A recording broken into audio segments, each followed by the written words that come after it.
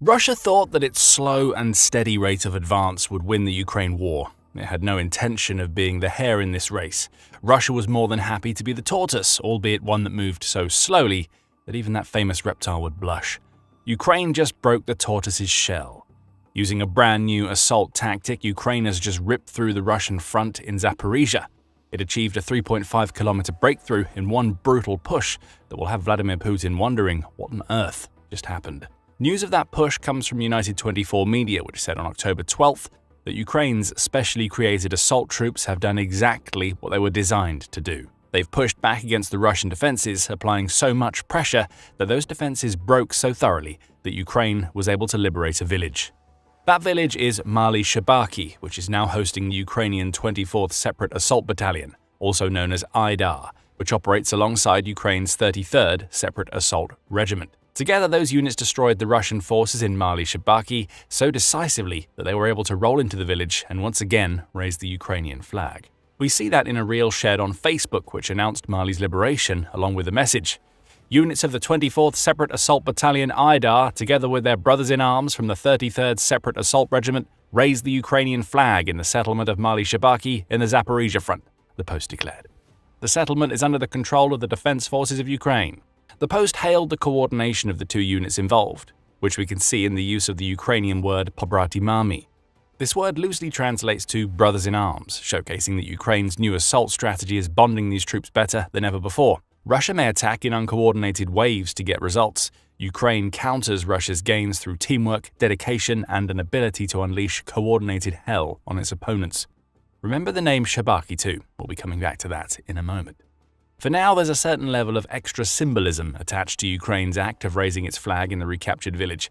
Such an act is common, of course. Raising a flag has always been a symbol of victory. However, Ukraine may have just used this opportunity to counter something Russia has been doing with increasing frequency in recent months: infiltrating villages to falsely raise flags even though Russia hasn't captured anything. We need only take a look at what happened at Stepove to see that new Russian tactic in action. At the beginning of October, Russia claimed that its troops had captured the small village. This is the settlement of Stepove that is in the Dnipropetrovsk region of Ukraine, rather than its more famous cousin in the Zaporizhzhia region. Russia was lying, as the handful of its soldiers who entered Stepove were destroyed by Ukraine within minutes. Russia's propaganda play with the fake flag raising is explored in one of our videos, so check it out if you want to learn more. But you only really need to know two things. Russia fakes its flag raising, Ukraine does it because it recaptures territory. Further confirmation that Mali Shcherbaky is in Ukraine's hands comes from Colonel Valentin Manko, who leads the Assault Forces Directorate of the Armed Forces of Ukraine. In a Facebook video, he confirmed that the Mali Shcherbaky assault was a success, in addition to adding some extra information. Manko says that Ukraine also managed to clear the nearby and the similarly named village of Shcherbaky during its assault, which is why we told you to remember the name. Plus, Ukraine's assault troops also managed to partially liberate another small village named Stepove, making October 12th an extremely productive day for Ukraine as it attempts to push deeper into occupied parts of Zaporizhzhia. A productive day for Ukraine is a very bad day for Russia, and Manko explained just how bad. The village clearances and liberations were part of a concerted Ukrainian push into Zaporizhzhia that saw it regain a large amount of territory in a single day. As Euromaidan press reports, Ukraine managed to move 3.5 kilometers forward into Zaporizhzhia along a 5-kilometer line of the front. That amounts to a 3.1-mile-wide contingent of Ukraine's forces pushing just over 2 miles into Zaporizhzhia, demolishing Russian forces as they went, and perhaps setting the stage for more assaults in the future. This wasn't just a very bad day for Russia, it was outright painful.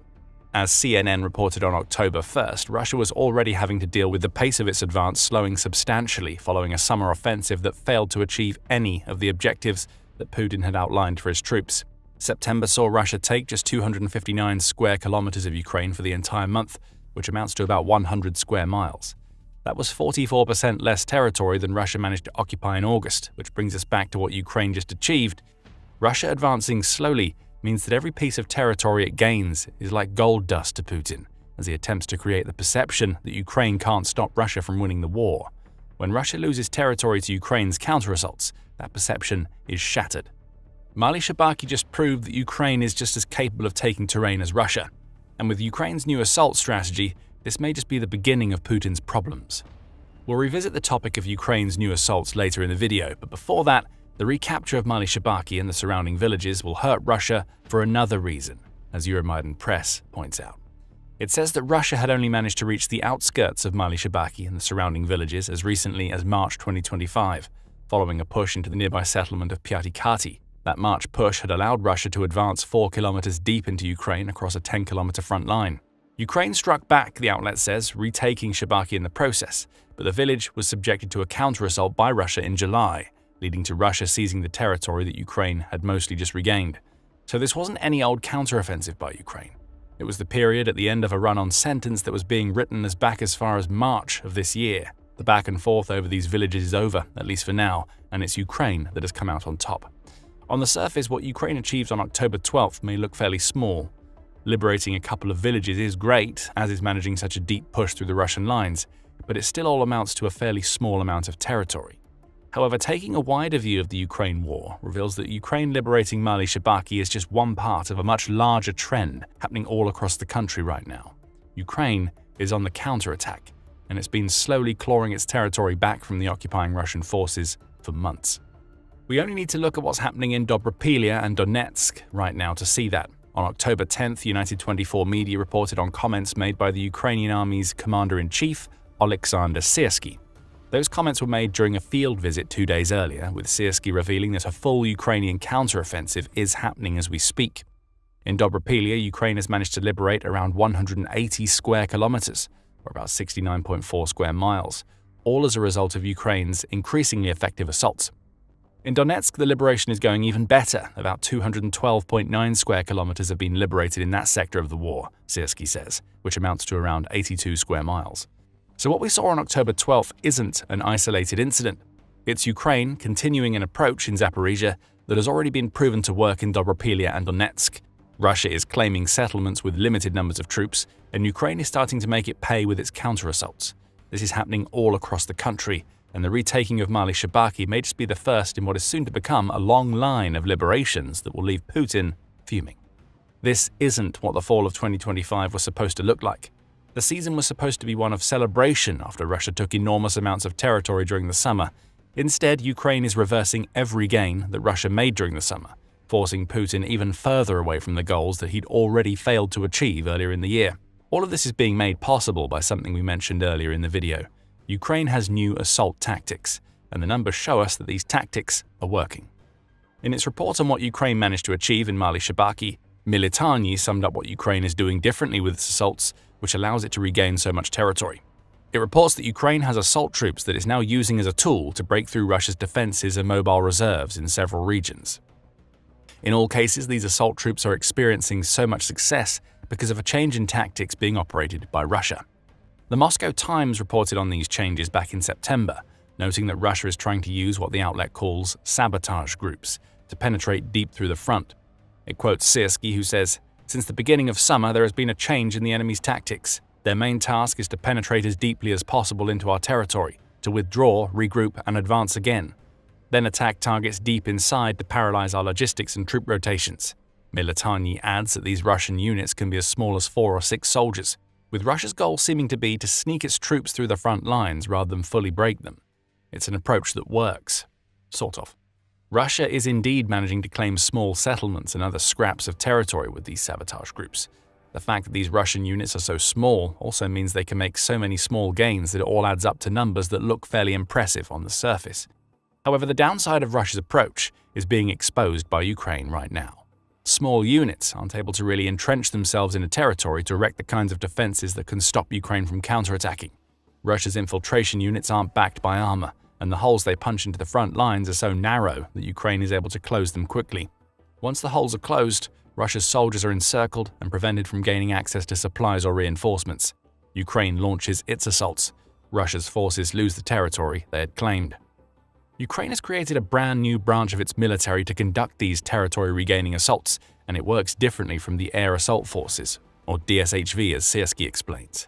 The air assault troops are an elite infantry unit that can attack, defend and raid, the Ukrainian army's commander-in-chief says. And assault units are rapid reaction units. They operate where it's most difficult, do not have fixed defense lines and are called upon to break through the enemy's first line. Russia wants to infiltrate. Ukraine is now countering with small units of its own that react in real time to every advance that Russia makes. Writing in his Medium column, The Strategic Edge, former US soldier and federal agent Brian Eislin goes into even deeper depth on Ukraine's new assault forces. He says that Ukraine has built a mobile reserve that is free-flowing and active in all parts of the country. That reserve is designed specifically to break Russian defenses, particularly in regions where Russia has made gains as a result of its use of smaller units. These assault forces aren't fighting with the rest of Ukraine's troops. They're not battling on the front lines or defending against Russia's advances. Instead, they're dedicating themselves to launching attacks, and they've been exceptionally successful over the last couple of months. The retaking of Mali Shcherbaky is just the latest in a long line of examples of these new assault forces being used. Eislin says that several Ukrainian outlets have reported that these new assault forces all work by the same blueprint. Small assault groups, lots of night work, flanking rather than frontal pushes, and immediate handoffs to heavier units once the door is open, is what Ukraine is doing, according to Eislin. That may sound familiar. Russia is trying to do the same thing, only it's been failing. We mentioned earlier that Ukraine has made cutting off the gaps on the front lines that Russia's infiltrators create a part of its strategy. Without those gaps, Russia can't send reinforcements or heavy units it needs to make its gains more permanent. Ukraine doesn't have that problem. Its assault groups are doing the same thing that Russia's groups are doing, only they have the muscle backing them up to make it work. Perhaps this is a symptom of Ukraine's defensive posture versus Russia's offensive one. Russia may not be able to make its new strategy work because it's stretching itself too thin with its offensives, and as United 24 media noted in October, Russia has already burned through most of its armor. Russia's heavy units may not be coming because they're simply not there. Ukraine, on the other hand, appears to have the heavy units it needs, and its assault groups succeed because they're supporting the defenses behind them rather than acting independently. Yes, the assault groups are roaming around Ukraine, however, they're being deployed in specific areas where recaptures are possible, as was noted all the way back in the 24th Separate Assault Battalion's Facebook post. Ukraine's assault groups are coordinating with their comrades to ensure that every recapture sticks. Supporting Ukraine's new approach to assaults is a shift in how the country trains its infantry. The Kyiv Post highlighted this in an October 10th report, where it said that these changes in training have come about because the Ukraine war battlefield is evolving. The outlet points out that drones have become the main threat in the war, which has resulted in infantry units often staying inside fortified trenches rather than launching the all-out assaults they had in the past. This is a challenge that affects both sides. As Army Technology notes, drones are now responsible for up to 80% of the casualties in the war, making the sort of large assaults Russia used to favor a near impossibility. There are just too many unmanned vehicles ready to take out troops and armor to make those types of assaults viable from a manpower and equipment perspective. Ukraine isn't immune to this proliferation of drones, as Russia is using plenty of fiber optic and first-person view drones of its own, hence the small Russian infiltration units and Ukraine's similarly small new assault groups. Still, infantry has to recapture territory, the Kyiv Post notes. That's one of the few things that drones can't do, at least not yet. The outlet notes that Ukraine's new infantry training has transformed how the country approaches infantry-based warfare. Obvious changes come from changes in weaponry. Ukraine's forces no longer train using the old Soviet-era weapons they used to in the past. Western-style weapons are now the norm, and Ukraine is using these weapons to make its soldiers more effective. As a soldier with the call sign Chasik tells the Kyiv Post, the guys have become higher level, both on the range and in combat. They've become more, effective. Without training, it will be extremely difficult in battle. More effective soldiers also lead to better coordination. Ukraine's main training now has its infantry units working in small groups. They fire from various distances before retreating to a work location. These drills seem to be custom-made for Ukraine's new assault forces. Those small units are getting in, firing on and taking out Russian troops, and then withdrawing to allow Ukraine's heavier units to retake territory. Accuracy combined with speed is what Ukraine's infantry training aims for, and we're starting to see the impact of its approach on the battlefield. Ukraine is using these new tactics for defense as well as offense. The Kyiv Post spoke to another soldier with the call sign Shambhala, who explained more. Each exercise is about survival, both for each of them and for the group as a whole. A small group can inflict much greater damage than an entire infantry company. Our training principle is called lone soldier in the field, Shambhala says. One person, moving, knowing, camouflage, knowing the technical characteristics of his weapon, reading the enemy's intent, can strike, withdraw, strike again, withdraw again, so we can hold back the enemy with a small, mobile, survivable group. Once again, Ukraine is showing its ability to adapt to everything that Russia tries. The very training tactics that Ukraine uses to aid its defense now appear to be what its new assault groups use to retake territory. Coming back to Mali Shcherbaky, Ukraine will also be happy to reclaim any territory in Zaporizhzhia because of what Russia is doing at the nuclear power plant in that region. Russia managed to capture this plant near the beginning of the war and it's held it ever since. Now it seems that Russia is trying to cut that plant off from the Ukrainian grid, and it's succeeding. As the Kyiv Independent reported on October 12th, Russia has taken the unprecedented step of deliberately breaking the connection between the Ukrainian power grid and the Zaporizhzhia nuclear power plant. There was no intelligent decoupling that happened here. It appears that Russia managed to cut the cord literally by striking a power line on September 23rd. Since then, the plant has been operating on backup diesel generators. This is incredibly dangerous and seems to be a sign that Russia is attempting to connect the plant to its own power grid, as Ukraine's Foreign Minister Andrei Shcherbaky said in an X post. Not only is this an attempted theft of a peaceful Ukrainian nuclear facility, unauthorized actions of Russia's state nuclear energy corporation Rosatom violate internationally recognized nuclear safety protocols, contradict Ukrainian license, and directly threaten a nuclear incident, Shcherbaky proclaimed. These Russian actions place Mali Shcherbaky in a new perspective. This may seem like one small village in Zaporizhzhia that Ukraine has managed to liberate, but in the grander scheme of what's happening in the region, a 3-kilometer push forward across 5 kilometers of the front line is an important step in the right direction for Ukraine. It brings the country's forces just a little bit closer to a nuclear power plant that Russia is mistreating to the point where it could create a nuclear catastrophe. Ukraine can't allow that to happen. That's why its assault groups will likely start working even harder in Zaporizhzhia in the coming months. Ukraine's new strategy is working elsewhere, including in Dobropilya and Donetsk. But it may just be in Zaporizhzhia where Ukraine has to push the hardest to stop Russia from making one stupid mistake too many with a nuclear power plant. Russia isn't merely struggling on land and in the air at the moment as it persists with its wasteful, unsustainable invasion of Ukraine.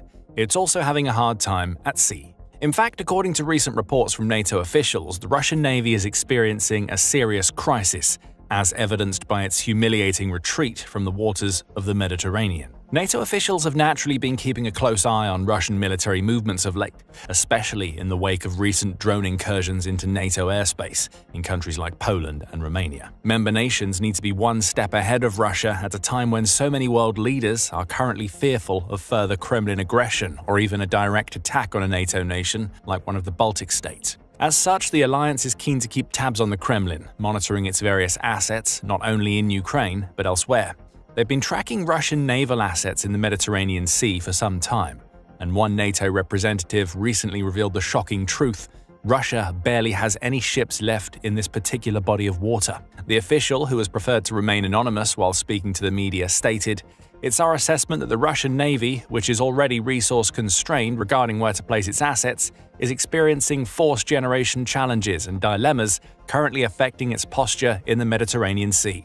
In other words, Russia is experiencing such serious problems of late, with so many of its assets either damaged, destroyed, or occupied elsewhere, it simply can't afford to maintain any sort of sizable force in the biggest sea in Europe. This is a dramatic shift. Russia has, throughout its history, strived to maintain a strong naval presence in the Mediterranean, officially known as the Permanent Task Force of the Russian Navy in the Mediterranean Sea. Even if we go back to the days of the Soviet Union, the Soviet Navy also made it a priority to have a fleet in the Mediterranean too, officially known as the 5th Operational Squadron. This shows how important the area is in the eyes of the country's leadership, both now and in the past, and it's not hard to understand why. The Mediterranean is not only the largest sea in Europe, but also one of the most significant bodies of water in the world.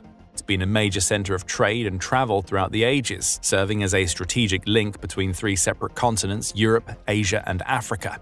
And there are over 20 countries that border the waters of the Mediterranean, including European nations like France, Italy, and Greece, Asian nations such as Turkey and Syria, and African countries like Egypt and Algeria. It stands to reason that Russia would want some sort of presence in that part of the world in order to project its power and influence into the region.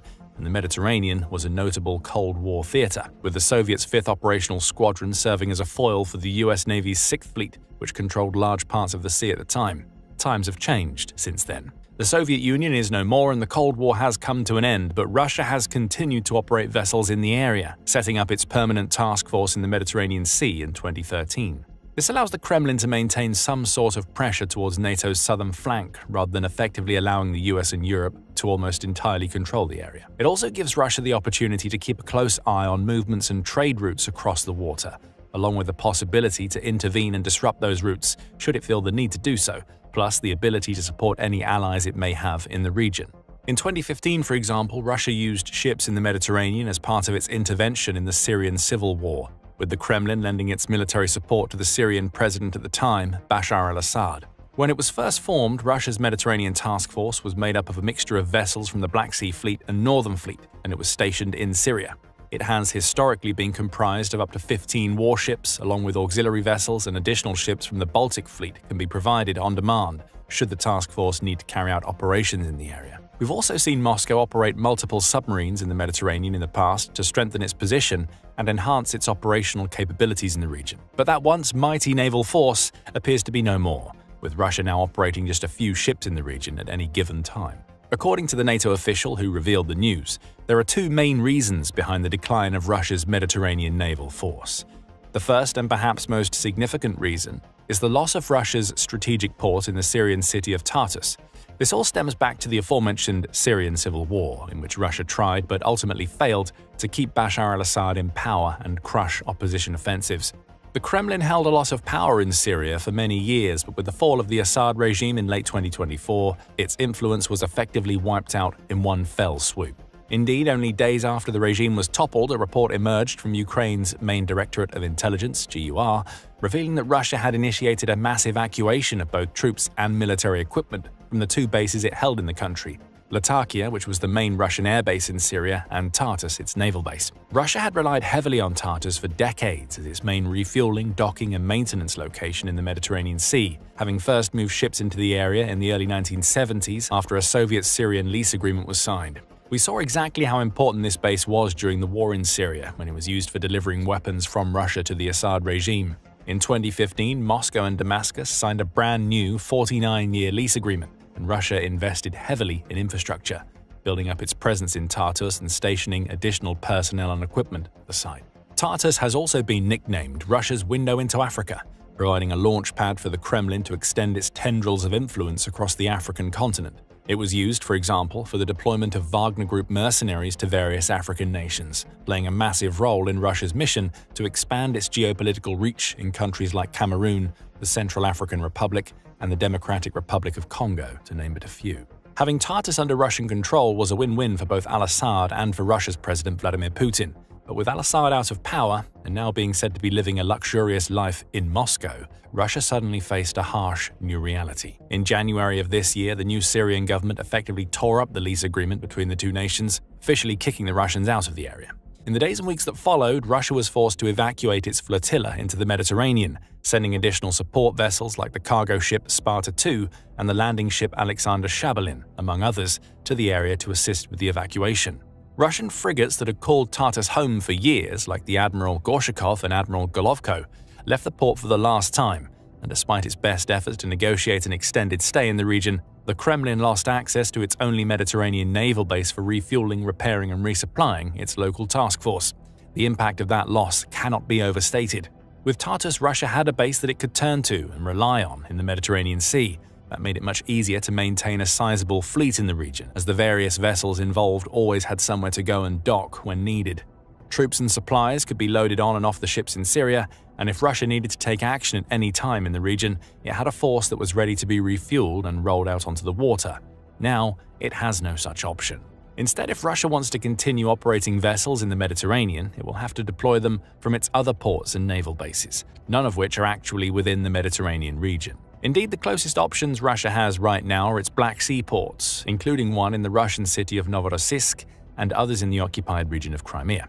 Even then, it's not exactly easy for Russia to get ships from the Black Sea down into the Mediterranean, as they would have to travel long distances, using huge amounts of fuel in the process, and transit through Turkish-controlled straits. That would be problematic at the best of times, but it's an even bigger issue at the moment, as Russia is currently suffering through a serious and ever-worsening fuel crisis, brought about in large part by Ukraine's recent series of drone attacks on oil refineries, pipelines, and other fuel-related infrastructure across the country. The country barely has enough fuel to keep its war machine chugging along, so would certainly struggle to find excess stocks to power its naval vessels on their long journeys to the Mediterranean.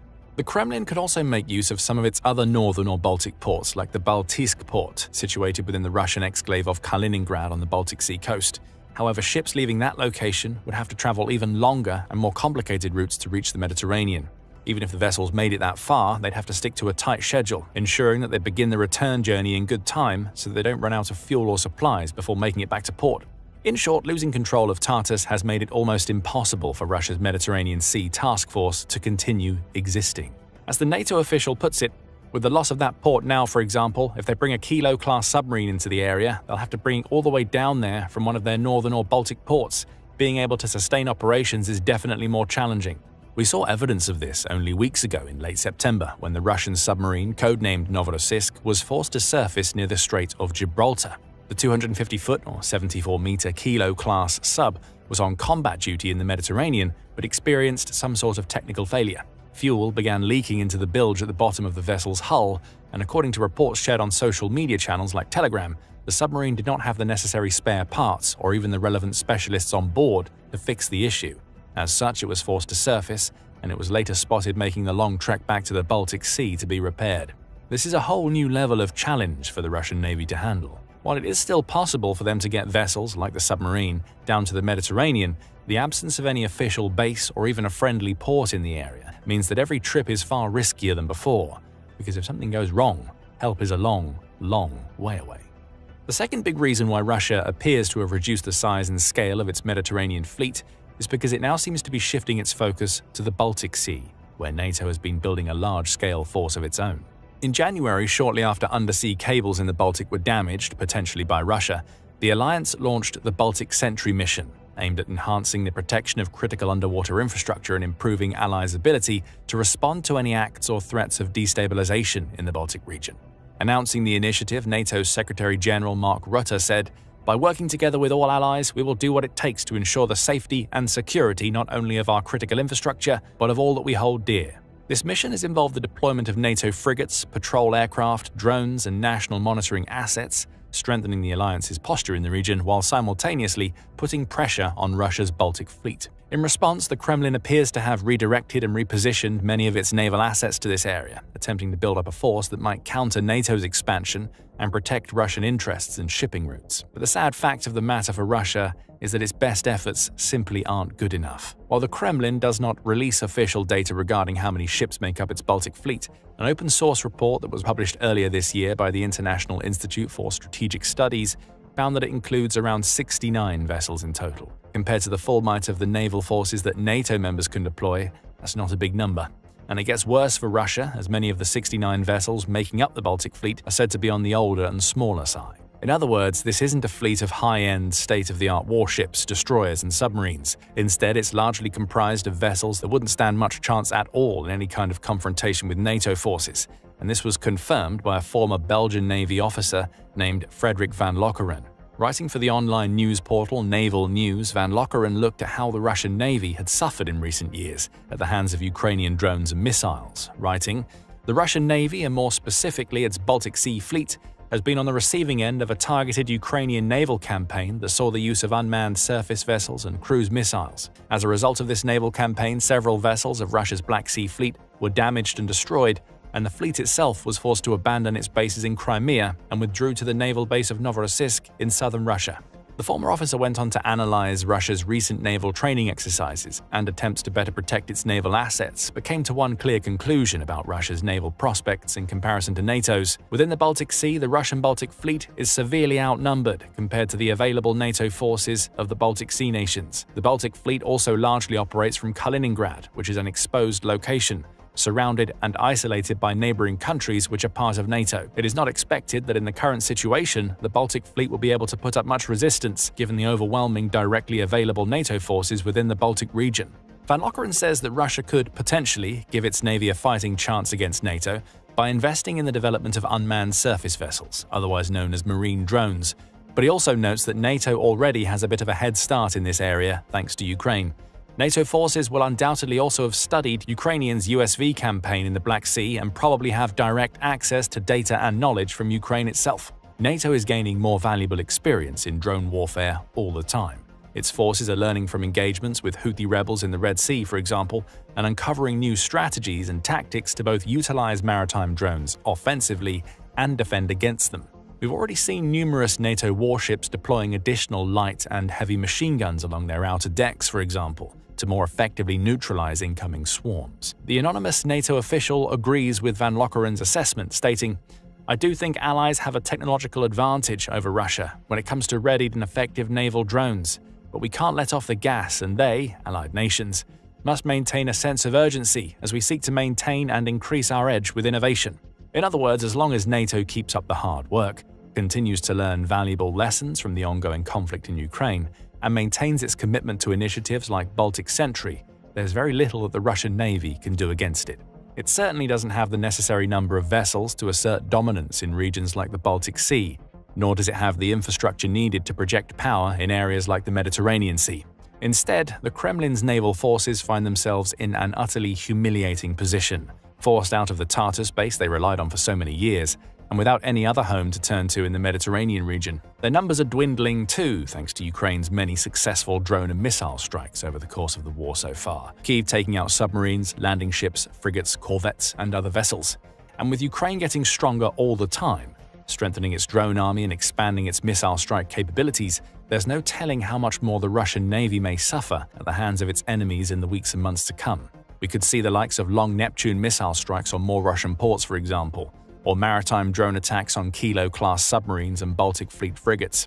In summary, the Russian Navy is in a terrible situation, and there are zero signs of it getting any better anytime soon. It was intended to be one of Russia's most effective weapons, a stealth missile fired from Russia's supposed fifth-generation fighter jet, the Su-57, that could evade air defenses and strike a target with immense force. Powerful, hidden, seemingly unstoppable. For Vladimir Putin, this missile was supposed to represent one of the greatest threats that Russia could pose to Ukraine's cities. And now, one of those missiles is a flaming piece of junk. Ukraine took out one of Russia's stealthiest missiles, and it did it with a weapon that was never designed to counter missiles. And Putin rages as Ukraine strikes his stealth missile using cheap tech. On October 11, United 24 media reported on Ukraine's amazing missile kill shot, noting that Ukraine has managed to take down a Kh-69 missile, which is believed to be among the stealthiest missiles that Russia has in its arsenal, using an APKWS interceptor. The interceptor will be explored in more detail later in the video. For now, the key point is that the APKWS is a laser-guided rocket capable of destroying aerial targets.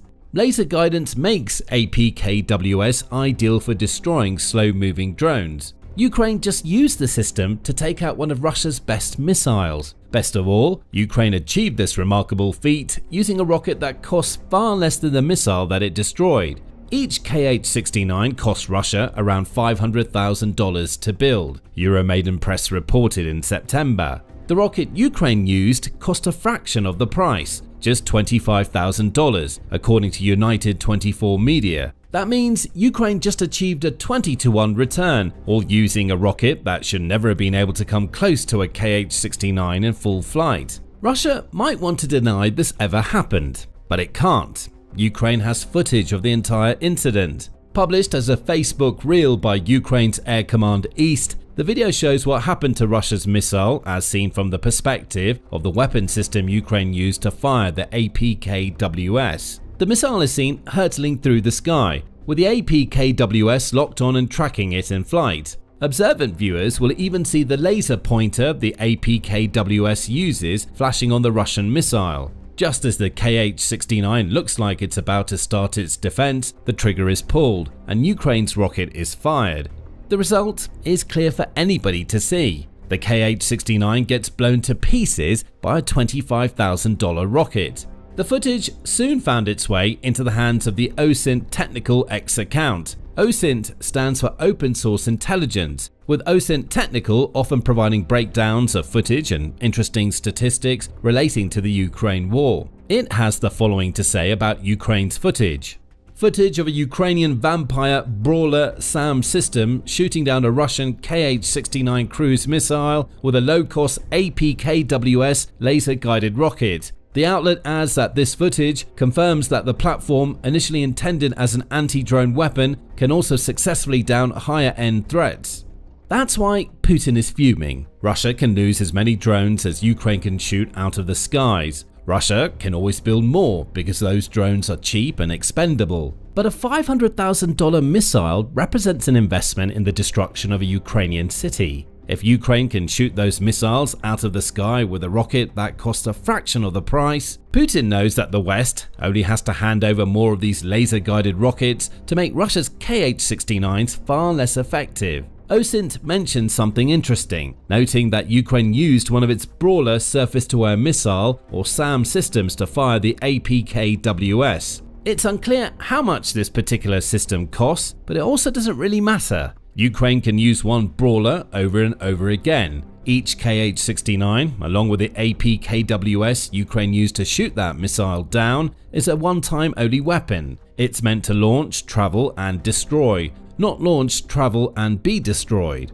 Ukraine pulled off its amazing feat during yet another night when Russia launched a heavy aerial strike. Militani has the details of Russia's strike, noting that it took place on October 10 and that it saw Russia launch huge numbers of drones along with cruise and ballistic missiles at Ukraine. It appears Russia was attempting to take out Ukrainian energy infrastructure during this attack, and it was somewhat successful. Russia's missiles and drones managed to damage some infrastructure, in addition to damaging residential buildings. Kyiv was hit. Some areas of Ukraine's capital were left without electricity. Particular targets included the Pechersky district, where Russian drone debris struck several residential buildings, causing fires. The Podilsky and Desnyansky districts also experienced drone debris issues as the remnants of Russian Shahid types fell near an open space and a clinic respectively.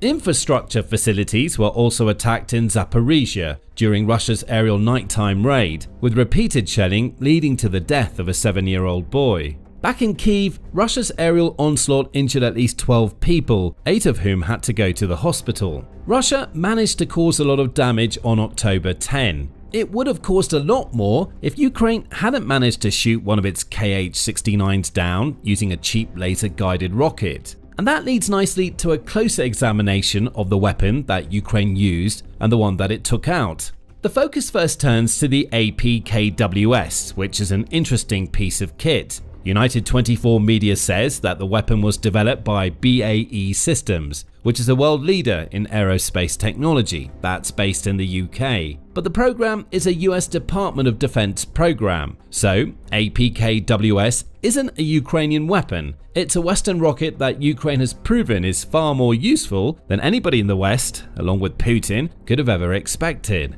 The APKWS is interesting because it's a conversion kit rather than a standalone rocket. United 24 Media says that each of these kits converts a 70mm Hydra rocket into a precision-guided munition by adding the laser seeker mentioned earlier. This seeker uses semi-active laser guidance, SAL, which may be the key behind why Ukraine was able to use it to track and take out a Russian stealth missile, and Ukraine has been using APKWS since 2023.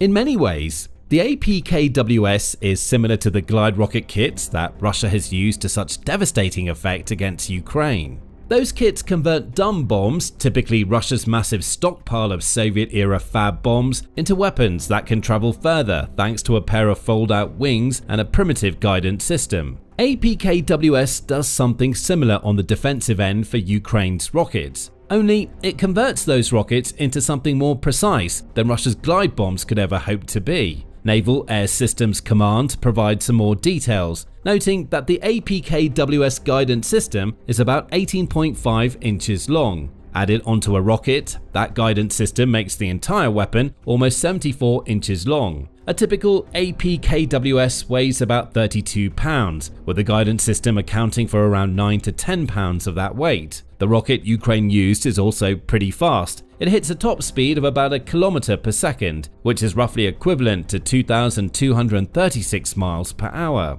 That's almost Mach 3, which may explain why Ukraine's $25,000 rocket was able to hit a Kh-69. As for the APKWS warhead, it's loaded with 10 pounds of explosive thanks to its use of legacy Hydra rockets. Plus, based on all of the information from Naval Air Systems Command, the UK has been more than happy to share this weapon with its Western partners. The US clearly deploys it, and now Ukraine has a steady supply of APKWS kits too. This isn't a new concept either. BAE Systems' own product page notes that APKWS has been combat proven for over 10 years, and that its main advantage is hitting a target with pinpoint accuracy while keeping collateral damage to a minimum. In the KH-69's case, that means the APKWS blew the rocket to pieces, with any collateral damage occurring due to debris from that rocket falling onto the ground. As BAE Systems puts it, the APKWS system bridges the gap between unguided rockets and larger anti-armor munitions, with commonality across the US military services, Navy, Marine Corps, Army and Air Force. The APKWS system consistently delivers pinpoint accuracy for the highest lethality available against soft and lightly armored targets at a lower cost than other systems.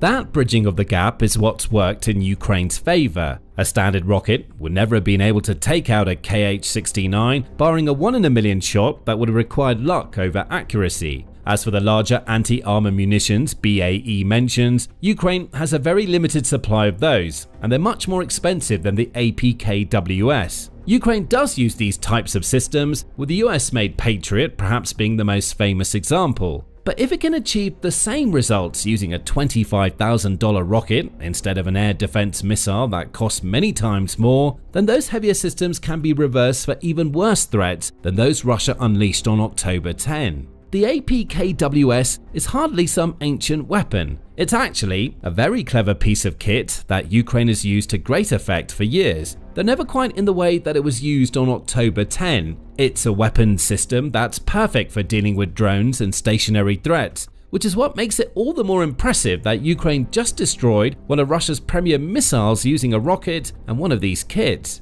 How impressive? Well, just explore the KH-69 specifications to find the answer to that question. Militani provides the basics in its report on Ukraine's remarkable feat. It says that the KH-69 was unveiled back in 2009, though it was called the KH-59 Mk2 at the time. It's made by Russia's Raduga State Machine Building Design Bureau, and it was redesigned almost from the ground up in 2015 to incorporate the sort of stealth elements that should have made it impossible for Ukraine to shoot down using an APKWS. The only thing left after this redesign was the missile's guidance system, with even the body of the missile undergoing an overhaul to ensure the missile was compatible with Russia's new Su-57 fighter jets. Beyond those jets, Russia can launch KH-69s from its Su-30MK, Su-34, Su-35, MiG-29K and MiG-35S aerial platforms. Russia says that the missile carries a warhead weighing about 683 pounds, which is substantially more than the 10-pound warhead used by the rocket that took the KH-69 out on October 10.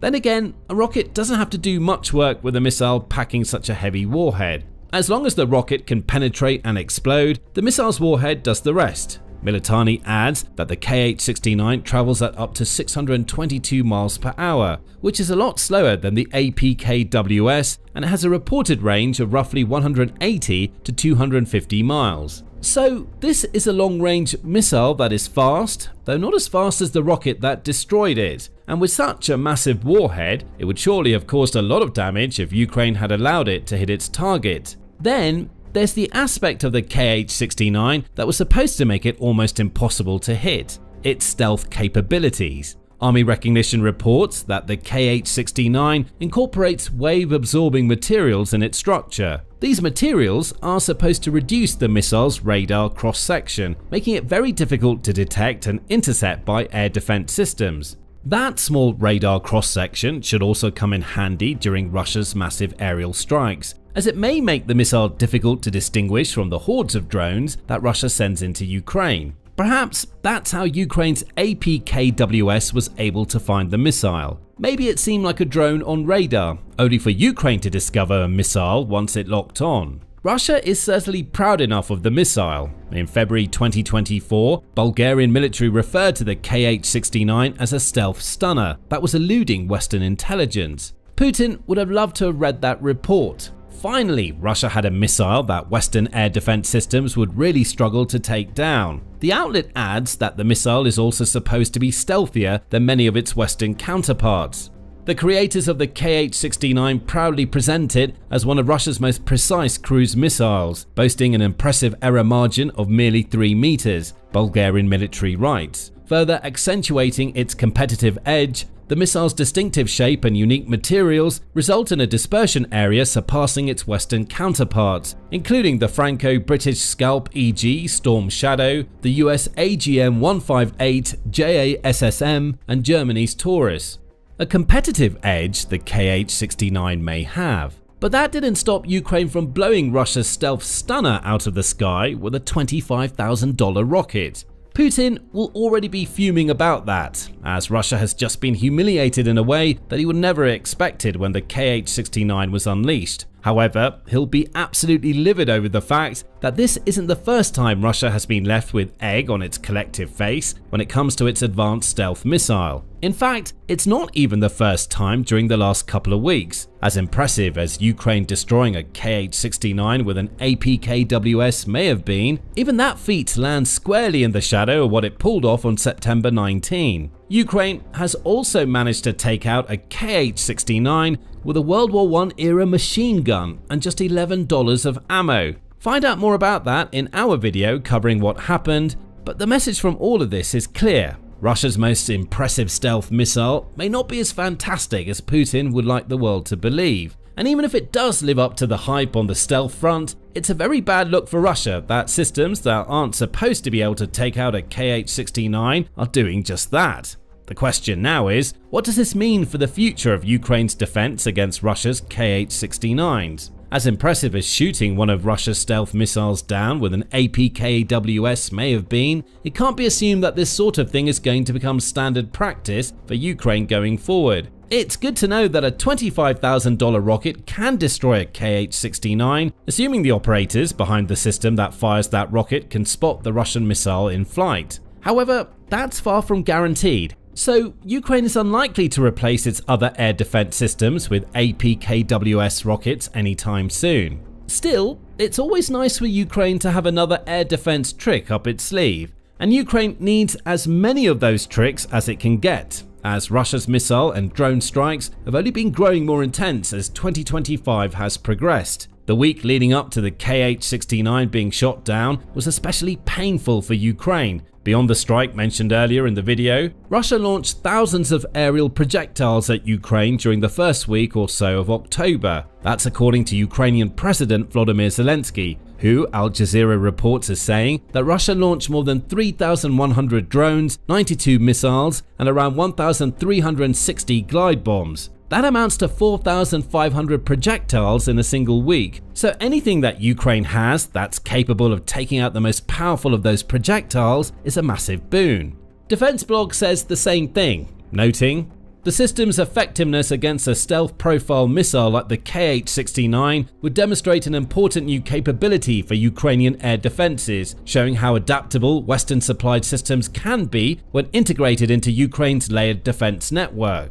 It's the new capability that Ukraine will be happiest about, and that will make Putin all the more furious. It's been said before, the APKWS isn't supposed to be able to do what it did on October 10. Now that Ukraine knows that it can, it might start trying to use these rockets to down more of Russia's missiles. The APKWS isn't going to replace what Ukraine already has, as mentioned. But who knows? With the rise of interceptor drones that are capable of taking down Russian Shahed-type unmanned aerial vehicles, perhaps a few more APKWS could be assigned to missile duty in the future. And there's another aspect to what Ukraine just pulled off that might go underreported. The Kh-69 isn't just a missile made by Russia for use in Ukraine, it's a missile that Russia intends to sell. In fact, Russia is already trying to do just that. On June 21, Defense.in reported that Russia was offering its Kh-69 stealth missiles to India for use in the latter's Su-30s. Those missiles would complement the Indian Air Force's Scalp stockpiles, the outlet says. And it notes that Russia is trying to strengthen the long-standing weapons sales relationship that it has with India.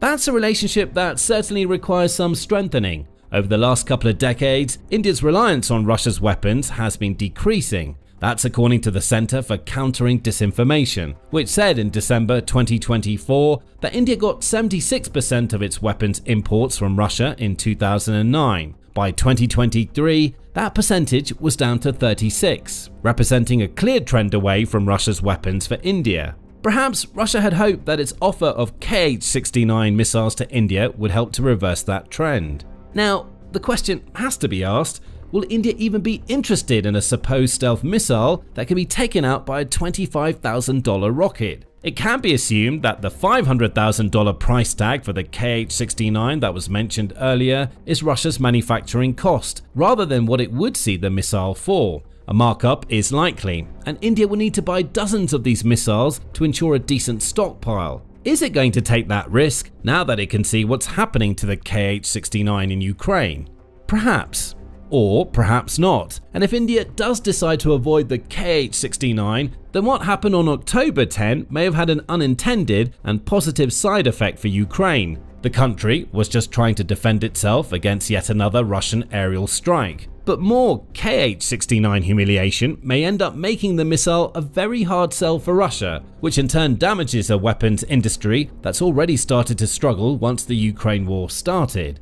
Vladimir Putin thought he had the perfect strategy for the Ukraine war. At least, he had the perfect strategy after his initial attempt to seize Ukraine within a week utterly failed. All Russia needed to do was wear Ukraine down through sheer numbers. Eventually, the defense would collapse and Russia could take Ukraine quickly afterward.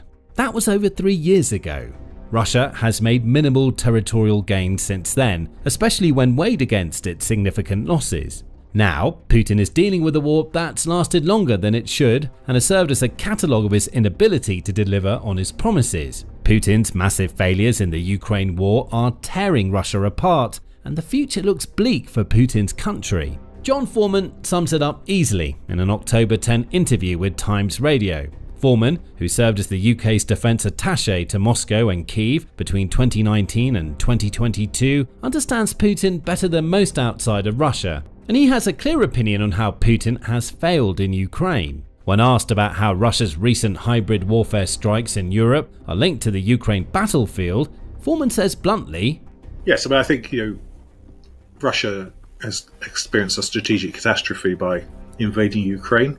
Putin's biggest failure, Foreman says, is that Russia simply hasn't taken the amount of territory that it should have. 2025 in particular has been a bad one for Putin. As Foreman says of Russia, its entire year's advance has been tiny, and it seems to be winding down now and resetting for 2026. Foreman isn't wrong. Russia started the year by making some of its smallest territorial advances at any point during the Ukraine war. By April, a clear slowdown was emerging, as Al Jazeera reported at the time. It highlighted figures published by both the UK Ministry of Defence and the Institute for the Study of War, or ISW. Both organisations offered slightly different outlooks on Russia's advances, though they both concluded that they were slow. The Ministry of Defence said that Russia had managed to claim just 126 square miles of Ukraine in January. By February, that number was down to 76 square miles, and it went down again to 55 square miles in March. According to the ISW, Russia's gains were a little better, but by no means impressive. January saw Russia claim 165 square miles of Ukraine, the ISW said, followed by 137 square miles in February and 78 square miles in March. In both cases, there's a clear downward trend. But Putin at least had big plans for the summer. He organised a massive summer offensive with the goals of creating a buffer zone in Sumy and finally taking the key logistical city of Pokrovsk in the Donetsk region. Putin dedicated almost thousands upon thousands of troops to these goals, only to see Russia's military utterly fail to achieve them. Yes, Russia gained more Ukrainian territory in the summer than it did in the early winter and spring, but it didn't gain the territory it wanted, nor the territory that it needed to make more substantial gains later on. Now, as Foreman points out, Russia is on the downswing again. On October 1st, CNN reported on claims by the Deep State Monitoring Group that Russia had managed to capture just 100 square miles of Ukraine in September. That's right back down to the sort of numbers that we saw at the beginning of 2025, and it's indicative of yet another blunder by Putin. Worse yet, says Deep State, these types of numbers showcase just how badly Putin's Ukraine war is really going. Last month, the enemy occupied 44% less territory than in August, Deep State claims. Over the course of the month, the Russians managed to occupy 0.04% of the country's total area, bringing the total figure to 19.04%. Of course, Russia is trying to put as positive a spin on all of this as possible. When the Deep State report came out, Russia was claiming that it had managed to take about 5,000 square kilometers, or about 1,930 square miles of land in Ukraine this year. Even that, as inflated as the number appears to be, is hardly impressive for Russia. As the Kyiv Post reported on October 8, Russia surpassed the million casualties mark during the summer, and it's lost 281,000 soldiers and counting in 2025. And that's without even covering that Ukraine has been on a tear of retaking territory since the end of the summer.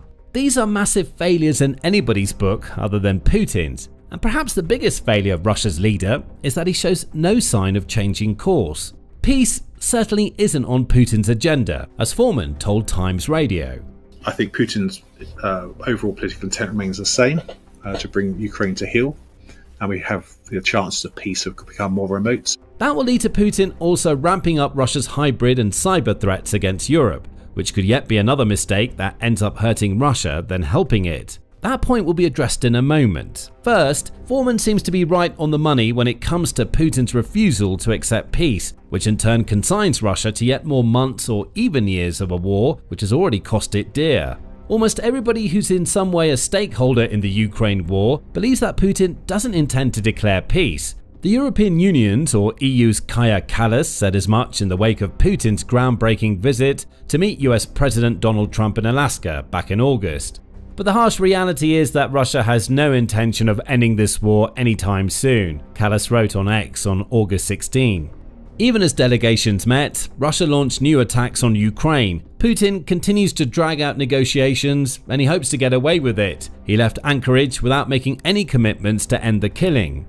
The Atlantic Council has a similarly grim view of Putin's lack of desire for peace, noting that, despite Trump's efforts, Putin has time and time again tried to stall peace. Records for the sheer size and scale of Russia's drone assaults on Ukraine are being sent as Putin talks about peace. The outlet concludes that Putin has made it as clear as day that he has no interest in ending the Ukraine war, even as thousands of Russia's people die. Putin's approach to peace is yet another of his massive failures, a point that will be explained later in the video. A complete inability to back down from his maximalist demands, which include Ukraine ceding vast tracts of territory to Russia and then neutering itself to the point where it could be invaded again with far less resistance, lies at the heart of these demands. Putin also now sees the military-industrial complex he's created in Russia as his country's main economic driver, says the Peace Research Institute Oslo, and so ending the war is the exact opposite of what Russia's leader wants to do.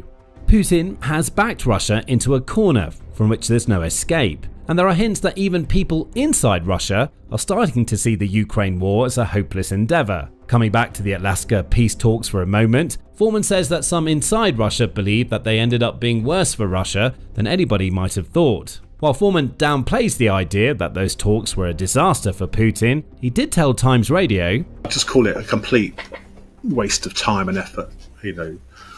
Trump trying to Hail Mary a peace deal without any preparation at the last minute was never going to work. That's not the Russian approach. I think the Russian wording now is it's a waste of time, didn't lead anywhere. That's in stark contrast to how Russia's political elite felt following the Alaska meeting. On August 16, Reuters reported that Russian politicians were hailing the Alaska meeting as a triumph for Russia that would take the country a step closer to achieving the version of peace that it wants. One of those people was Andrei Klishus, who the outlet says is the senior lawmaker for the United Russia Party that Putin helms.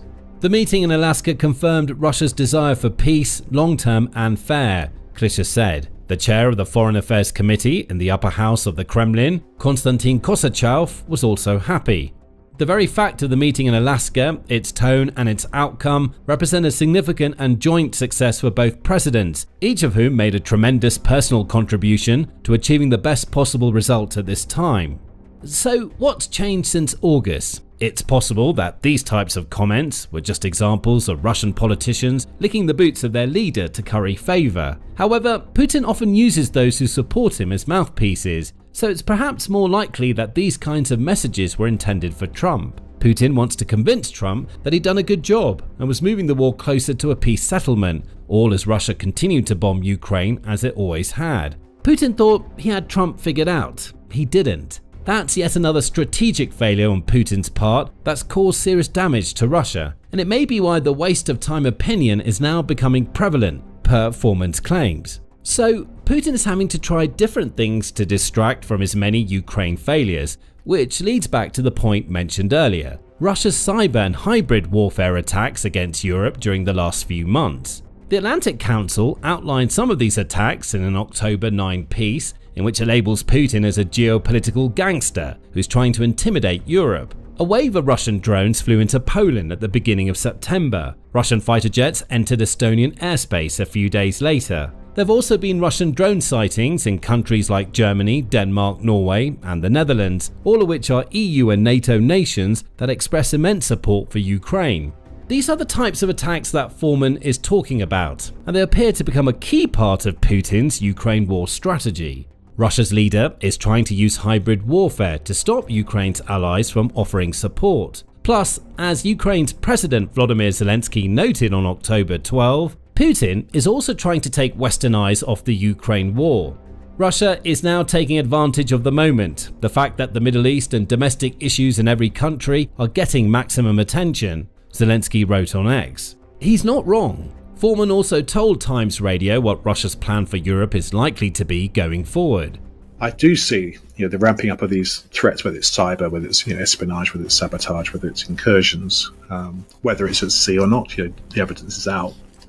Is part of that to ultimately to stop us supporting Ukraine. Herein lies what may end up being another of Putin's strategic failures. Putin's goal is to make Ukraine's European allies so wary of Russia that they stop supporting Ukraine. Keep them focused on themselves, and Ukraine will grow weaker. However, Putin simply steeled the collective resolve of NATO's European members. They're now considering military responses against Russia's hybrid warfare threats, as discussed in a video earlier in October.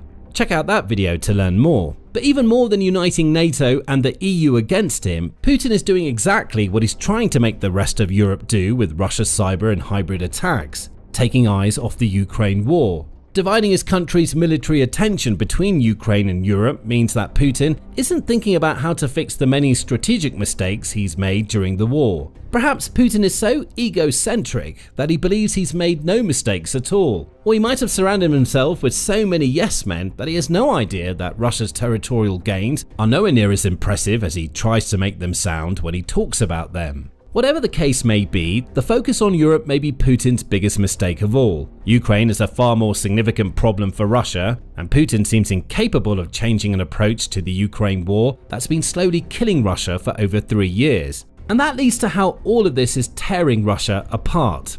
That's happening even if Putin doesn't see it, and it starts with Russia's geopolitical status. Thanks to Putin's actions after Alaska, the pandering to Trump that Russia thought that would keep the US at least partially on Russia's side is now failing. Any support Russia had from the US since Trump became president is gone, and Trump is openly talking about offering more support to Ukraine than he has at any other point since he took office. Trump has said that he believes Ukraine has the ability to retake the territory that it's lost to Russia, which is a complete turnaround from his earlier assertions that Ukraine holds no cards.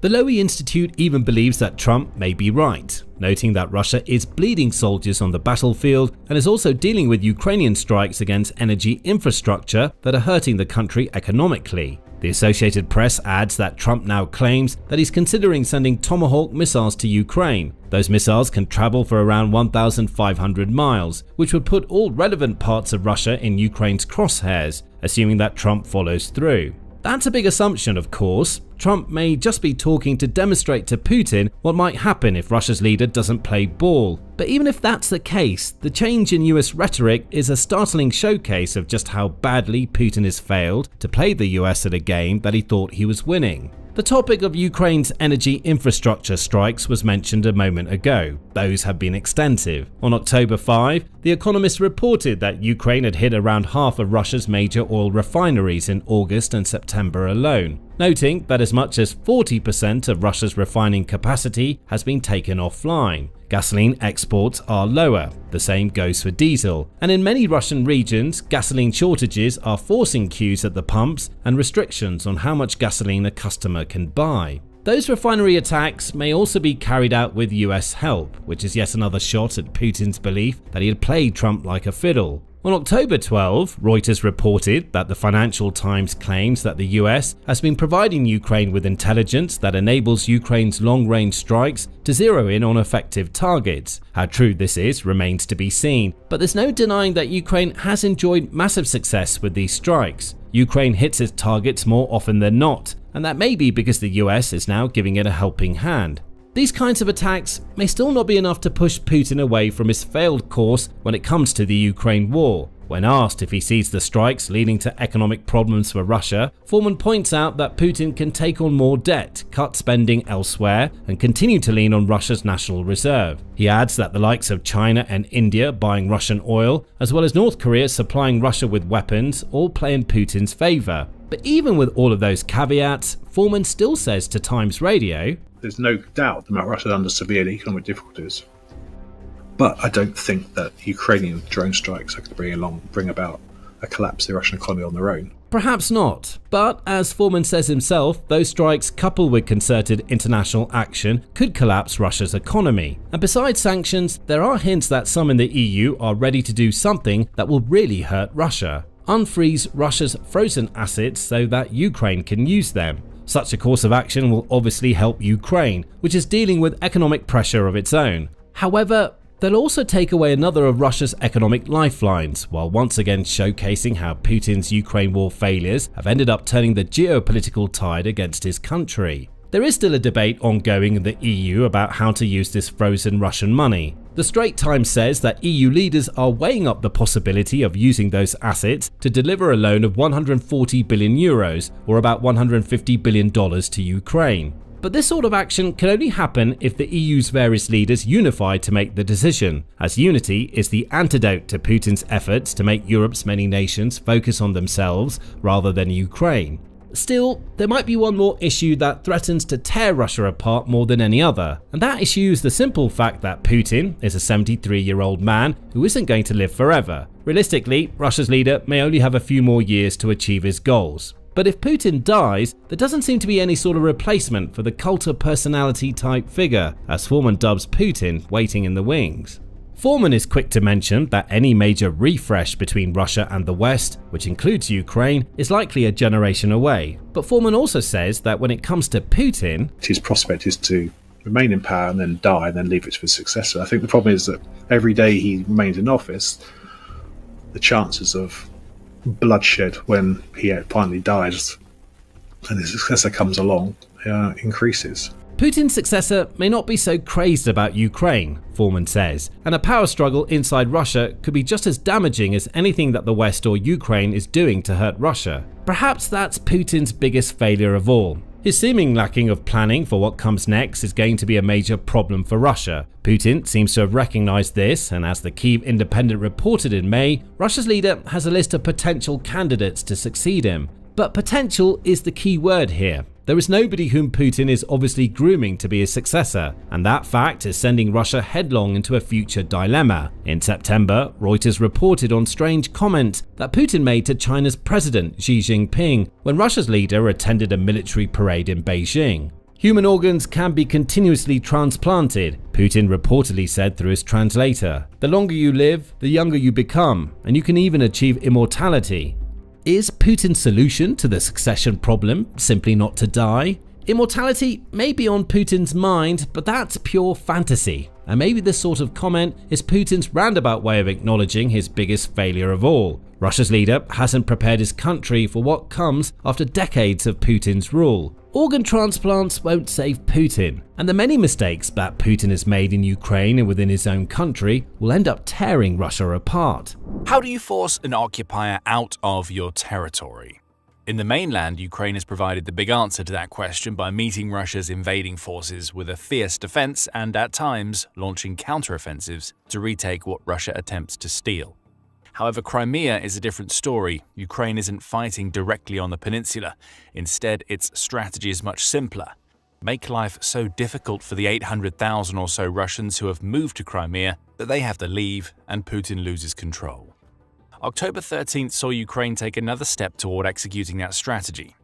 A giant fireball has erupted over Crimea as Ukraine just broke Russia's backbone. That fireball, the Kyiv Independent reports, was a result of Ukrainian drones striking the largest Russian oil depot in the Crimean city of Feodosia. The strike, which took place overnight on October 13th, was part of a wider strike against several targets in Crimea, and it caused a blaze so massive that Russia couldn't cover up the reality of what really happened. And how could that blaze not be massive? As an unnamed source from Ukraine's security service, or SBU, told the Kyiv Independent, Ukraine's drones took out several massive fuel tanks in one sitting. Drones hit at least 5 tanks. A large-scale fire is recorded on the territory of the oil depot, the source said. And we don't have to take their word for it. There is also footage that is already circulating on social media showing the sheer scale of the blaze that Ukraine sparked. One of those videos has been shared by an unexpected source, a man named Jürgen Naudit, the managing director of an education company who makes it very clear that he stands for Ukraine in his X biography, shared a 5-second clip to X. Feodosia will not receive any gasoline, Naudit says gleefully, while adding that Russia's oil depot had intercepted several Ukrainian drones. That's one way to handle drones, we suppose. Rather than shoot them out of the sky, intercept them with the very targets that Ukraine wants to hit. The shared footage showcases a ferocious blaze, causing massive plumes of smoke to rise into the air. It also looks like it was shot from the window of a building in the city of Feodosia, revealing that Ukraine's strike was so significant that its aftermath could be seen from inside the city itself. More footage is shared by The Sun's YouTube channel, including the 5-second clip Naudit posted to his X account. The Sun also offers a second piece of footage, seemingly shot using a cell phone, that showcases the same scene. The Feodosia oil depot is consumed by flames and smoke billows into the sky. We mentioned earlier that Russia does its best to cover up incidents like this. It can't succeed with what just happened at Feodosia. To make matters worse for Russia, the October 13th strike is one that it should have seen coming. At the very least, Russia should have had more air defenses capable of shooting down drones installed at the depot, because it's not like Russia wasn't warned. Ukraine didn't tell Russia that it was going to target the depot in words, it did it through action, as October 13th represents just one of several strikes against the depot in the last several weeks.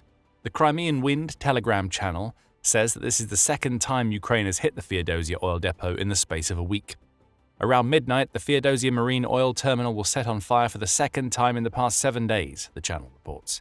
It also offers a few more details about the sheer scale of the blaze. The oil depot burning in Feodosia is clearly visible from space, according to the Crimean Wind Monitoring Group, citing satellite imagery. The scale of the fire is impressive. Thermal signatures show plumes of scorching air above the city and the sea. We said this was a big fire. Apparently, it was big enough to be visible from space.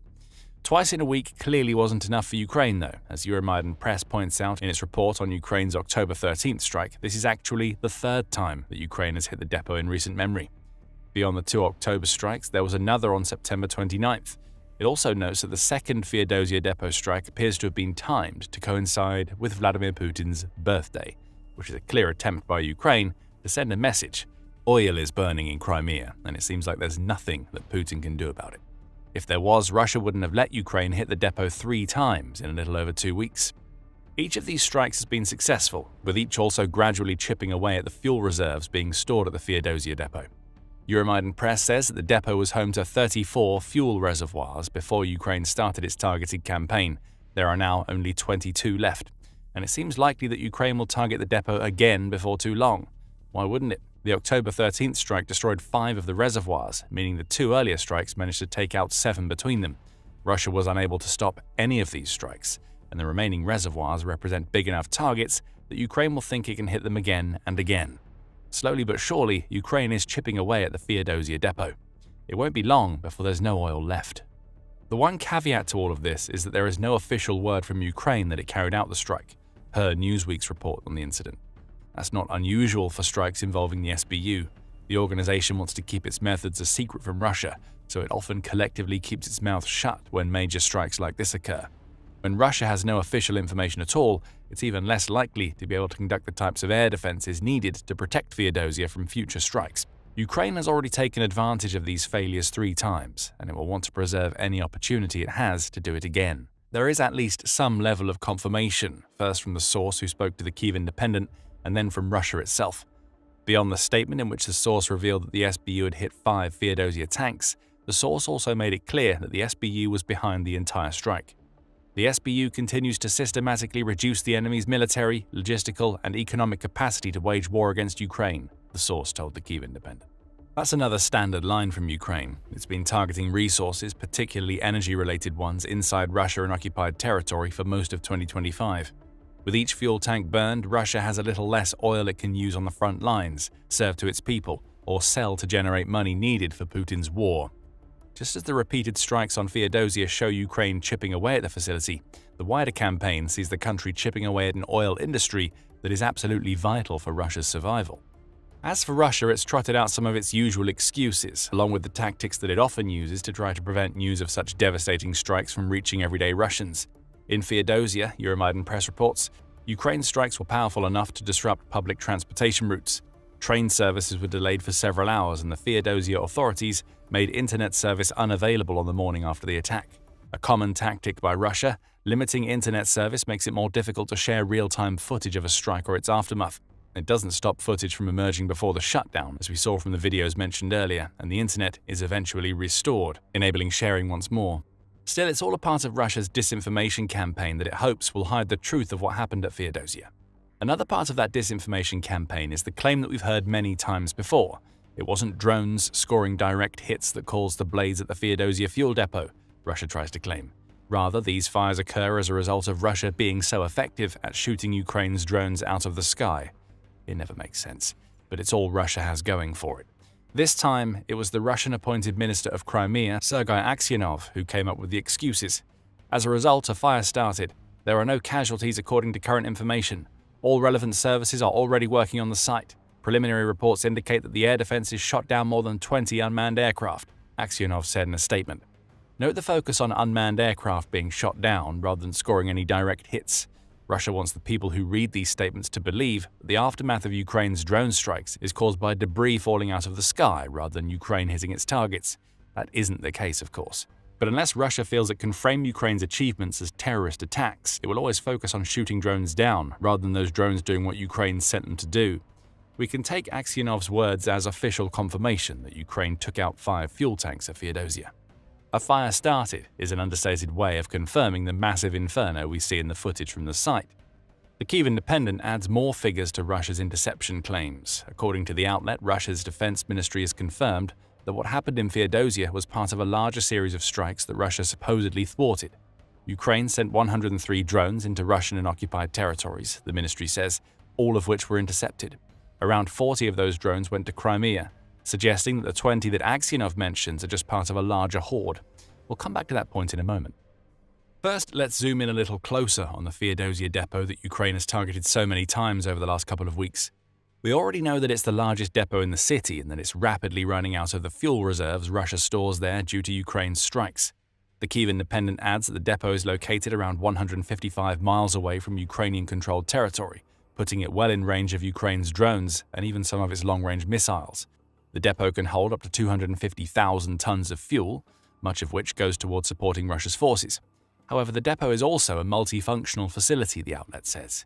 It's also used to support the transshipment of Russia's oil products between sea vessels, rail tankers, and road transport. So Ukraine didn't just take out fuel on October 13th. It caused a fire so massive that it'll likely shut down a key logistical hub in Feodosia. Now that we know that the depot can hold 250,000 tons of fuel, we can also do some maths to determine just how much fuel Russia has lost thanks to Ukraine's repeated strikes. We mentioned earlier that Feodosia is usually home to 34 fuel reservoirs, and that only 22 remain after Ukraine's 3 strikes. Assuming each of those reservoirs holds an equal amount, that means each one can store a touch over 7,350 tons of fuel. Feodosia has lost 12 of its reservoirs, which amounts to 88,235 tons of fuel that has burned thanks to Ukraine. That's a lot of fuel that isn't going to make it to the front lines.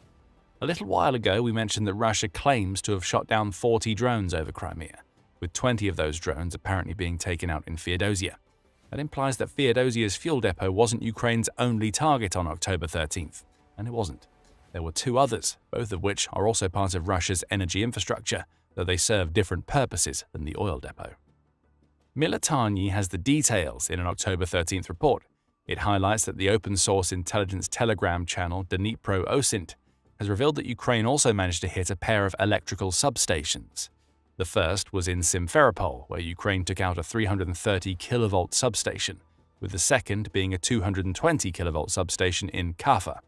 The latter has been confirmed by NASA's FIRMS satellite monitoring system, the outlet reports. These substations play a crucial role in occupied Crimea's power setup, Military says.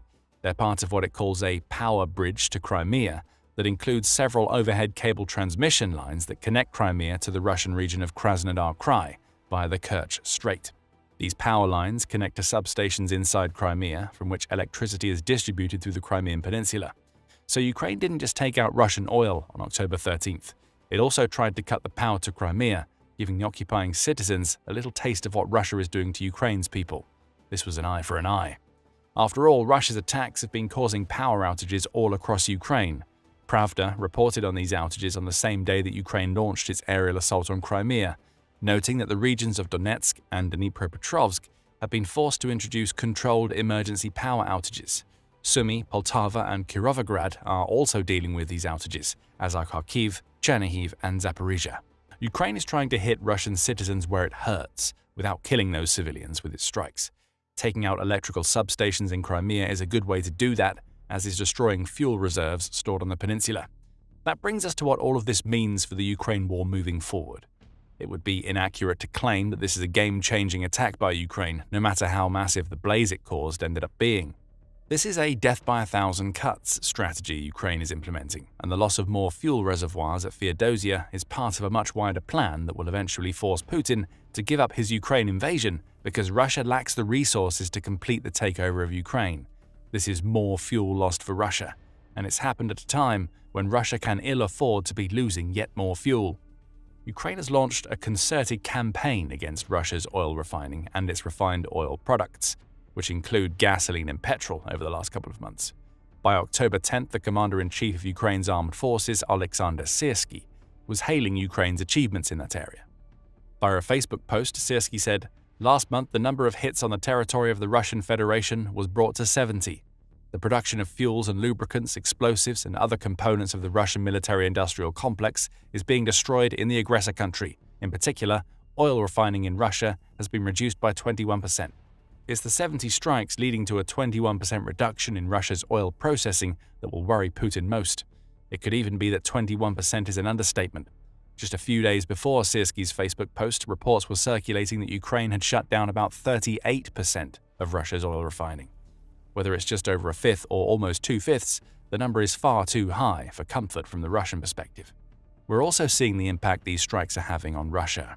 As the Kyiv Independent reported on October 8th, Russia has been experiencing gasoline shortages to the point where it's been forced to implement restrictions in several regions. Occupied Crimea is among them, and we'll come back to that in a moment. Other regions experiencing major shortages include Chelyabinsk, Sverdlovsk, and Tyumen, all of which have implemented fuel caps that see customers only being able to buy a fraction of the gasoline they'd need to fill a vehicle's tank. CNN adds that Ukraine's President Volodymyr Zelensky has claimed that Russia is now short about 20% of the gasoline that it needs to fulfill the country's domestic needs. Coming back to Crimea, Ukraine is targeting the region specifically for a couple of reasons. We've touched on one of those reasons already. Ukraine wants to make sure that Russian citizens feel the pain that Putin is attempting to inflict on Ukraine. Crimea is a particular sore spot for Ukraine, given that the Russian citizens living there only arrived since 2014, which is when Russia annexed the Crimean Peninsula. October 13th saw the latest attempt Ukraine has made to bring that pain to Russia, and it will likely lead to yet more fuel shortages in the peninsula that is racked by them. The Kyiv Independent highlighted these Crimean shortage issues in its report on Ukraine's October 6th strike against Feodosia. It says that a Russian business outlet named Kommersant ran an in-depth examination of 17,000 gas stations throughout Russia's southern federal district. Occupied Crimea is part of that district, and it's been hit hard by gasoline shortages. Around 50% of the gas stations in occupied Crimea and Sevastopol have been forced to halt sales altogether in the wake of Ukraine's repeated attacks. Yet more fuel tanks being taken out will only add to that problem. After all, losing fuel that was meant for the Russian military will force Putin to draw deeper from reserves initially intended for Crimea's people. As those reserves deplete, more gas stations will be forced to shut down or place even stricter restrictions on the Crimean population. However, there's another reason why Ukraine is targeting Crimea with these types of attacks. Crimea is extremely important to Putin, and he wants to ensure Russia maintains control over the peninsula. A large part of maintaining that control comes from the 800,000 Russian citizens who have moved to Crimea since Russia annexed the peninsula.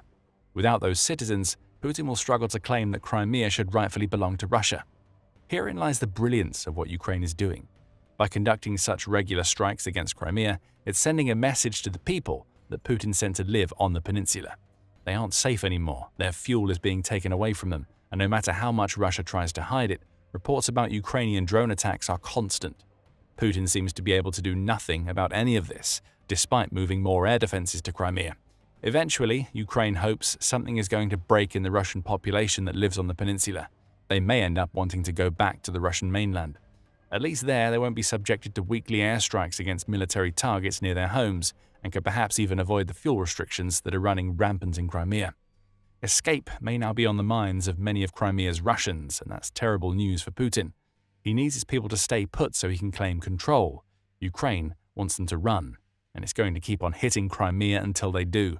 Right now, Ukraine wants Crimea's Russian population to know that the clock is ticking on their ability to leave. That was suggested by Refat Chabarov, who is the chairman of the Mejlis of the Crimean Tatar people.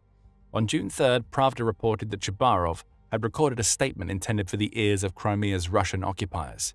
As you are already beginning to realize, the illegally built Kerch Bridge that connects occupied Crimea to the territory of the aggressor country, Russia, will soon be destroyed, Chabarov said. That claim followed a June 3rd strike on the Kerch Bridge by the SBU. Chabarov continued stating, "And you may find yourselves trapped in a kind of pocket. That's why I strongly recommend you urgently leave the peninsula and go back home to Russia, to the places from which you illegally arrived in occupied Crimea. In other words, get out while you still can." Ukraine has been destroying Russia's tanks by the bucket load. A staggering 11,256 of them have been taken out as of October 14th, according to Ukraine's Ministry of Finance. But Vladimir Putin, in his infinite wisdom, thought he had it all figured out. Ukraine was just destroying the Soviet-era tanks, the ones that were meant to burn through Ukraine's ammunition rather than make a real dent in its defenses. Putin was keeping Russia's best tanks away from Ukraine. Finally, Russia's leader unleashed those tanks on Pokrovsk, and in no time at all, Ukraine proved that they were no better than the tanks that Russia had already lost. Russia saved its best tanks for a year, only for Ukraine to crush them in minutes. For almost a year, Russia carefully stockpiled every T-90M tank that it was building, knowing that it had special plans in place for those tanks. That's according to David Axe, writing for Euromaidan Press, who says that Putin was planning a major mechanized assault on the Donetsk Oblast with Russia's T-90Ms. Those tanks were supposed to finish off the last of Ukraine's resistance, allowing Russia to finally claim the key logistical city of Pokrovsk that Putin originally thought his troops would take during the summer. Russia's soldiers failed. The T-90Ms would finish the job. And Putin had every reason to believe that the T-90M was the right tank to finally take Pokrovsk. After all, it's Russia's most modern battle tank, and has been hailed by Putin himself as the best tank in the world. Russia's leader said as much in June 2023, with TASS reporting Putin as claiming, "It can be said today that the T-90M Proriev is the world's best tank. As soon as it approaches positions, no chance is left for anyone or anything. It fires into a longer range and more accurately, it also has better protection." Keep that quote in mind. Ukraine proved it wrong on October 9th in devastating fashion. The T-90M's reported specifications certainly seem to lend credence to Putin's claims. Army recognition says the tank packs the kind of punch Putin claims it has, thanks to a 125mm 2A46M4 smoothbore gun that's capable of firing both standard ammunition and anti-tank guided missiles. Depending on the types of round used, the gun can hit targets at a range of up to about 13,120 feet, with its missiles traveling even further, 16,400 feet, thanks to a laser beam riding-based guidance system. Add a PKT 7.62mm coaxial machine gun into the mix, and you get a tank that can shred through infantry and destroy almost any armor that it comes across, or so Russia claims. It's also a fairly agile tank. The T-90M can hit a top speed of around 37.2 miles per hour and can travel for 341 miles before it needs to refuel. Russia has the option of carrying a pair of diesel fuel tanks under the hull's rear, which allows for refueling in the field and possible extension of this maximum range. Protection comes from the Relict system, which is a form of explosive reactive armor that's supposed to protect the T-90M's front and turret from blasts. Russia also installs a Q-net armor kit onto the tank's hull and rear, which is designed to protect the T-90M against rocket-propelled grenades. It all adds up to an impressive tank, at least on paper.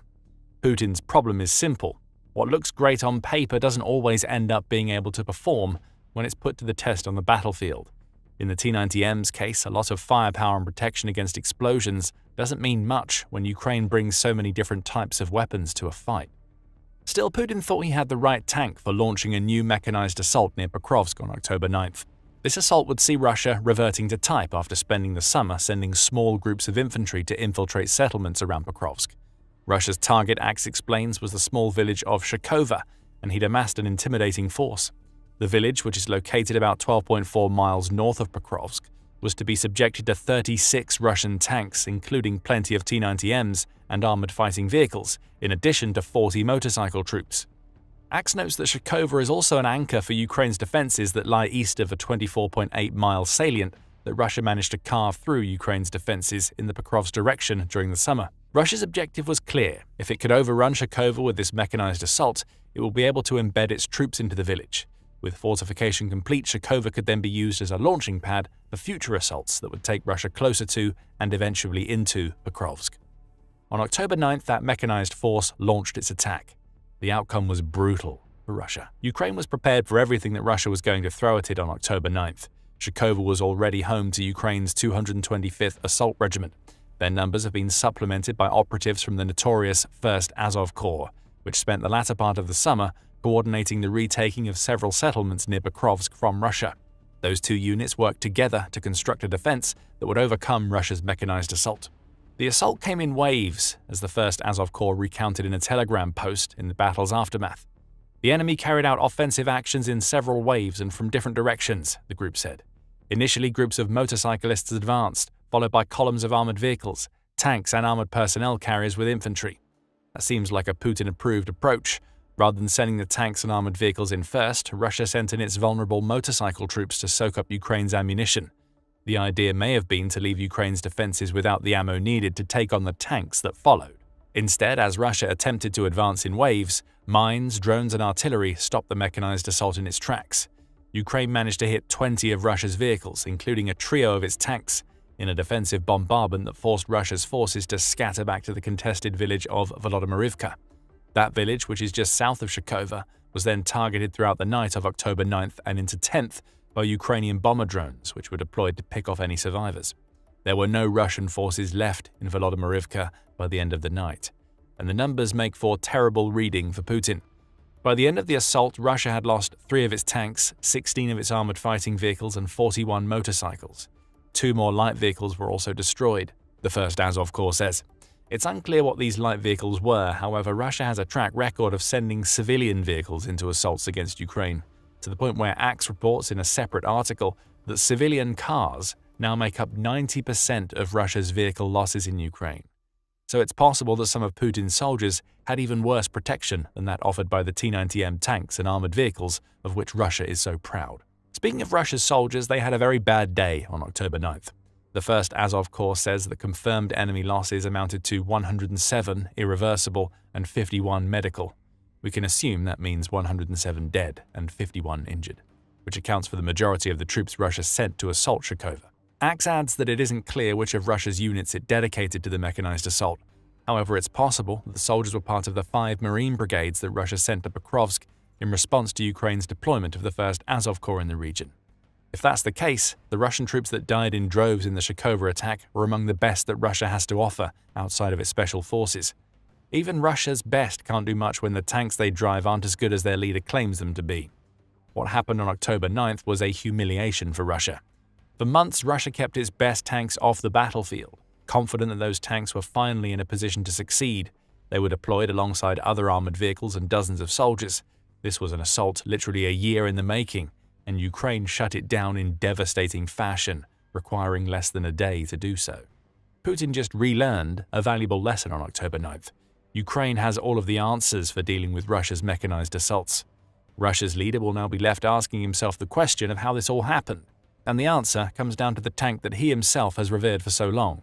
The reality that Putin is now realizing is that the T-90M is far from the tank he claims it to be.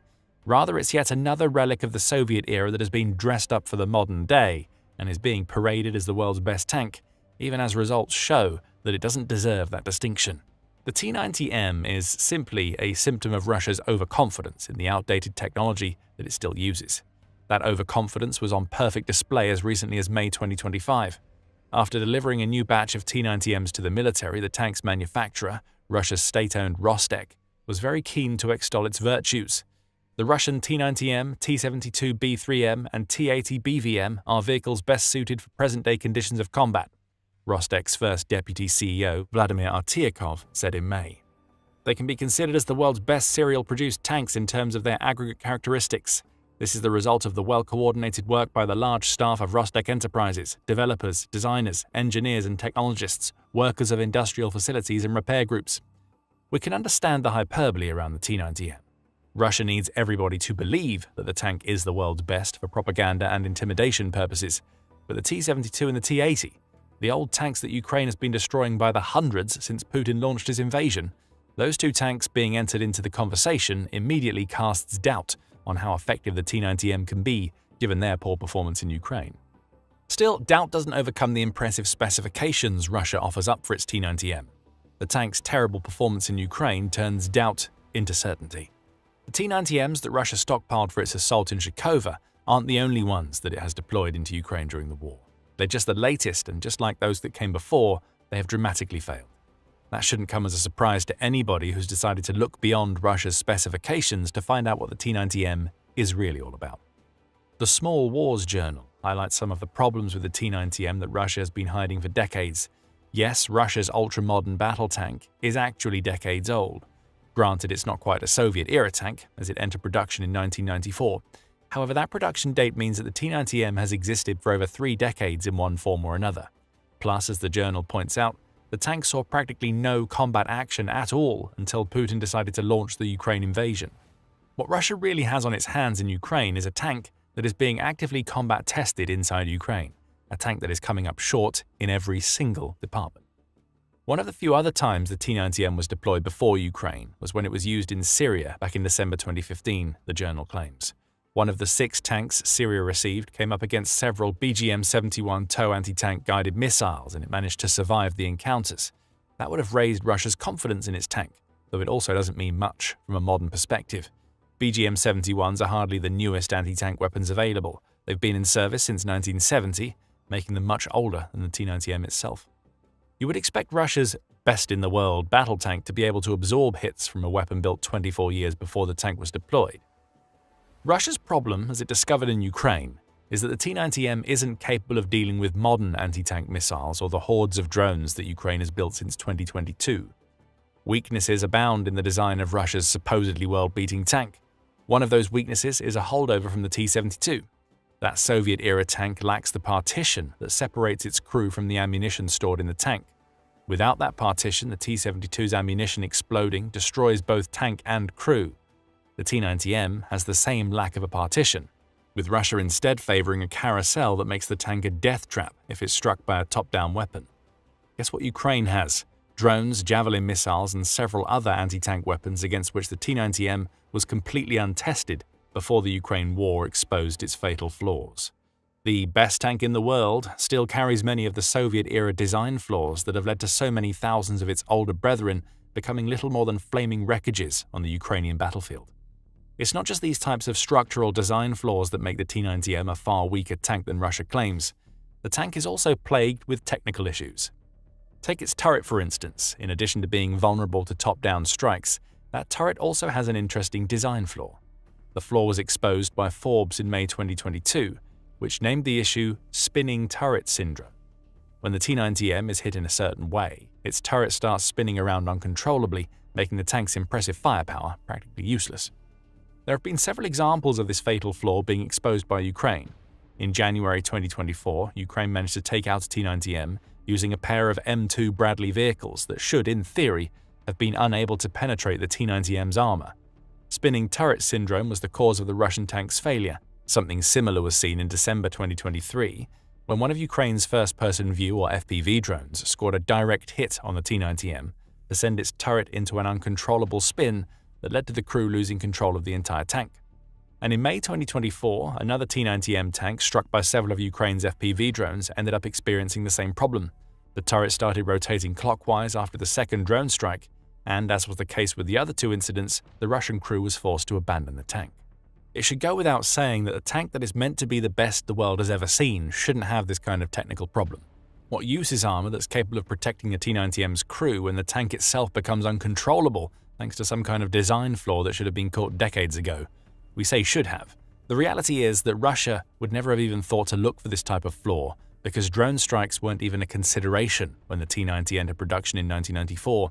And that brings us back to the point that this tank is not only far less modern than Russia tries to claim, but that it's also built on the back of outdated Soviet-era designs that aren't suitable for modern warfare. The national interest makes that clear in an article examining the T-90M's many failures before Ukraine wiped out several of them in a single day on October 9th. It notes that strategic mistakes were partly to blame for so many T-90Ms being taken out, as Russia was deploying them in urban regions that don't offer the space a tank needs to operate effectively. However, it was new weapons that were the main problem for Russia's tank. The advent of new threats appears to have rendered obsolete some of the defenses of the T-90. Loitering munitions such as the Lancet, as well as top-attack anti-tank guided munitions such as the US-made Javelin have so far proved effective against the Stora defense system, the national interest reports. Add drones to that list. Ukraine did, and it showed what these drones, along with mines and artillery, can do to Russia's T-90Ms on October 9th. Given that its most modern tank has failed so often in Ukraine, you would be forgiven for thinking that Russia is going to give up the ghost on the T-90M. You would be incorrect. Russia is not only going to keep on pushing with the tank, but it's also looking to boost its stockpiles even further. Whether it can or not is another matter. In June, United 24 media reported that Russia was significantly expanding the production of the T-90M.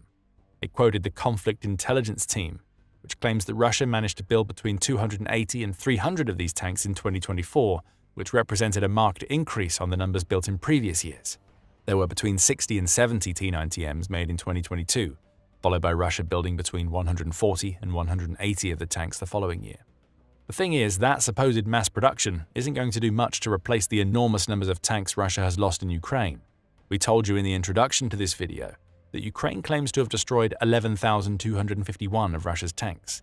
That amounts to about 3,000 per year, so a T-90M production schedule that only produces a tenth of that number isn't going to worry Ukraine when it's already proven many times, and again on October 9th, that it can destroy T-90Ms just as easily as it takes out Russia's older tanks. So why is Russia trying to mass-produce the T-90M when it's clearly a failure? United 24 media hints that Russia is trying to stockpile for the future. Whether that means it's rebuilding its tank stock or it's getting ready for a time when it'll be able to start selling the T-90M isn't clear. Perhaps that means the T-90Ms Russia deployed to Shcherbaky were pulled from the stockpiles Russia is trying to save because of the combination of past tank losses and the country's failure to take Pokrovsk during the summer. We can't say for sure. But what does seem more certain is that Russia may have a very hard time selling T-90Ms after Ukraine. Frankly, it was having a hard enough time even before the war started. Russia seemed to be onto a winner back in 2019. That's when India committed to buying 469 T-90Ms in an order that Meta Defense estimated to be worth about $2 billion. That amounts to a per-unit cost of over $4.2 million, which may make it clear why Russia is trying to mass-produce the T-90. Earning over $1 billion per year from 280 to 300 of these tanks would be helpful, given that Putin is spending billions on the Ukraine war. However, India wasn't happy with the T-90s it received from Russia. By September 2020, the tank was being criticized for its poor performance. Global Defense Corps also adds that the Indian Army used the T-90s it had back in 2017 as part of a Russian tank biathlon that included 19 countries. India lost that biathlon because its T-90s malfunctioned. By 2024, the National Interest was reporting that India was rebuilding its T-90s almost from the ground up to make them tanks that could actually be usable in modern warfare. And a couple of years prior, Global Defense Corps said that India had ditched future plans to buy T-90s, preferring instead the French Leclerc tank. Much of this happened before Putin started the war in Ukraine. In other words, the T-90M was already seen as a failure by one of Russia's main weapons customers long before it proved itself to be one in Ukraine. All of this brings us back to October 9th and what Ukraine achieved against Russia's mechanized assault. The T-90M's faults were again on display, as it not only failed to help Russia complete that assault, but was also so powerless against Ukraine's drones, mines and artillery that the assault lasted for less than a day. Russia will likely continue to deploy T-90Ms from its stockpiles. Ukraine will just keep destroying them, turning the world's best tank into little more than an afterthought on the battlefield. All hope is lost. That's the message coming from the Russian soldiers who are currently fighting against Ukraine in the Unakivka pocket in Ukraine's Sumy Oblast. Those troops are starving. They're running out of supplies and equipment. Nothing they can do can save them from the Ukrainian onslaught. And Vladimir Putin doesn't care. Far from doing whatever he can to save his soldiers in Sumy, Putin has abandoned his own troops. Surrounded and doomed, those soldiers have been left to die in Ukraine's kill zone. That's according to Euromaidan Press, which published a report on October 12 that covers what's happening in Unakivka and how Putin, along with the rest of the Russians' military top brass, is doing nothing to stop it. The outlet reports that Ukraine has come up with a clever strategy to deal with the Russian forces that have been attempting to create a buffer zone within Sumy since the beginning of summer. Rather than taking on those Russian forces head-on, Ukraine is instead creating fire pockets. These pockets are essentially kill zones, though not in the way one might expect. Unakivka has become another of those fire pockets, as Ukraine has encircled the Russian soldiers in that village. It might seem logical that Ukraine would assault Russia's soldiers once the village was encircled. However, that isn't what it's doing. Instead, Euromaidan Press reports, Ukraine is playing the long game by cutting off all supply routes into Unakivka so Russia can do nothing to save the soldiers it sent into the village. Not that it would, but that point will be addressed later in the video. Ukraine's tactic seems to be to drive the encircled Russia soldiers crazy, with a strategy that's leading to Russian soldiers killing their own comrades for attempting to surrender. Desperation is now king in Unakivka. It's all thanks to a simple formula, as Euromaidan Press reports. Take the Russian ground lines of communication under fire control, isolate and starve the Russians in Unakivka, and then turn the trap into a kill zone without any chances of evacuation or rotation. It's that formula, and it's working like a dream. Ukraine is playing on a major fault in the Russian military's hierarchy. Surrendering any territory that's been captured is a no-go for Russia's commanders, not least because they'd have to explain what happened to Putin. So, trapped in Ukraine's Unakivka kill zone, Russia's commanders won't allow their soldiers to surrender. They should die instead, just as they're doing. Choking off Russian supply lines is a common Ukrainian tactic, and it's been using that tactic a lot in Sumy. On August 25, for example, Ukraine ambushed the convoy carrying Russian Lieutenant General Esadullah Abachev. The general was en route to Sumy to help organize the already failing summer offensive in that region, only for him to be maimed in a Ukrainian drone attack. Interestingly, Ukraine preceded that strike by destroying a bridge close to Unakivka. That suggests what is now seen in the village is the result of several weeks of hard work by Ukraine's forces to isolate Russia's soldiers. The Guardian adds that Ukraine has also conducted strikes against several trains that were supposed to provide supplies to Russian troops operating in Sumy, again showcasing a smart strategy of cutting Russia's forces off from what they need to launch assaults. This systematic destruction of supply lines is working wonders in Sumy. Now, Russia's soldiers in Unakivka are paying the price. It was mentioned earlier that Ukraine has turned that village into a kill zone, though not the type that one might expect. The country has talked about drone-based kill zones in the past, with the theory being that it uses multiple layers of drones to create no man's lands across the front lines. In September, RBC Ukraine reported that Ukraine was planning to create an 18.6-mile kill zone across the front, for instance. Loaded with drones, that kill zone would serve both as an early warning system for Ukraine's defenders and a means to destroy Russian soldiers before they ever get close to the territory they're trying to take. Ukraine seems to have created a smaller version of this type of kill zone around Unakivka, but where it's starting to use kill zones elsewhere as a complement to assaults designed to retake occupied territory, the kill zone in Unakivka is all about making it impossible for the trapped soldiers to escape. That in turn means that Ukraine doesn't have to go on the attack in the village. Euromaidan Press explains why Ukraine doesn't want to do that. Unakivka's open layout with scattered and burned out buildings offers no cover and no reason for the Ukrainians to engage in a storming operation, which would only cost losses in an attritional battle that can hardly be won against an opponent with more troops on the ground, the outlet says. Ukraine has no interest in fighting what could be a losing battle to reclaim its lost village. So, as mentioned earlier, it's taking advantage of the Russian desire to hold on to every scrap of territory it claims. Let Russia keep Unakivka, Ukraine seems to be saying. Why? Russia soldiers are trapped. They can't leave because Ukraine's drones will kill them, and with their supply lines cut off, Ukraine doesn't even have to attack. Ukraine just has to wait the Unakivka occupiers out. Or, perhaps more accurately, starve those occupiers until they have no choice other than surrender or die.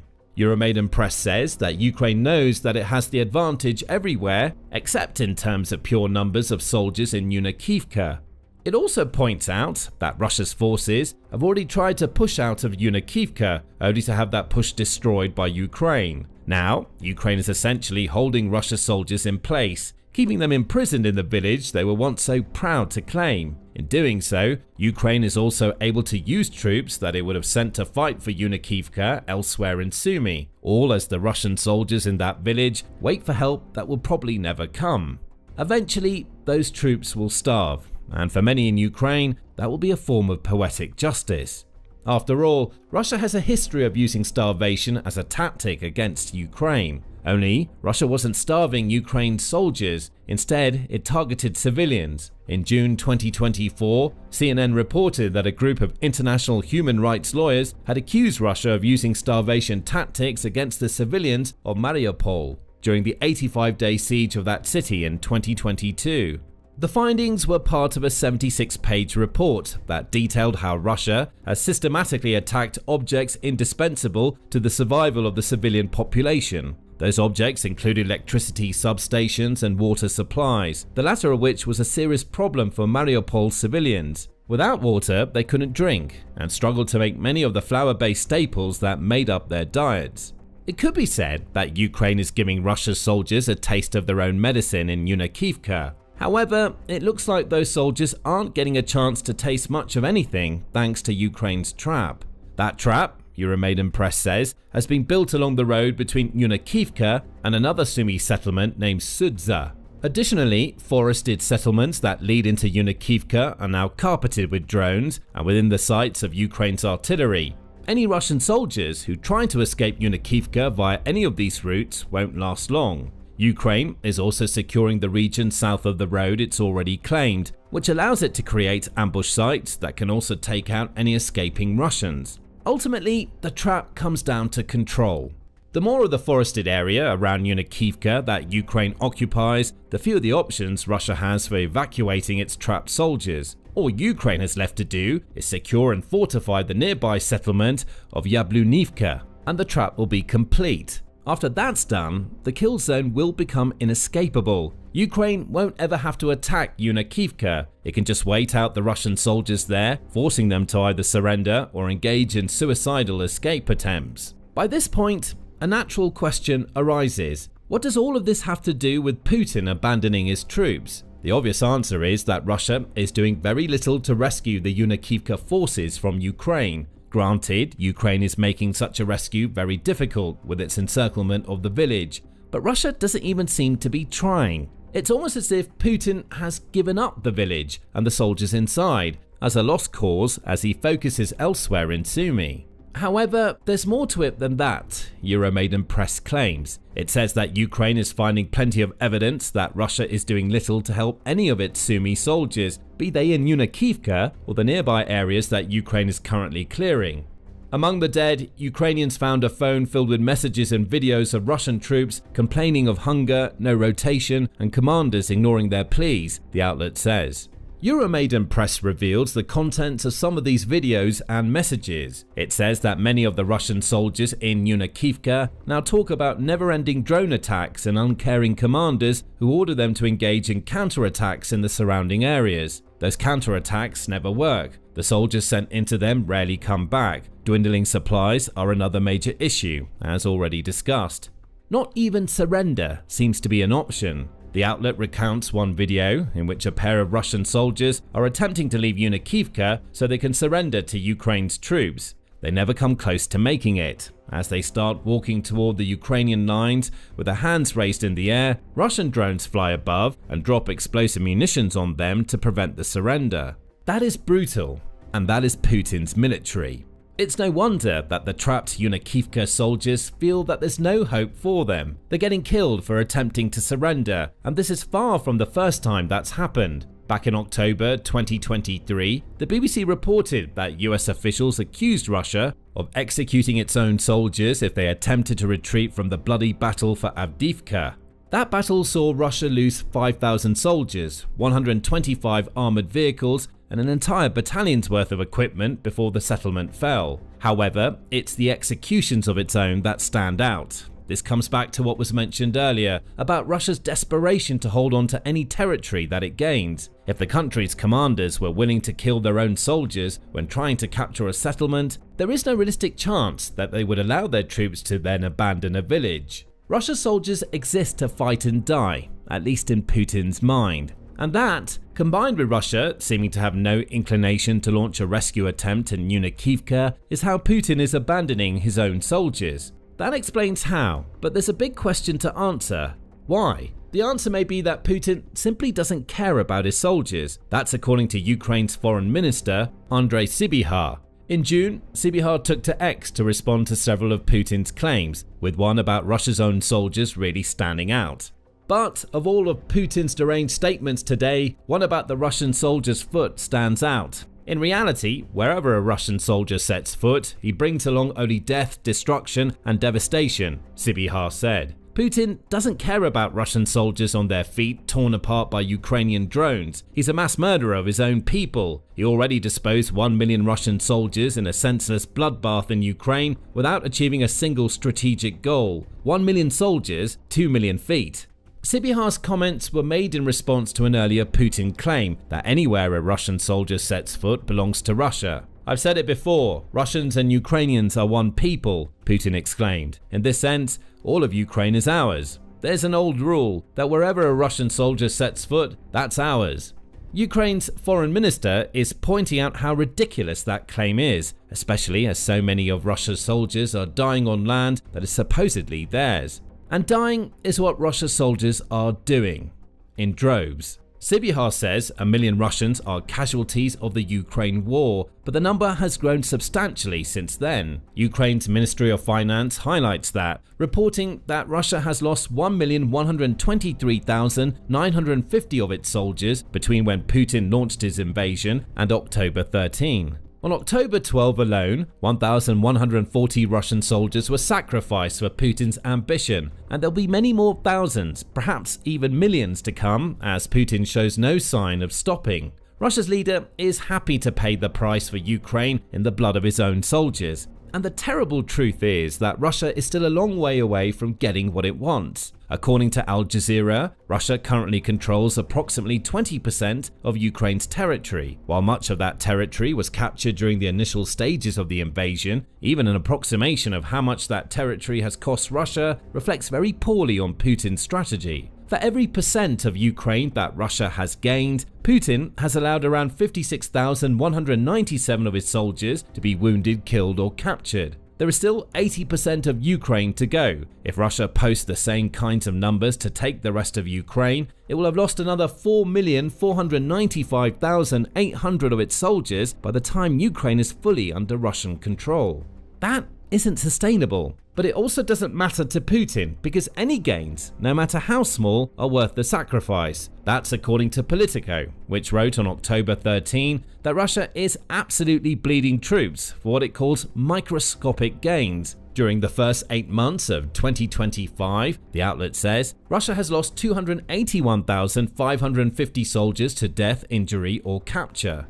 But what's really disturbing is the claim made by a joint report between Media Zona and the BBC that reveals that Russia's rate of deaths to injury is far worse than expected. Due to the lack of a normal system of evacuating the wounded from the battlefield, there are only 1.3 wounded soldiers per 1 dead, the report says. This signals a low level of survival of the wounded, who are poorly trained in tactical medicine and are usually abandoned without help after injury. The lack of a system for evacuating soldiers tells the whole story about what's happening in Yunakivka. Putin isn't leaving those soldiers to die because Russia can't break through Ukraine's lines to get them, even with Ukraine making that breakthrough as difficult as possible. An evacuation isn't happening because Putin and his cronies care so little about their soldiers that they haven't even bothered to come up with any defined plans on how to evacuate them when they're injured. Why should Putin bother with that? There are millions more Russians he can send to the front lines to replace those that he abandoned. And that thought process leads to the root of why Putin is happy to abandon soldiers who are stuck in Ukraine's trap. Russia's president sees his soldiers as little more than cannon fodder. To him, the trapped Yunakivka troops are little more than a potential distraction for Ukraine that might allow Russia to make advances elsewhere. Even with Ukraine taking the slow and steady approach in Yunakivka, it's still dedicating soldiers to encircling the settlement. Ukraine still has to use drones and artillery to cut off escape routes. These are all resources that Ukraine can't deploy anywhere else in Sumy, and that's all that Putin really sees. The abandoned troops can die for all Putin cares. At least, that means Ukraine has spent another bullet or bomb. Putin's treatment of his soldiers as cannon fodder was highlighted in an article Leon Aron wrote for The Spectator in October 2024. He pointed out that Russia is now raiding prisons and calling on its youngest people to fight in Ukraine, knowing that many of those he sends will never make it back. Aron concludes his article with a question. How many thousands, or more likely tens of thousands of boys will be killed before Russia begins to oppose the war? Aron asks. For now, no amount of protest from Russia's mothers and wives will stop the Kremlin from turning legions of their husbands and sons into cannon fodder. The soldiers in Yunakivka are just numbers to add to those that Putin has already sacrificed. They've outlived their usefulness as an attacking threat, so Putin is happy to let them die. However, there's something about Putin's callous nature that he doesn't seem to know. Abandoning soldiers undermines Russia's combat strength. The Guardian's Jack Watling made that point back in March 2022, and his words have proven prophetic. Russia's ruthless treatment of its own soldiers, while concealable at a small scale, has now brought about operational repercussions, Watling wrote. He went on to point out that Putin and his cronies had failed to tell their soldiers how they were going to wage war after the initial invasion failed. That left Russia with an army that was unprepared, both logistically and psychologically, to fight the kind of war it's now fighting. Planning went out the window, and the slow pace of advance seen following the initial invasion was symptomatic of a military that doesn't care about the people who make it tick. Nothing has changed in the 3.5 years since Watling wrote those words. Russia's pace of advance is still glacial, it's losing more soldiers than ever before, and Putin doesn't seem to care. That's why there's no hope for the Russian troops trapped in Yunakivka. By design, Putin's entire war against Ukraine has revolved around sacrificing soldiers to achieve gains. The Yunakivka soldiers made a small gain. Now, they're paying a terrible price because Putin refuses to allow his soldiers to do anything other than hold or fight, even when he knows they have no chance of winning. Ever since Russia invaded Ukraine in early 2022, governments, analysts and populations across the world have wondered when and where the Kremlin might strike next. That answer has now become clear. Russia is not going to stop at Ukraine. Its President Vladimir Putin has his sights set on a much larger target, the NATO alliance itself. A Russian attack on a NATO nation is inevitable and could come sooner than expected, according to one of the most experienced and trusted intelligence experts in all of Europe, Germany's spy chief Martin Jaeger. Jaeger is a man with years of experience at the highest levels of politics. He served in Germany's Federal Foreign Office and Federal Chancellery, and has held positions as Germany's State Secretary of the Federal Ministry for Economic Cooperation and Development, as well as its official ambassador to Afghanistan, Iraq, and most recently Ukraine. Earlier this year, he was appointed the President of Germany's Federal Intelligence Service, BND, officially taking office on September 15, 2025, becoming just the 14th person to hold this title since the BND formed in 1956. When a man like Jaeger speaks, the world listens, and on October 13, at the annual public hearing of the Presidents of the Federal Intelligence Services in the Berlin Bundestag, Jaeger had a stark and worrying warning to share with his fellow intelligence chiefs and the various lawmakers in attendance. In no uncertain terms, Jaeger stated that a Russian attack on Europe could come at any moment, and that NATO needs to be ready to respond whenever that happens. We must not sit back and assume that a possible Russian attack will not come until 2029 at the earliest.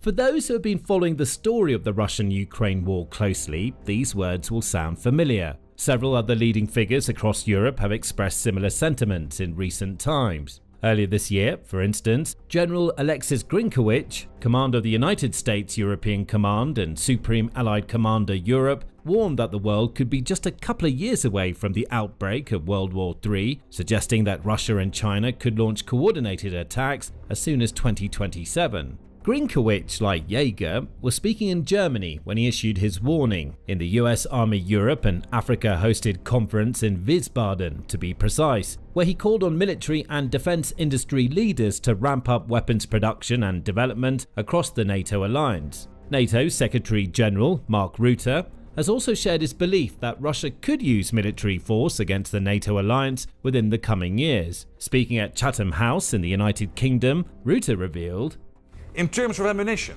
Russia produces in 3 months what the whole of NATO produces in a year. And its defense industrial base is expected to roll out 1,500 tanks, 3,000 armored vehicles and 200 Iskander missiles this year alone. Russia could be ready to use military force against NATO within 5 years." In a later interview with the New York Times, Rutte doubled down, stating that Europeans will have to learn Russian unless they can elevate their defense spending and strengthen their militaries to be ready to deter or fend off a forthcoming Kremlin offensive. Ukraine's President Volodymyr Zelensky has also repeatedly warned of the likelihood of a Russian attack against a NATO nation in the years to come. Zelensky feels that Ukraine is currently delaying Putin's plans and keeping the Kremlin war machine occupied, but that if Russia sees any sort of opportunity to test NATO's defenses, it will seize it, and NATO needs to be ready. All of these experienced leaders have spoken about a possible Russian attack against NATO sometime in the next 2 to 5 years, but Germany's head spy, Martin Jaeger, worries that the Kremlin's campaign is already underway, stating, "We are already under fire today. The BND president believes that the lines between war and peace are becoming increasingly murky, explaining, Russia is concealing its true intentions, but in fact it's probing our borders. At best, Europe is in a state of cold peace, one that could flare into a hot confrontation at any moment. We must prepare ourselves for further escalation of the situation." Jaeger's comments echo those of the German Chancellor, Friedrich Merz, who said on September 29, "Let me put it in a sentence that may be a little shocking at first glance. We are not at war, but we're no longer at peace either." Just like Jaeger, Merz argues that even though NATO troops are not yet on the ground fighting against Russian forces directly, and no official declaration of war has been made by either side, the relationship between the Kremlin and the NATO alliance can no longer be described as anything close to peaceful. The state of play may not be quite severe enough to be classified as war either, but sits somewhere in between the two extremes, as Russia is quite clearly taking sneaky yet solid steps to undermine the NATO alliance, destabilize European democracy, divide society, and strike fear, panic, and confusion into the general public. It does this in various ways, including the recent Russian drone incursions into NATO airspace in countries like Poland and Estonia, as well as cyber attacks, sabotage, and online disinformation campaigns. As Jaeger notes, the means Moscow uses are well known: attempted manipulation of elections and public opinion, propaganda, provocations, disinformation, espionage, sabotage, airspace violation by drones and fighter jets, contract killings, persecution of opposition figures living abroad. The spy chief continued. The hybrid means Russia uses to achieve this are now ubiquitous. The frequency of these new individual incidents represents a new level of confrontation. A confrontation in which Russia regards us as an adversary and a belligerent party. He went on to express his belief that Germany represented Russia's primary target in Europe, given the fact that it's the largest of all European Union nations and has played such a prominent role in supporting Ukraine throughout the war so far. Arguing that Russia is intent on expanding its sphere of influence, Jaeger claimed, "To achieve this goal, Russia will not shy away from direct military confrontation with NATO if necessary." Sinan Selen, president of the German Federal Office for the Protection of the Constitution, BFV, agrees, calling Russia the main perpetrator in the preparation and implementation of acts of sabotage in Germany and other European countries. Selen went on to condemn Moscow's actions as undoubtedly aggressive, offensive, and increasingly escalatory, adding, "Russia is aggressively pursuing its political ambitions against Germany, the EU, and its Western allies. Russian services continuously adjust the levels of escalation of their activities with a strategic aim of weakening liberal democracies. As a result, we detect a wide range of espionage, disinformation, interference, sabotage, and cyber attacks conducted by foreign actors and states in Germany." There's plenty of evidence to back this up, with the most obvious examples being the aforementioned cases of Russian drones flying beyond Ukraine and into the airspace of NATO nations. Most notably, on September 10, more than 20 drones travelled all the way across Ukraine and onward into Poland. Soon after, the Polish Air Force, along with several NATO allies, scrambled aircraft and shot down several of the drones, with the Polish government going on to invoke Article 4 of the NATO treaty. Numerous world leaders expressed shock and horror in the wake of the incident, and NATO responded rapidly with the announcement of Operation Eastern Sentry on September 12, a new initiative aimed at strengthening the alliance's eastern flank, involving air, sea and ground assets from multiple member nations deployed all across Eastern Europe.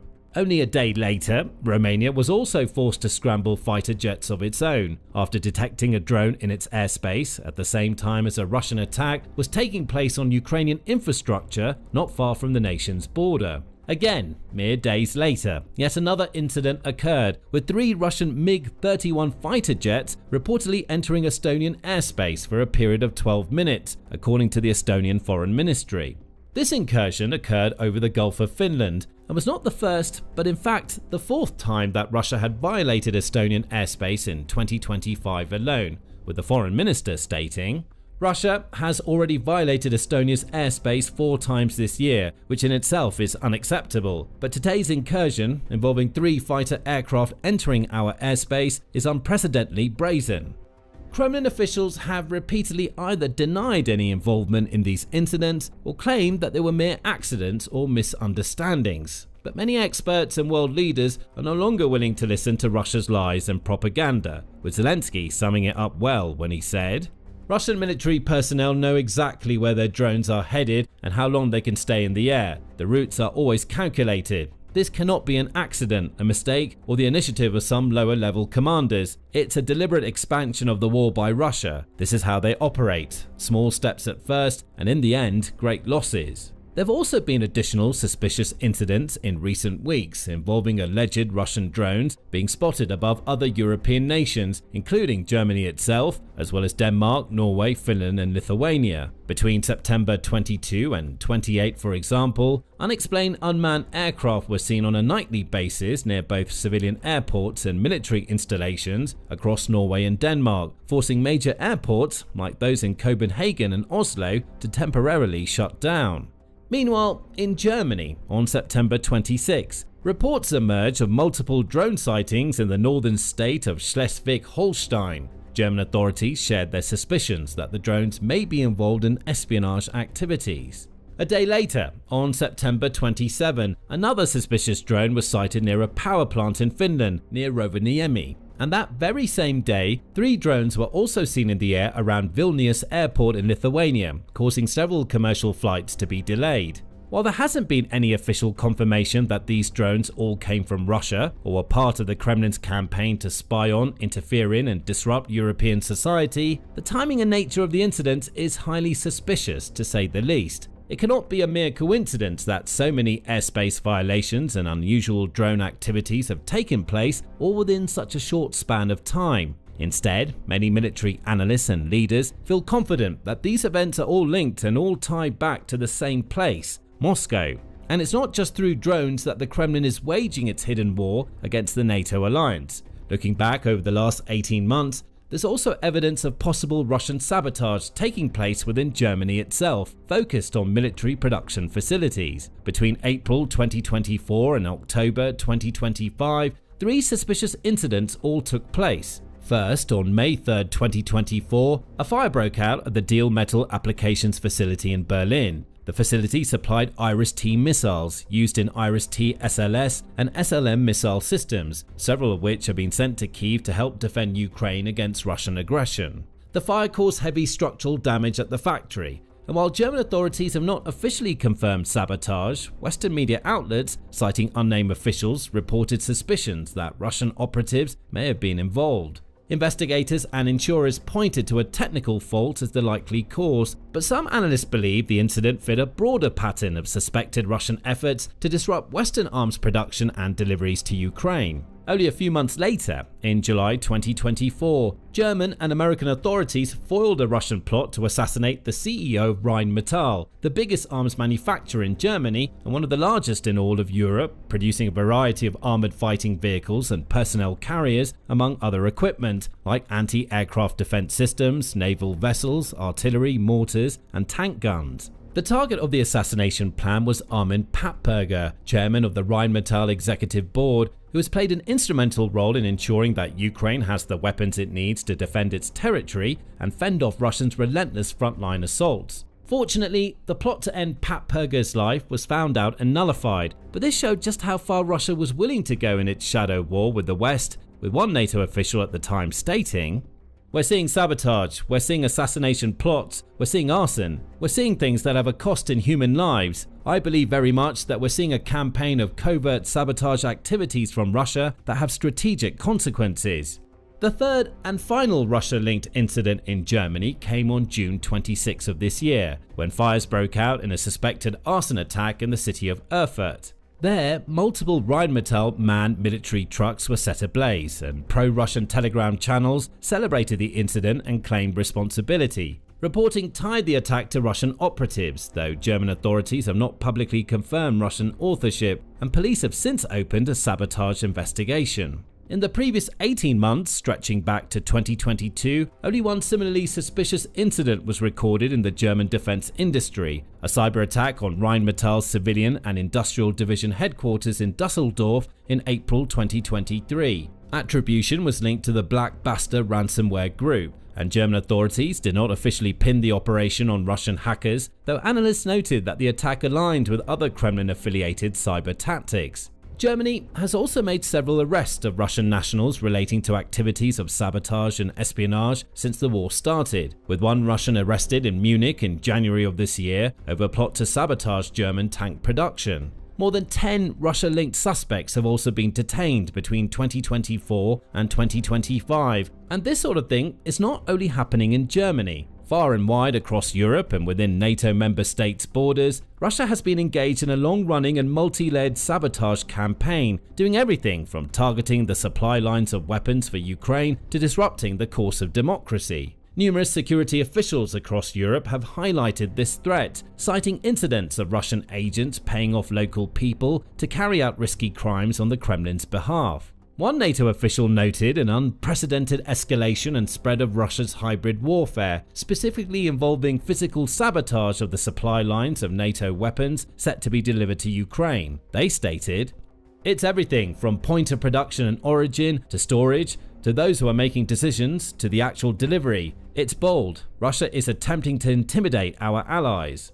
And Russia is not afraid to use any and all possible tactics to achieve its ends. One incident, for example, involved Russian agents recruiting young men in Poland, contacting them over Telegram and paying them small amounts of digital currencies in exchange for completing various tasks. Those tasks range from relatively trivial matters like spraying graffiti messages around Polish cities to more serious crimes like planting surveillance cameras beside military bases and humanitarian aid routes or burning down Ukrainian-owned properties. Polish police and internal security forces have also tracked down and arrested other people acting on the orders of Russian handlers, with one even involved in a suspected assassination plot on Ukrainian President Volodymyr Zelensky. The same sort of thing is happening in other nations. In France, for example, a 26-year-old pro-Russian Ukrainian was arrested after detonating a homemade bomb near the Charles de Gaulle airport in Paris. In the United Kingdom, 5 men were convicted for a Russian-ordered arson attack on a London warehouse that was filled with supplies destined for Ukraine.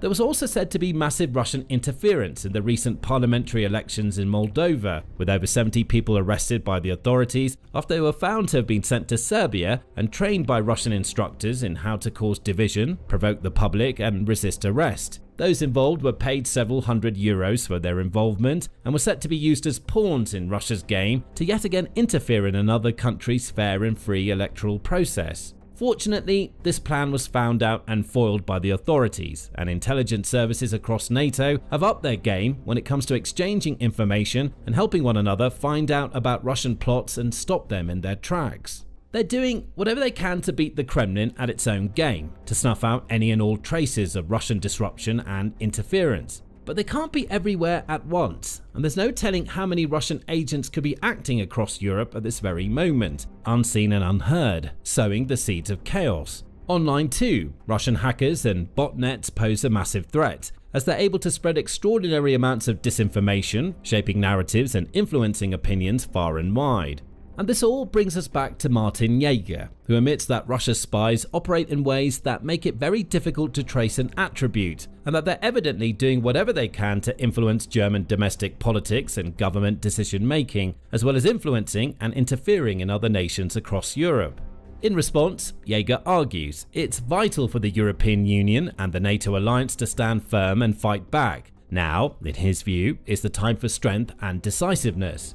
At the same time, restraint and leniency are interpreted as weakness by our opponents such as Russia. We must draw the right conclusions from this. We must confront our opponents wherever necessary. To this end, we will take higher risks in a controlled and consistent manner.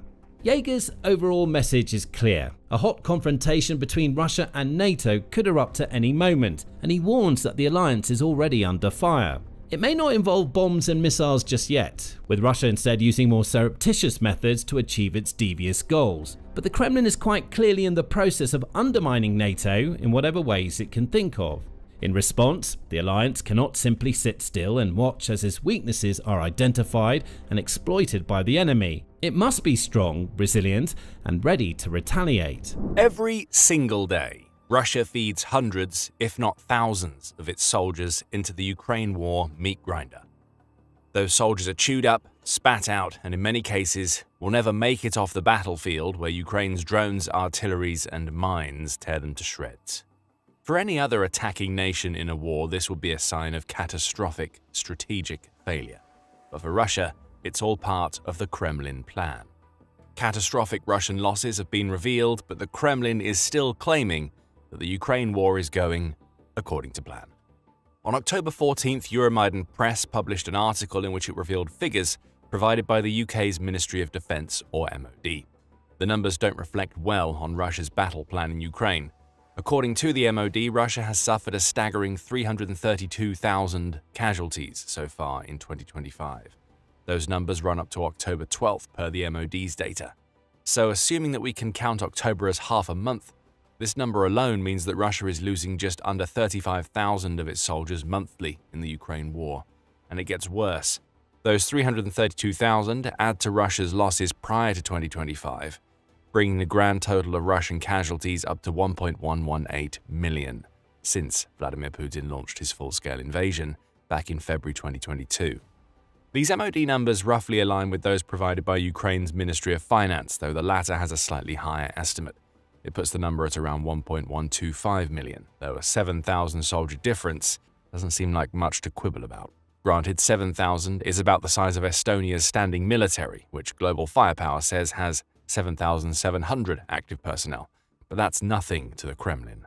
7,000 dead or injured soldiers is all in a week's work for Russia, as you'll discover in a moment. The takeaway here is simple. Russia isn't just losing soldiers, it's losing entire armies. Any other invading nation that saw 1.1 million of its soldiers die for the cause, with 332,000 of those casualties in about 3/4 of a year, would have given up by now. At the very least, it would have declared a ceasefire or come up with some sort of plan B, but not Russia. Far from being a national travesty, this massive casualty rate is all part of the plan. For now, let's come back to the MOD's figures. Sharing its figures on X, the MOD breaks Russia's casualty rate down into daily figures for the last couple of months. It notes that Russia lost an average of 950 soldiers per day in September, which was a moderate increase over the figures seen in August. That, surprisingly, is good news for Russia. September 2025 saw the country's second lowest casualty rate since April 2024, the MOD says, with August 2025 offering the lowest. Euromaidan Press adds that September and August mark sharp declines from the spring of 2025. In March and April, Russia was dealing with a daily casualty rate of around 1,300, the outlet reports, with April alone seeing it lose 36,000 soldiers. September marked a 27% decline from that 2025 high point. But the good news hasn't lasted for Russia. The gradual rise seen in September has continued in October. However, Russia's casualty rate in October 2025 has been steadily increasing, surpassing 1,000 daily casualties every day from the 5th of October through to 12th of October, the MOD reports. So it looks like Russia is getting back to its heavier losing ways as we approach the end of 2025. And when we say heavier, we really mean it. More of Russia's soldiers are dying than ever. Casualties alone don't reveal the true story of Russia's massive manpower losses, because the term casualties covers everybody who is killed, injured, captured, or otherwise taken out of the war. To get the true picture of what's happening to Russia's forces right now, we need to look at the Russian military's ratio of dead to injured. First, some context. Back in World War II, death-to-injury ratios varied depending on the country and the battles it participated in.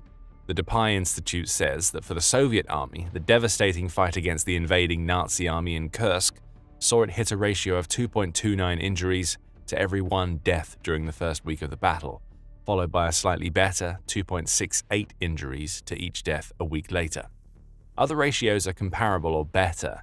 The UK, for instance, flitted between ratios of 1.67 to 1 and 4.59 to 1 when fighting in Ardennes. The US tended to stick around the 5 injuries for every death mark. Bear in mind that World War II was among the most brutal conflicts seen in the history of mankind. Modern wars tend to have more favorable ratios thanks to advances in medicine and militaries actually caring about evacuating their wounded soldiers. The US campaigns in Iraq and Afghanistan provide some solid evidence of that. In Afghanistan, the US had 4.5 wounded per death, while Iraq saw a much higher 7.3 injuries per death. In the latter case, that means that only 1 of every 8 or so soldiers reported as casualties had actually died.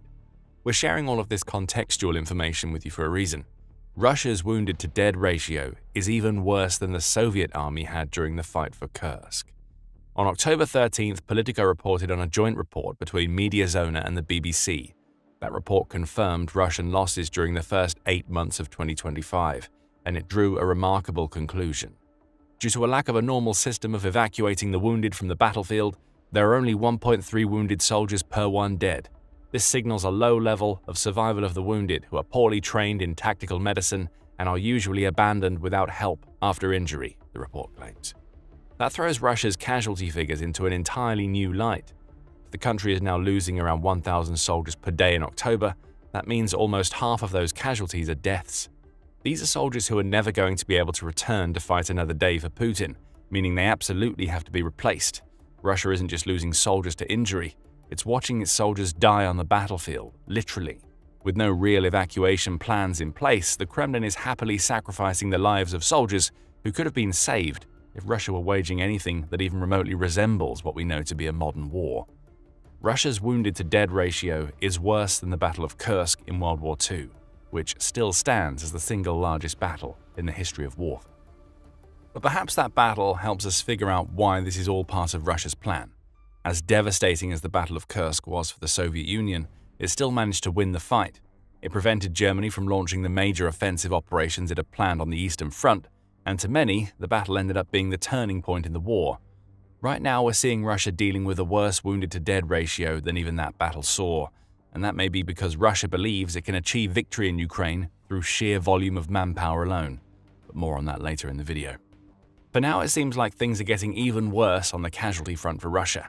On October 14th, United 24 media reported that Ukraine reported 190 combat engagements with Russian troops across the entire front line on October 14th alone. Those encounters didn't end well for Russia. Ukraine reported that Russia's military lost 1,200 troops in a single day, along with 5 tanks, 29 artillery systems, 145 vehicles, and 390 unmanned aerial vehicles. Ukraine also conducted many strikes against Russia, the outlet reports, with a particular focus on Russia's command posts and equipment. Over the past day, the Defense Forces' aviation, missile forces, and artillery have struck 7 areas of concentration of personnel and equipment, 3 command posts, and 2 artillery pieces of the Russian invaders, a general staff report states. So not only is Ukraine causing massive casualties for Russia, but it's also targeting the types of infrastructure that Russia needs to organize its future assaults. The logic here is simple. Every command post taken down leads to a less organized Russian assault in the future. And when an assault is disorganized, more Russian casualties are the inevitable result. You may have noticed something else here. The MOD figures we shared earlier said Russia was losing 1,000 soldiers daily during October. On October 14th, Russia lost 200 more than that in a single day, which suggests that the already grim figures for the month are only going to get worse for Russia. This is a far cry from what seemed to be Russia learning a lesson from its massive casualty rate during the late summer and early fall. The casualties were below 1,000 per day in August and September. There seemed to be a hint of a downward trend developing. But no, we're halfway through October and Russia is right back to feeding over 1,000 soldiers per day into the meat grinder, showing us that it has no real alternative strategy for achieving victory in Ukraine. But that's the point. Russia doesn't have a plan B because it believes that plan A is working as it's supposed to. That much was made clear on October 10th, when Russia launched a massive airstrike against Ukraine. United 24 media says in the wake of that strike, the Russian Ministry of Defense claimed that it was satisfied with the outcome of the strikes on Ukraine, adding that all of the targets it wanted to hit had been destroyed. That may have been the case. However, October 10th was also a day when Russia, once again, lost over 1,000 of its soldiers. RBC Ukraine notes that the Ukrainian military's October 11th report covering the previous day revealed that Russia had lost 1,060 soldiers on the day that the Russian Defense Ministry was lauding its own strikes. Russia doesn't even care if the rest of the world is paying attention to its massive casualty rate. It's happy with its airstrikes and pays so little mind to the country's massive casualty count, specifically because what's happening on the ground is going according to plan. Putin has made this kind of claim before. Back in January 2023, after his initial special military operation had failed and Russia found itself embroiled in an attritional war, Putin claimed that what the world was seeing in Ukraine was what Russia wanted it to see. The dynamics are positive, Putin said at the time. Everything is developing within the plan of the Defense Ministry and the General Staff, and I hope that our fighters will please us more than once again with the results of their combat work. By this point in the war, Russia appeared to have hit the 100,000 casualties mark, and was veering very close to 150,000 soldiers lost. By March, it would surpass that number, and as we've seen, it's added around 1 million since then. This has been Putin's plan all along. So when the Kremlin says that the Ukraine war is going according to plan, it isn't lying. Russia has made the mass death of its own soldiers a key part of its strategy, in lieu of using the far more modern combined assault approach that would have led to a far lower casualty rate. According to plan may seem strange to any other country that wouldn't be willing to sacrifice several armies' worth of soldiers for a single goal. But for Russia, it's par for the course because attrition, on its own side as well as the enemy's, has always been the Russian way. That's according to the National Interest, which says that what is happening in Ukraine aligns closely with how Russia has used its forces during many conflicts of the past. The Russian way of war, so to speak, weaponizes its historically enormous numbers of available troops to achieve success on the battlefield, the outlet said back in April. That's precisely what we've seen in Ukraine. On the ground, at least, Russia has engaged in a strategy that sees it endlessly replenish its forces as Ukraine cuts them down. The same goes for Russia's equipment. What matters to the Kremlin isn't that its soldiers and equipment are being destroyed in Ukraine. That's an expected consequence of the Russian approach to war. The only thing that really matters is that those soldiers and equipment are forcing Ukraine to expend ammunition, to lose people, The slow crawl deeper into Ukraine is being made possible by sheer numbers alone. Going back to World War I, and Russia threw millions of men against the Austro-Hungarian and German forces, the National Interest says. During the next World War, Joseph Stalin mobilized the Soviet Union to an unprecedented degree, leading to situations like the Battle of Kursk. Russia is believed to have lost 800,000 soldiers, compared to Germany's 200,000 casualties in that battle. But the Battle of Kursk is still seen as one of the great Russian victories. For any other country, that sheer scale of loss would be a catastrophe, a military-ending event that would leave it so weakened that an invading force would be able to do serious damage in future battles. For Russia, those kinds of losses are just part of the plan. And Ukraine proves that Russia takes the same attritional approach when it's on the offense as it does when it's defending. In June, The Telegraph's David Blair published a piece discussing Russia's approach in Ukraine up to that point. His article included an interesting graphic. At the time, it was believed that 250,000 Russian soldiers had died out of a total of 950,000 casualties. Those numbers were recorded after a little over 3 years of warfare. For context, the graphic shows that 58,220 American soldiers died in the 8-year Vietnam War, showcasing how outdated Russia's ground offensive was even over half a century ago. Those numbers conjure an image of Putin casting the entirety of his first invading army into a furnace, then gathering another and doing the same, over and over again, Blair wrote in June. And he isn't wrong.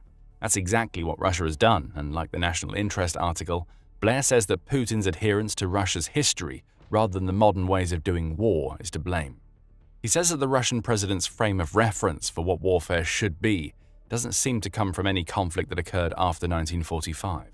Instead, Putin is steeped in the history of what Russians call the Great Patriotic War, the Soviet Union's epic struggle against Hitler's invasion between 1941 and 1945. It seems that World War II is the model for Russia's approach to Ukraine. That, combined with Putin's callous disregard for the numbers of soldiers Russia is losing, explains how the MOD's figures are what Russia claims them to be, all part of the plan. It's just a plan that makes no sense to any modern military because armies are no longer built to fight the way that Russia is fighting. That's not just on the strategic level either. Western militaries don't treat their soldiers with what Blair calls the cold indifference that Putin and his Kremlin cronies show to Russia's troops. Putin is willing to see the suffering. He's fine with Russia experiencing more casualties than practically any other war has seen since the end of World War II. The question has to be asked, why? Part of the answer for why everything is going according to plan, from the Russian perspective, is that Putin's forces are making gains. They're not impressive gains by any stretch of the imagination. However, they do exist. On October 8th, Reuters reported that Putin claims that Russia has managed to capture about 1,930 square miles of Ukraine in 2025 so far.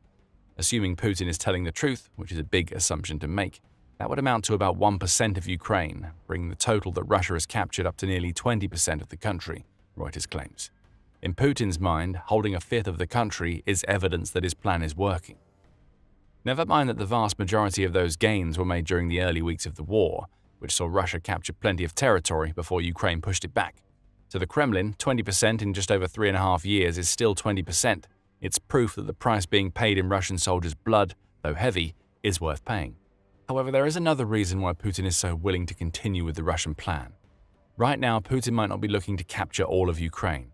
Instead, he only wants Russia to capture enough of the territory so that Putin has leverage in future peace talks.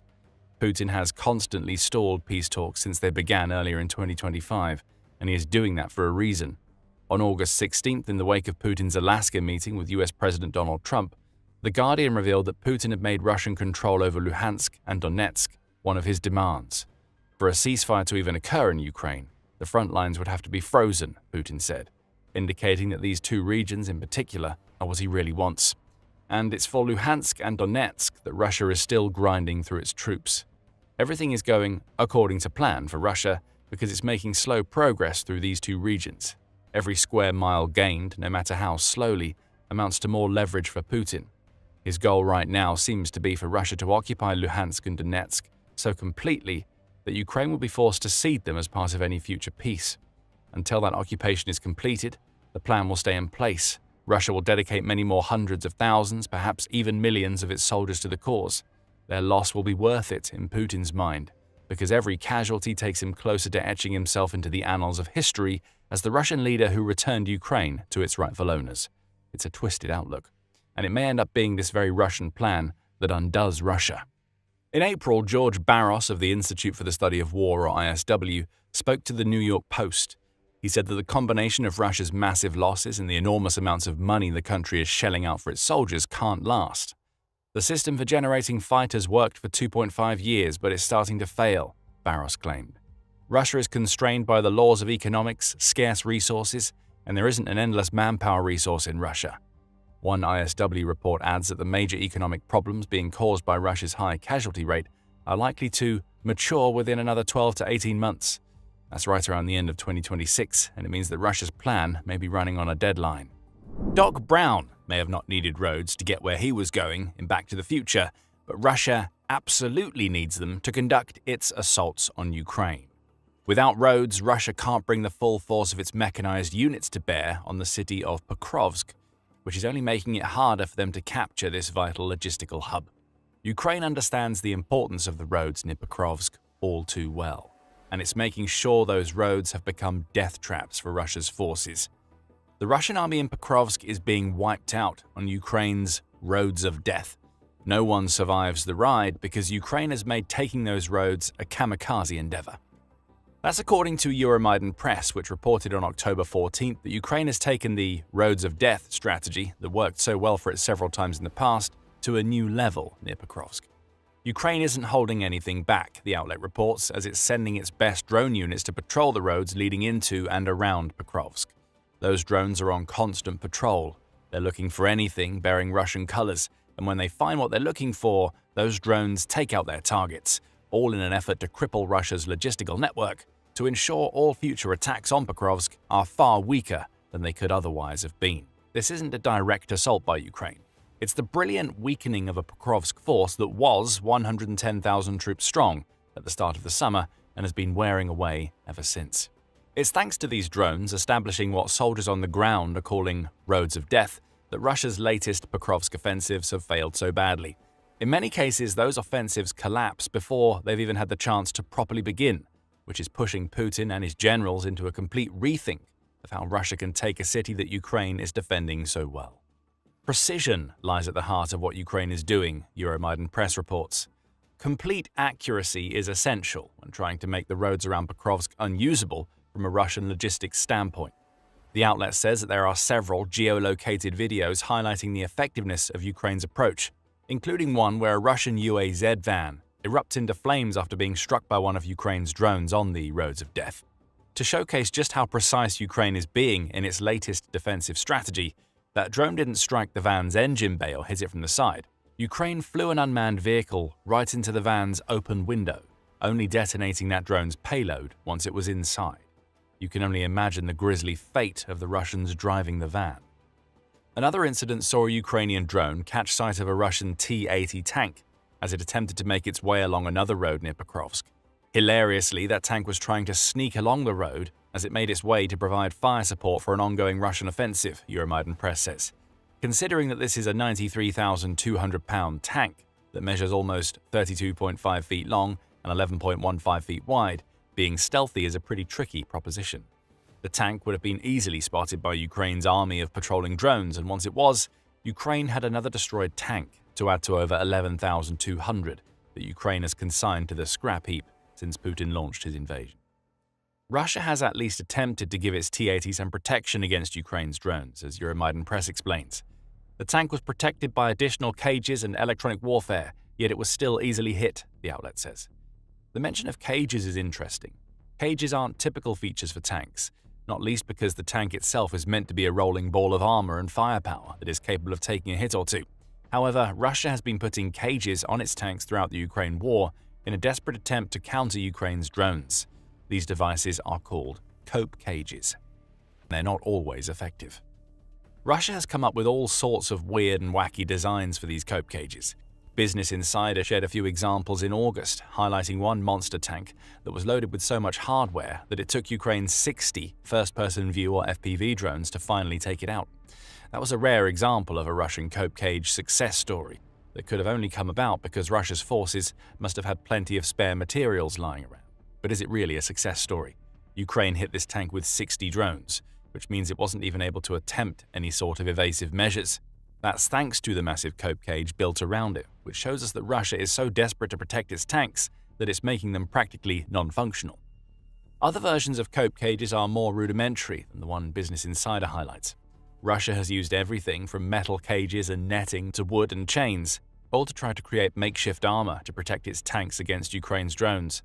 That armor does sometimes make it harder for Ukrainian drone operators to find weak points, but almost inevitably, the cope cages fail and the Russian armor is destroyed. We don't know what the cope cage tacked onto the T-80 on the Road of Death looked like, but it doesn't matter, Ukraine took it out anyway. Tanks aren't the only victims of Ukraine's roads of death. Ukraine's drone operators aren't picky when it comes to taking out Russian vehicles because everything they find is being used to serve logistical needs of the soldiers assaulting Pokrovsk. Euromaidan Press says that Russia is using supply vehicles of all kinds, vans, pickups, motorcycles, and even lone riders trying to deliver small batches of ammunition or rations to the front are being picked off by Ukraine. The fact that these vehicles are being used at all demonstrates the terrible state of Russia's mechanized forces right now. After losing so many tanks and armored vehicles, Russia is being forced to rely on vehicles that were never designed to take part in wars. Former Forbes correspondent David Axe highlighted the growing scale of Russia's reliance on civilian vehicles back in March. He wrote that Russia ended up facing a difficult problem as it launched more and more assaults against Ukraine's defenses in 2023 and 2024. With more assaults came more losses of equipment, leading to the 11,200 destroyed tanks that we mentioned earlier in the video. Axe also points to a survey from February that claimed civilian vehicles, including cars, ATVs, and even golf carts, accounted for about 70% of all Russia's vehicle losses in that month. It's only gotten worse from there for Russia. Its tank and armored vehicle shortfalls are such that even more civilian vehicles are being used in Ukraine than ever before. Russia's logic seems to be that it can at least use these types of vehicles to transport supplies, meaning it doesn't have to risk any of its armor. However, that logic is easily countered by the fact that civilian vehicles have no defenses against Ukrainian drones that have already proven themselves capable of destroying tanks. By May, Axe, now writing for his Trench Art column, was claiming that 90% of the hundreds of vehicles Russia loses in Ukraine every month are civilian vehicles. This isn't a clever Russian tactic that saves Russia's tanks and armored vehicles. It's a desperate tactic that shows us just how lacking Russia is when it comes to armor as we approach the end of the 4th year of the Ukraine war. As for motorbikes, Russia does at least have a better reason for using those. As CNN reported in April, Russia believes the speed and agility advantages that bikes hold over other types of vehicles make them a good choice for evading Ukraine's drones. Never mind the unprotected rider on the bike who is done for if one of those drones happens to score a hit. Russia is so convinced of the effectiveness of its motorbike-based approach that it's even published propaganda videos showing its soldiers practicing how to launch assaults in groups of 2 or 3 bikes. Just as with other civilian vehicles in the cope cages, the motorbikes are not working. As soon as they try to take any of Ukraine's roads of death, those bikes are being taken out by the very drones they're supposed to be capable of avoiding. The result of Russia's attempted approaches in Pokrovsk is that the roads of death are now littered with the wreckage of vehicles that come in all shapes and sizes. Drone operators relentlessly hunt down any movement, as confirmed by footage from both sides showing the aftermath of the Ukrainian strikes, twisted metal, burning wrecks, and craters every few meters, Euromaidan Press reports. And the craziest thing about all of this is that Russia should have learned this lesson several times over by now. Ukraine's creation of impenetrable roads of death using drones is far from a new tactic. It's done the same thing several times before. Take Kursk as an example. Back in August 2024, Ukraine pulled off a successful counter-invasion of that Russian oblast that saw it take several hundred square miles of Russian territory from under Putin's nose. By October of that same year, Russia had finally managed to launch a counter-offensive against the Ukrainians in Kursk. In response to that counter-offensive, Ukraine unleashed its roads of death strategy. Military shared what one of these roads looks like in October 2024. It reported on an almost 8.7-mile stretch of Kursk's Snagost-Zelenyi Shlak highway, which Ukraine's defenders had turned into a kill zone for any Russian vehicle that attempted to traverse the road. By the time of Military's report, over 30 units of Russian equipment had been destroyed on that small stretch of highway in a matter of weeks. Ukraine was using the same strategy that we now see it using in Pokrovsk. Drones were being unleashed onto roads to create an impenetrable barrier. Those drones patrolled constantly, taking out anything they came across. Military even shared a video of this Kursk highway, noting that the footage showed 9 destroyed armored personnel carriers, along with 12 infantry fighting vehicles, 5 armored vehicles, and 3 tanks.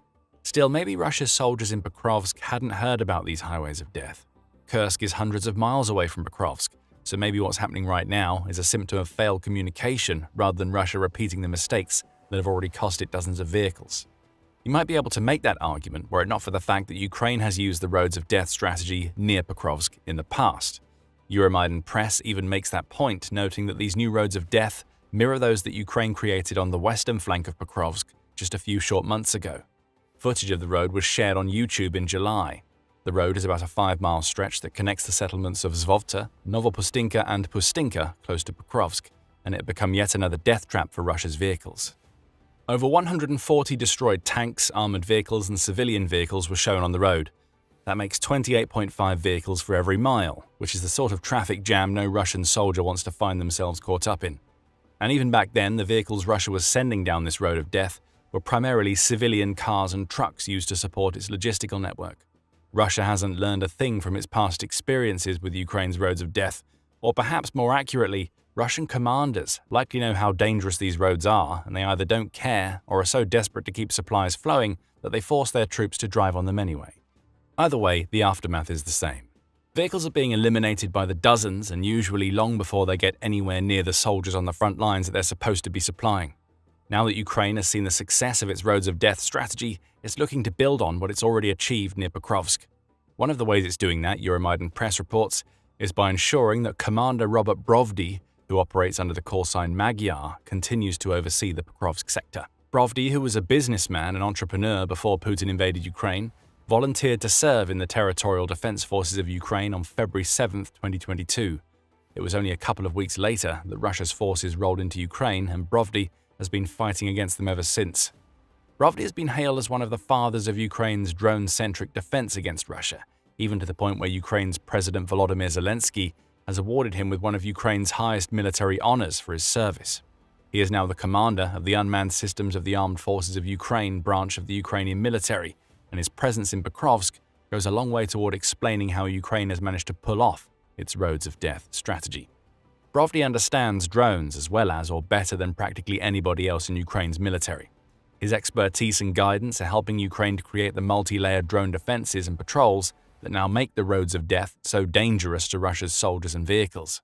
His doctrine is simple: total drone dominance stretching over a dozen kilometers behind the front line, with every meter of road under observation, every vehicle tracked and every movement punished immediately, Euromaidan Press says of Brovdy.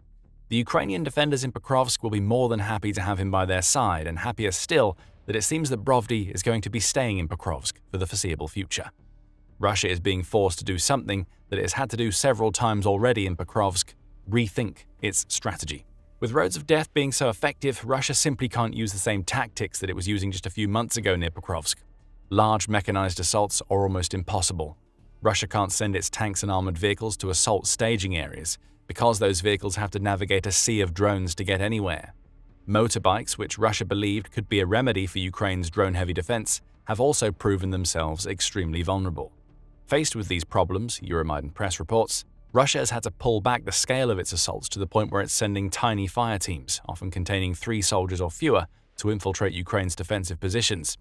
RBC Ukraine also reported on this shift in Russian tactics early in September. It said that Russia had deployed several of its marine units to Pokrovsk to execute what Russia hoped would be a decisive breakthrough in the region. The problem is that breakthroughs can't happen, or at least can't be sustained, without armor offering fire support. That armor isn't available due to Ukraine's roads of death, so Russia is relying on the small groups we've already mentioned. A report by the 7th Army Corps of the Air Assault Forces of the Armed Forces of Ukraine explains what Russia is trying to do now that its mechanized assaults have been rendered useless. The enemy's main goal in Pokrovsk: to get as close as possible to the positions of drone operators or mortar crews to try to disperse our defense forces, gain a foothold in new positions, and also expand the boundaries of the grey zone, the 7th Army Corps said in a Facebook post. Some would say that this is a smart tactical change-up by Russia. Rather than sending its vehicles into the firing line, it's sending infiltrators to get in behind Ukraine's lines so they can target the people operating the drones that stop those vehicles in their tracks. However, Brovdy sees exactly what Russia is trying to do, and he's already arranging counters to deal with this new strategy. With the roads of death established, Euromaidan Press says, Brovdy is now ordering Ukraine's drones to prioritize Russia's infantry ahead of its vehicles. Pokrovsk's drone operators now have minimum monthly kill rates. Those rates need to be higher than Russia's ability to mobilize new soldiers in the Pokrovsk direction, Euromaidan press reports.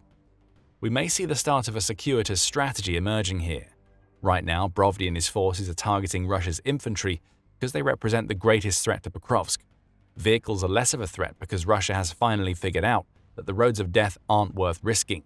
Eventually, Russia may work out that Ukraine is targeting its soldiers rather than its vehicles, which could in turn lead to it trying the roads of death again. Brovdy will be watching for this. As soon as Russia starts trying to build up for a mechanized assault or get its logistical networks up and running again, the odds are that Pokrovsk's drone operators will start hitting the vehicles again.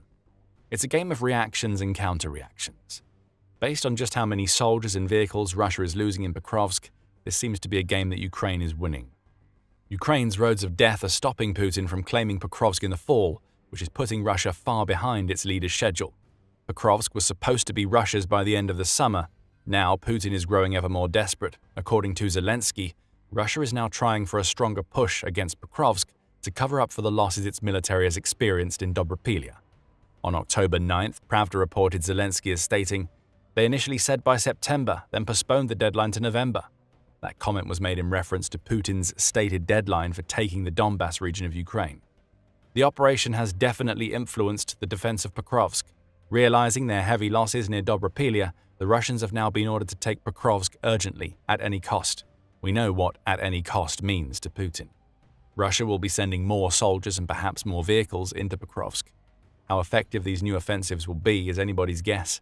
The roads of death are still very much active, and they're ready to crush any new Russian offensive, just as they crushed everything that Russia has tried since the failed summer campaign to take Pokrovsk. Still, Putin won't care how many soldiers he loses as long as Pokrovsk eventually falls. After all, he's more than happy to let Russia's soldiers die in Sumy, so why not Pokrovsk as well? Russia has more than its share of problems on the Ukrainian battlefield. Over 1 million of the country's soldiers have been killed or injured, along with tens of thousands of units of military equipment being destroyed. However, it may end up not being what Ukraine achieves inside Ukraine that ends Vladimir Putin's war. It could be a problem inside Russia. A seemingly incurable disease that's afflicted Russia since the Soviet era is now on the verge of wrecking the country. Russia has a Dutch disease, and it's rotting the country from within. That's according to Paul Warburg, who posted a YouTube video on October 10, detailing how Russia's version of the Dutch disease is multi-layered and may be one of the worst cases ever seen.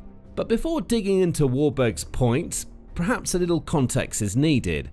It's important to understand what the Dutch disease is before being able to see how Russia is afflicted with what may be a country-ending dose of that disease. As the name implies, the Dutch disease is named after a very specific incident that occurred in the Netherlands from the late 1950s. It all started when the Dutch discovered natural gas deposits in the North Sea in 1959. Naturally, the Dutch started extracting and selling this gas, leading to a ton of new wealth that also led to the value of Netherlands' currency rising sharply.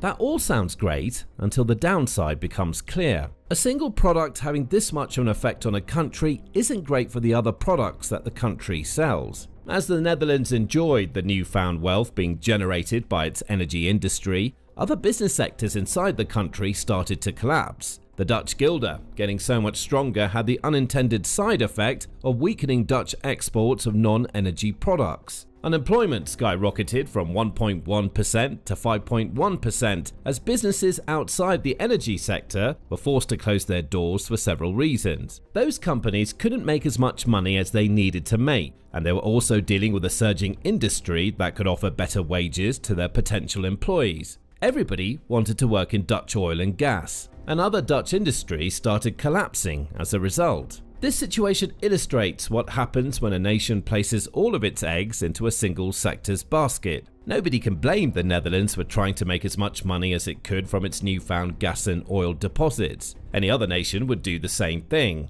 However, the sheer pace of the surge of the country's energy industry shattered everything around it. That's the Dutch disease in a nutshell. And right now, Russia has a terrible case of this disease that could cause its economy to collapse long before Ukraine can physically expel Russia's invaders from its territory. And that leads back to Warburg's video, which he opens by highlighting the size of the catastrophe that looms large in Russia's future. But when you look at the Russian economy right now, they are actually afflicted with this very specific economic disease, not just at one level, but on multiple different levels that gets worse the deeper you look.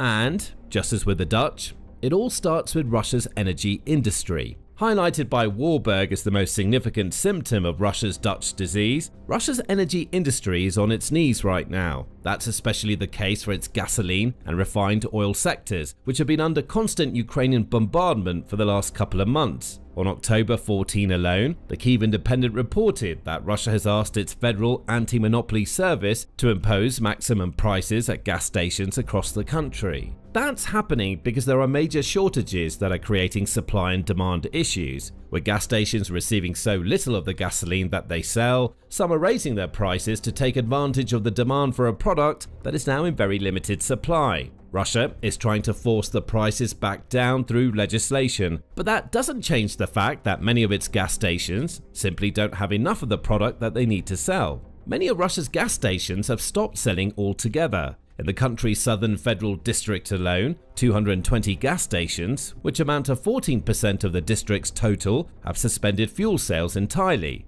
Russia, of course, claims that this is a temporary problem. On October 13, Russia's finance minister, Anton Siluanov, tried to claim that Russia has this problem under control. Regarding the specific issue of fuel prices in certain regions, it's clear that there are currently some supply constraints, which, I'm confident, will be overcome in the near future. Reuters reports Siluanov as claiming. He's wrong. The supply constraints he mentions are being caused by Ukraine's long-range drone strikes, and those strikes aren't just going to stop because Russia hopes that they will. And this is a direct result of Ukrainian strikes on Russian energy infrastructure, in particular Russian oil refineries, which are not letting up, they are only increasing with each passing day. As Warburg points out, that's not what Russia wants to hear. As the BBC reported on October 2nd, Ukraine has hit 21 of Russia's 38 large refineries already in 2025, with several of them being hit multiple times. That's a 48% increase over 2024's refinery strike figures, and there's no reason for Ukraine to stop now. It can see the impact its attacks are having not just in the queues that are now forming at Russia's gas stations, but in the desperate measures Russia is taking to overcome its fuel crisis. For instance, Russia is turning to other countries to get its hands on gasoline. On October 1st, the Kyiv Independent reported that Russia is now turning to Asia to maintain its domestic supplies of gasoline after Ukraine's refinery strike shut down almost 40% of the country's refining capacity. China appears to be among those countries, and that issue will be explored shortly, as is Belarus. It's here where the first symptom of Russia's Dutch disease really starts to rear its head. Russia shouldn't have to buy gasoline. Oil and gas are the country's two most powerful economic drivers. Now that it doesn't have gasoline to sell, Russia is dealing with a massive hit. As Warburg notes, Russia's energy exports make up the majority of income within the entire country.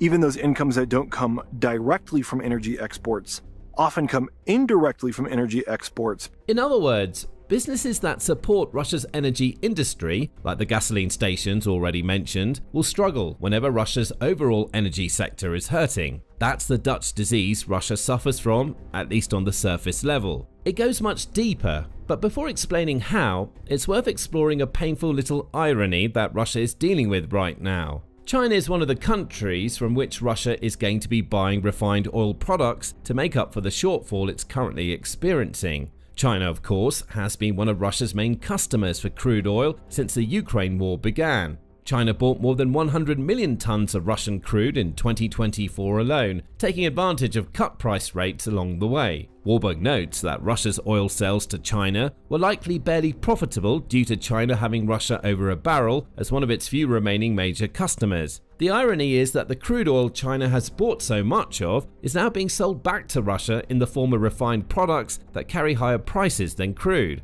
Russia thought that China was helping to support it financially in a war with Ukraine. The reality is that China is more than happy to exploit Russia's weakened position, which makes the Dutch disease afflicting Russia all the more debilitating. Geopolitically, China has played Russia like a fiddle, as the Jamestown Foundation highlighted as far back as December 2023. Russia is being increasingly forced to supply strategic resources to partners on highly unfavorable terms in exchange for minor displays of political support and assistance, the foundation said almost 2 years ago. Not a lot has changed, outside of China taking its exploitation of Russia's vulnerability further by using its refined oil products to earn back some of the money Putin had hoped that he could dedicate to the Ukraine war. Now, Russia's struggling gasoline industry was mentioned as the major symptom of its Dutch disease. Others run much deeper, as becomes clear from Warburg's offhand comment about how even industries that support Russia's energy sector are dependent on the success of that sector. The same goes for almost every other industry in Russia, for the simple reason that Russia is a massive country. It's here where the genius of Ukraine's refinery striking strategy really comes into play. Warburg notes that Russia's refineries are spread all over the country, so Ukraine has responded by hitting as many as it can, as deep as its weapons will allow it to strike. There's a very good reason that Russia's refineries are spread out as they are, as Warburg reveals. The reason that refineries are geographically distributed all across the country is to lower last-mile transport costs, so that refined energy doesn't have to travel as far. Think about what that means for Russia right now. The refineries that it still has operating at a decent capacity are those that are out of reach of Ukraine's long-range drones. That also means those refineries are a long way away from the Russian regions that need more gasoline. Russia is now being forced to transport refined oil products further, using those very products to fuel the trucks and trains engaging in these longer journeys. The same goes for the refined oil that Russia is importing, by the way. Russia only has so many ports into which those products can arrive. The gasoline Russia is buying all needs to be transported over large distances to get to where it needs to go. That's a second layer of cost. And it sees Russia's Dutch disease doubling down on itself. The only cure Russia has come up with for its oil dependence is a solution that only makes that dependence larger. Russia's economy could functionally seize up as a result of this problem, Warburg says. Both because of the lost revenues and the increased costs, but also for the simple fact that if people can't use energy, they can't buy, sell, or trade with each other. Pravda says that over half of Russia's regions have been hit by gasoline shortages as of October 12. In several of those regions, Russian consumers are being limited to buying as little as 10 to 20 liters of gasoline per visit to a gas station, assuming they can buy any gasoline at all. That amounts to 4.39 gallons at best, which is nowhere near enough to fill the tanks of most cars. For Russian business owners who rely on travel around the country to keep their companies running, whether their own travel or that of their employees, conditions are dire. Cars can barely fill up enough to reach the limits of their own regions, never mind traveling into other areas of Russia. As mentioned earlier, the Dutch disease affects businesses outside of the one in which a country enriches itself. In the Netherlands case, a skyrocketing currency negatively impacted other sectors. For Russia, the loss of its most important products is causing issues because Russia can't keep up with its domestic companies' gasoline demands. And Russia can't do much to solve this Dutch disease problem either. After all, it's a problem that's existed for decades, and it's one that cannot be solved within the system of government under which Russia operates. Warburg makes this point, noting that the original carriers of the Dutch disease managed to recover because the Netherlands is a democratic nation. Russia, on the other hand, is an oligarchy. In a democratic country, the Netherlands had incentives to fix the problem, while in an oligarchy, a dictatorship, the people at the top had incentives to not care about the rest of the economy, but rather to lean into what made them personally more profitable. Russia's economic woes throughout the Ukraine war are well known, but its oligarchs aren't struggling. In August, Newsweek reported that Russia's richest billionaires are all getting wealthier very quickly. Over the last year alone, those oligarchs have added $20 billion to their collective wealth. It's a sort of short-sighted greed that is sure to be fed further now that Russia has so many problems with its main product. Again, supply and demand come into play. Russia's surviving oil refiners can now command more money for their products domestically because of the shortages Russia is experiencing. That's already evident. As France 24 reports, AI-92 and AI-95 gasoline are now trading at $900 and $1,000 per ton, respectively, which puts both close to their all-time highs. Russia's oligarchs are cashing in, and Putin is almost certainly among them, as the rest of Russia struggles. There is no incentive in Russia to fix this problem. The oligarchs won't allow it. Other industries are struggling as a result. as the Moscow Times highlighted in August. The previous July saw Russia's manufacturing sector shrink at its fastest rate since March 2022, the outlet says. The sector's Purchasing Managers Index dropped to 47 in July, down from 47.5 in June. Any number below 50 is a signal of a sector in decline, and this is exactly the sort of problem that the Dutch disease causes. Other sectors weaken as Russia plows its collective energy and money into the one sector that generates the most wealth. And if there's any doubt that energy is that wealth maker for Russia, consider the figures offered by the Oxford Institute for Energy Studies. It says that revenue from Russia's oil and gas industry accounts for between 30 and 50% of Russia's total federal budget in any given year, in addition to accounting for about 20% of Russia's gross domestic product. Putin doesn't want to change that. Russia actively strangles any innovators across all fields because control is more important than growth to Putin. Back in June, the Moscow Times reported that Putin claims that we need to strangle them, in reference to Western tech giants that might intend to invest in Russia. Those tech giants would provide opportunities for Russians outside of the oligarchy bubble to make successes of themselves, which would erode the control the oligarchy has over the rest of the population. So, the status quo has to stay in place. The Dutch disease must continue to fester. Of course, this creates an obvious issue, as Warburg explains. He notes that Russia doesn't have innovative brands that sell products to the rest of the world. The same goes for many other Russian industries. And it basically means that when you remove the energy sector, as has now happened, the Russian economy as a whole can quickly crumble like a house of cards. And that leads nicely into the next point. Russia's Dutch disease runs even deeper than already discussed.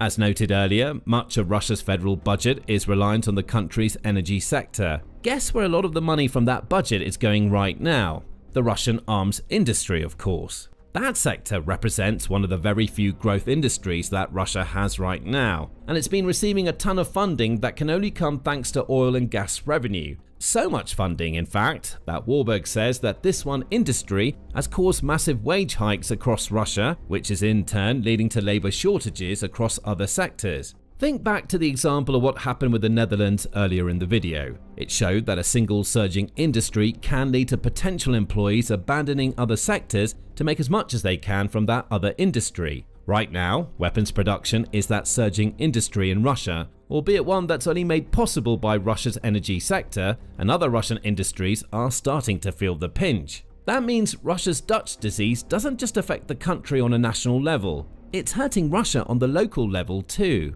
BBC Monitoring highlighted this problem in February when it reported on Russia having enjoyed a 4.6% year-on-year increase in industrial output in 2024. That growth was fueled by sectors including metal fabrication, electronics, and machinery and equipment repair, all of which are intrinsically linked to the war economy Putin has created in Russia. But the impact was being felt elsewhere. BBC Monitoring said that 13% of Russia's businesses claimed to have a shortage of working capital during the first quarter of 2024. That had risen to 25% by the end of the year. Manufacturing was only growing because of the war industry too. The outlet quotes Spidel Finance, which says, according to preliminary estimates, of the 18.3 percentage points of manufacturing growth over 3 years, more than 20 percentage points are accounted for by the military-industrial complex factor through intersectoral linkages. It's impossible to make precise estimates, which means the civilian sector is predominantly in the negative.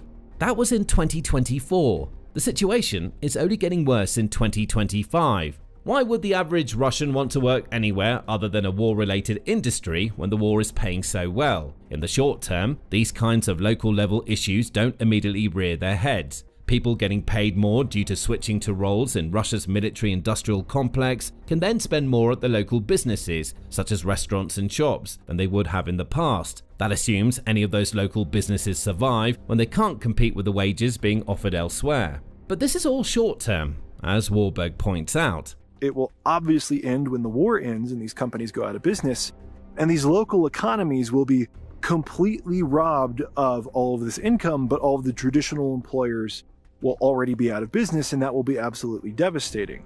It's the small military towns that will struggle the most, with a tale that's almost as old as the industry itself. When entire communities are built around just one industry, those communities collapse when that industry goes under. Just look at the US Rust Belt for proof. Assuming you exclude New York City, America's Rust Belt was home to a third of the country's population in 1950, according to Forbes. Steel, coal and vehicles were the main products produced across this belt. But as time went on, the manufacturing of steel and vehicles was outsourced to other countries. Coal, on the other hand, became a less desirable product as oil, gas, and eventually clean energy solutions took over. By 2000, the population of the Rust Belt accounted for a quarter of America's total population, rather than a third. People were jumping ship to other states and other industries because the work in traditional Rust Belt sectors had dried up. Entire communities were destroyed as a result. And the same thing is going to happen when Russia's wartime economy ends. Only Russia, as an oligarchy, won't be providing as many options to people afterward. Again, it's the oligarchy versus democracy argument. Innovations elsewhere in the US at least allowed people who had previously lived and worked in the Rust Belt to chase opportunity elsewhere. In Russia, the only opportunities that exist are those provided by the oligarchy. So what Russia is experiencing is a triple dose of the Dutch disease. Its energy sector, upon which the entire house of cards stands, is crumbling. If and when that sector collapses, Russians who are already struggling to travel and trade within their own country will be stranded, destroying many businesses. And with the combined collapse of the energy sector and the end of the Ukraine war, Russia's wartime economy disappears and entire local communities will be ruined. Russia just unleashed yet another massive strike against Ukraine. It deployed hundreds of drones and dozens of missiles over the border, targeting numerous towns and cities far and wide across Ukrainian regions, including the capital of Kyiv and other major cities such as Kharkiv and Dnipro. It's the same sort of thing Ukraine has been forced to deal with on a near nightly basis for many months now, and attacks like this often cause mass casualties and widespread destruction, with residential homes and other buildings reduced to rubble. But Ukraine was ready for this attack, and its response has been both swift and brutal, a powerful demonstration of just how far the country has come. The Russian strike occurred overnight on October 9 into the early hours of October 10. As they have done so many times before, the Kremlin's forces launched a gigantic aerial assault against Ukraine, deploying close to 500 aerial weapons in a single strike. To be more precise, the attack involved a mixture of ballistic and cruise missiles, plus Shahid-style drones and other attack drones. In total, the Ukrainian Air Force calculated 497 aerial threats, including a whopping 465 drones of various varieties and 32 missiles. To make matters worse, Russia attacked from numerous directions. Missiles and drones were sent over the borders from the north, east, and even from the south, entering Ukraine from Russia's Kursk, Milerova, Shatalova, Orel, Shakhty, and Primorsko-Akhtarsk regions. 200 Iranian-made Shahid drones led the way, with additional swarms following behind. Russian forces also launched 2 Kinzhal ballistic missiles from the Lipetsk direction, 14 Iskander-M ballistic missiles capable of reaching peak speeds of more than 5,000 miles per hour or 7 times the speed of sound, and 12 Iskander-K cruise missiles, plus 4 additional Kh-59-69 guided air launch missiles too. This wasn't just a massive attack, it was one that involved a diverse array of weaponry. And that made it distinctly more difficult to deal with, because none of those weapons follow the same patterns and behaviors. They're all different, all unique, and all demand completely different approaches to counter them and bring them down before they strike their targets. If Ukraine only had to deal with 500 Shahid drones, for example, and no other drone or missile varieties, it would know exactly how fast those Shahids can travel, how far they can go, and what they're capable of. Its forces would therefore be able to quickly discern the best ways to bring them down and deploy the relevant defenses, likely taking out almost all of the drones while suffering minimal damages. Or if Ukraine only had to deal with a single type of missile, it would at least be able to identify the model in question and take the appropriate measures to counteract it. However, when Russia mixes things up to such an extent, sending so many different types of drones and missiles, all moving at different speeds and altitudes and in different patterns, Ukraine's defenders have a much more challenging task on their hands. They can't rely on a single system or strategy of air defense to deal with all of those diverse weapons. They have to respond rapidly, proactively, and in equally diverse ways, choosing the right solutions at the right times to repel each and every incoming threat. And that's exactly why Russia attacked in this way. They used different drones, missiles, and various launch vectors too, all in an attempt to both confuse and overwhelm Ukraine's defenses, and they likely had high hopes for this particular strike. The Kremlin may have envisioned widespread destruction across Ukraine, with dozens of buildings destroyed and dramatic numbers of deaths and injuries. It may too have hoped to gain precious intelligence about potential weak points within the Ukrainian air defense network, which it could use to inform its follow-up strikes in the days and weeks ahead. On paper, the Kremlin had good reason to be confident. As previously mentioned, attacks of this kind are notoriously difficult to deal with, and almost any other country in the world would absolutely struggle to defend itself against a strike of such magnitude. That includes major military superpowers. Even countries boasting some of the world's biggest defense budgets and strongest armies are still only taking their first steps into the rapidly evolving world of drone warfare, and they've yet not mastered the tactics and strategies required to withstand such intense and unpredictable aerial assaults. This was demonstrated when Russian drones recently entered Polish airspace. Poland's air force, supported by NATO allies, scrambled fighter jets to bring them down, but only managed to take out 4 drones in total, despite an estimated 19 to 23 of them entering the area. If Poland or another NATO nation had to face off against hundreds of drones, as well as missiles, those tactics simply wouldn't suffice. But Ukraine is different, because Ukraine has been dealing with this kind of thing for a long time now. It suffered innumerable drone and missile attacks just like this one. Only a month ago, it had to cope with the biggest Russian strike of the war so far, involving over 800 Shahed-type drones and 13 cruise and ballistic missiles launched towards Kyiv and other cities on the night of September 7.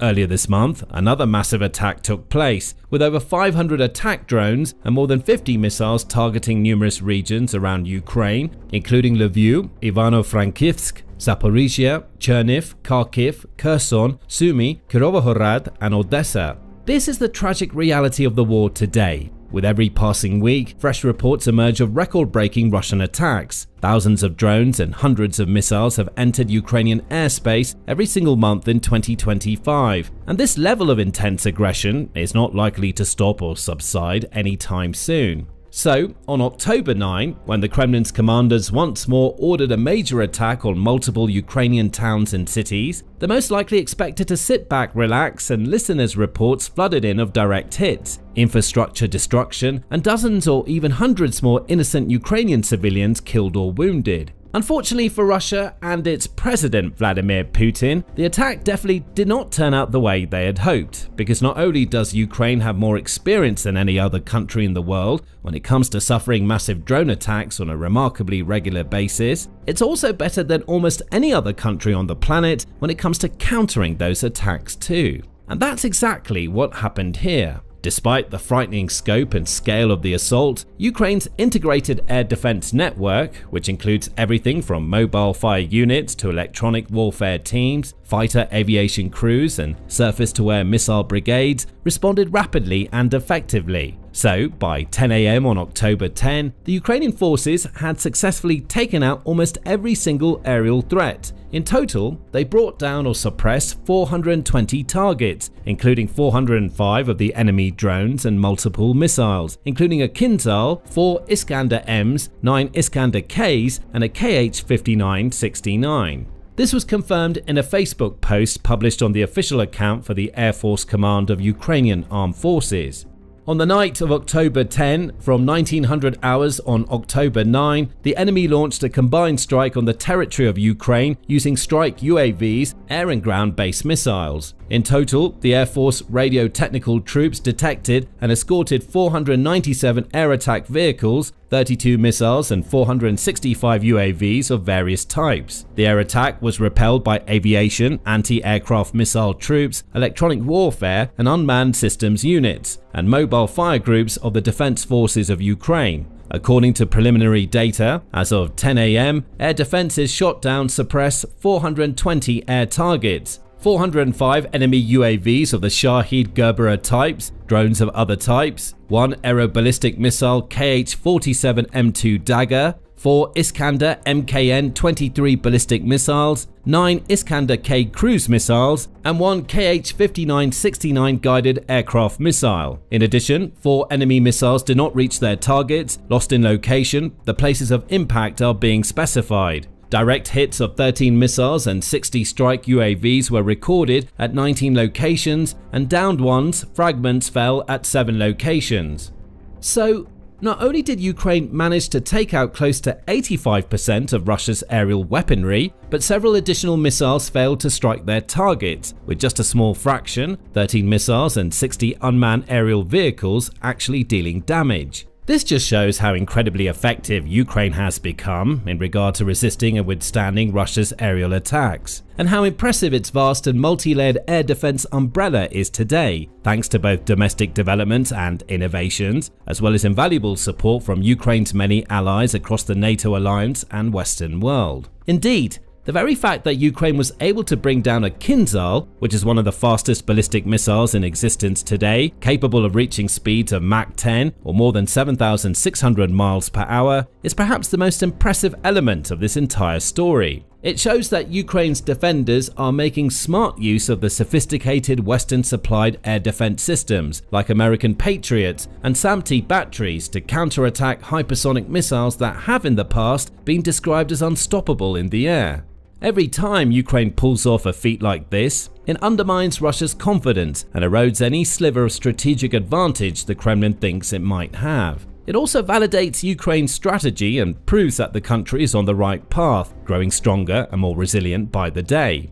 Of course, despite the numerous encouraging aspects of this incident, some of the drones and missiles still managed to bypass Ukraine's defenses and deal damage across the country. Ukraine's President Volodymyr Zelensky took to X to detail the full and frank impact of the attack, writing, "At many critical infrastructure sites, recovery efforts continue following Russia's strike on the energy sector. It was a cynical and calculated attack with more than 450 drones and over 30 missiles targeting everything that sustains normal life. Everything the Russians want to deprive us of. As of now, more than 20 people across the country have been reported injured. All are receiving the necessary assistance. Sadly, a child was killed in Zaporizhzhia as a result of the attack. My sincere condolences to the family and loved ones." The tragic loss of a young and innocent life reminds us that even when Ukraine is able to ably defend its territory against the vast majority of Russia's drones and missiles, those that manage to evade the interceptors, EW systems, and mobile fire units are still able to deal unspeakable damage. Zelensky continues, "In Kyiv, repair crews are working to restore power and water supply. Power outages have been reported in the Kyiv, Donetsk, Chernihiv, Cherkasy, Kharkiv, Sumy, Poltava, Odessa, and Dnipro regions. Zaporizhzhia, Kirovohrad, and Kherson regions are also recovering after the attack. All relevant services are working on recovery, and first responders are operating wherever needed. I received regular reports from Minister for Development of Communities and Territories, Oleksiy Kuleba, Minister of Energy, Svetlana Grinchuk, Minister of Internal Affairs, Igor Klimenenko, and local officials. Maximum efficiency is required from government representatives at all levels." Ending his tweet, Zelensky condemned the Kremlin's actions, noting that this was yet another case of Russia targeting civilian and energy infrastructure rather than viable military targets, while urging Ukraine's allies throughout Europe and across the Atlantic in North America to continue to enforce sanctions and send support to Ukraine. It's precisely the civilian and energy infrastructure that's the main target of Russia's strikes ahead of the heating season. Together, we can protect people from this terror. What's needed is not window dressing but decisive action from the United States, Europe, and the G7 in delivering air defense systems and enforcing sanctions. We count on a response to this brutality from the G20 and from all those who speak of peace in their statements yet refrain from taking real steps. The world can defend itself against these crimes, and doing so will undoubtedly strengthen global security. Thank you to everyone who's helping. There's no doubt that Ukraine will indeed benefit from additional support from its allies in order to withstand whatever Russia sends its way in the weeks and months to come. However, in the meantime, this incident shows that Kyiv is doing quite a remarkable job of defending its land and fending off a large part of the Kremlin's threats. It takes a staggering level of air defenses, technology, strategy, and coordination to be able to take out hundreds of drones and dozens of missiles in the span of a single night. But this is exactly what Ukraine did on October 9, and it's exactly what it's done on numerous other occasions in the weeks and months prior to that. Back on October 5, for instance, when Russia launched a similarly massive attack involving close to 550 aerial attack objects in total, fired from multiple directions, Ukrainian air defense systems successfully repelled 478 targets, including 439 Shahed and Gerberer drones, a Kinzhal missile, 32 Iskander-K cruise missiles, and 6 Kalibr cruise missiles too. The same sort of story repeats itself on a regular basis. Russia fires hundreds of drones Ukraine's way, and Ukraine somehow manages to bring almost all of them down, sending millions, if not billions of dollars worth of Russian military equipment up in smoke. Tragically, some losses do still occur, and Ukraine's people have been forced to grieve thousands of civilian casualties this year alone. The situation is neither stable nor sustainable, but the fact that the Ukrainian armed forces are able to consistently stop upwards of 80% of all incoming aerial threats is a cause for celebration. It's not enough to save every single life and keep every building intact, but it makes a massive difference in terms of limiting the levels of damage that the Kremlin's drones and missiles can do. It's worth noting too that Ukraine appears, on the whole, to be getting better and better bringing down Russian drones in vast quantities and minimizing the number of casualties and the amount of damage incurred with each successive attack on its territory. In the meantime, while Russia continues with these reckless and ruthless aerial assaults on civilian infrastructure like hospitals, homes and power stations, Ukraine responds with far more brutally efficient attacks of its own. Indeed, only a few days after this incident, on the 9th of October 13, Ukrainian drones struck the biggest Russian oil depot in the Crimean coastal city of Feodosia. A massive fire broke out in the wake of the attack, and a source from the Ukrainian Security Service, SBU, revealed the full extent of the damage, telling the Kyiv Independent, "Drones hit at least 5 tanks. A large-scale fire is recorded on the territory of the oil depot." Videos captured by locals and shared online soon painted a clear picture of the scene, showing a massive blaze and thick clouds of black smoke rising up from the depot and filling the skies over the city of Feodosia. Residents also reported that the glow of the fire was visible from far and wide, while the SBU source stated that a nearby electrical substation had also been damaged in the attack, along with a separate substation in the inland city of Simferopol, adding, "The SBU continues to systematically reduce the enemy's military, logistical and economic capacity to wage war against Ukraine." The Russian Defense Ministry, meanwhile, stated that it shot down over 100 Ukrainian drones across both Russian regions and occupied Ukrainian territories, including 40 above Crimea. Clearly, the Kremlin's best efforts, once more, were not enough to stop the strike on this critical piece of oil infrastructure, and there's no telling just how much oil has quite literally gone up in flames as a result of the attack. It's known that the facility, which is a multifunctional location used for transshipment of oil and oil products between rail tanks, sea vessels, and road transport networks, can hold a staggering 250,000 tons of fuel in total. This makes it a vital cog in the Kremlin's war machine, supplying the fuel needed to power everything from jeeps to tanks, aircraft, generators, and more. Reports also indicate that even a day after the attack, the facility was still ablaze, with a massive column of stock still visible many miles away, according to local media reports and Telegram posts from the Crimean Wind Channel, which wrote, "Poisonous smoke floats over the city, which can be seen from the starry Crim 25 kilometers away. The smell can be felt even 10 kilometers from the place of the fire." Crimean Wind also noted that more than 800 people had been evacuated from the area, revealing in additional posts that 6 fuel tanks were ablaze and a colossal column of smoke, measuring approximately 36 kilometers, 22 miles in length, was stretching across Crimea towards the Kerch Peninsula, demonstrating just how enormous the initial blaze must have been. This is yet another perfect example of the clear difference in tactics between the two sides. Russia throws everything it has at disparate targets all over Ukraine, relying on brute force to overwhelm its opposition and deal as much damage as it can to any people or buildings in its way, including innocent civilians and inoffensive pieces of infrastructure.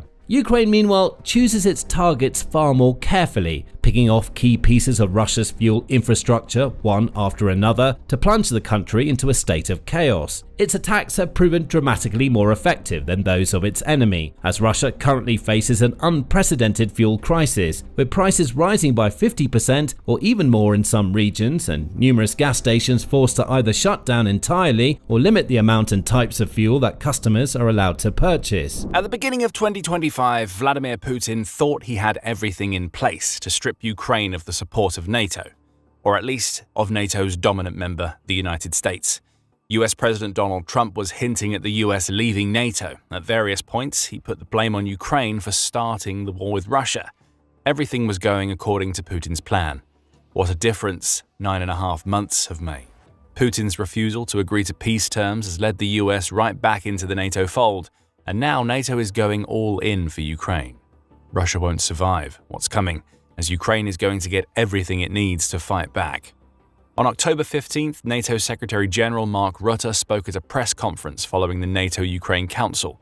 There, Rutte told assembled journalists that over half of NATO's members have agreed to support the Prioritized Ukraine Requirements List, or PURL, program that has been designed to funnel support into Ukraine. Under this program, NATO allies provide the money, which Ukraine can then use to purchase specific US-made weapons that Ukraine believes it needs to do maximum damage to Putin's invading forces.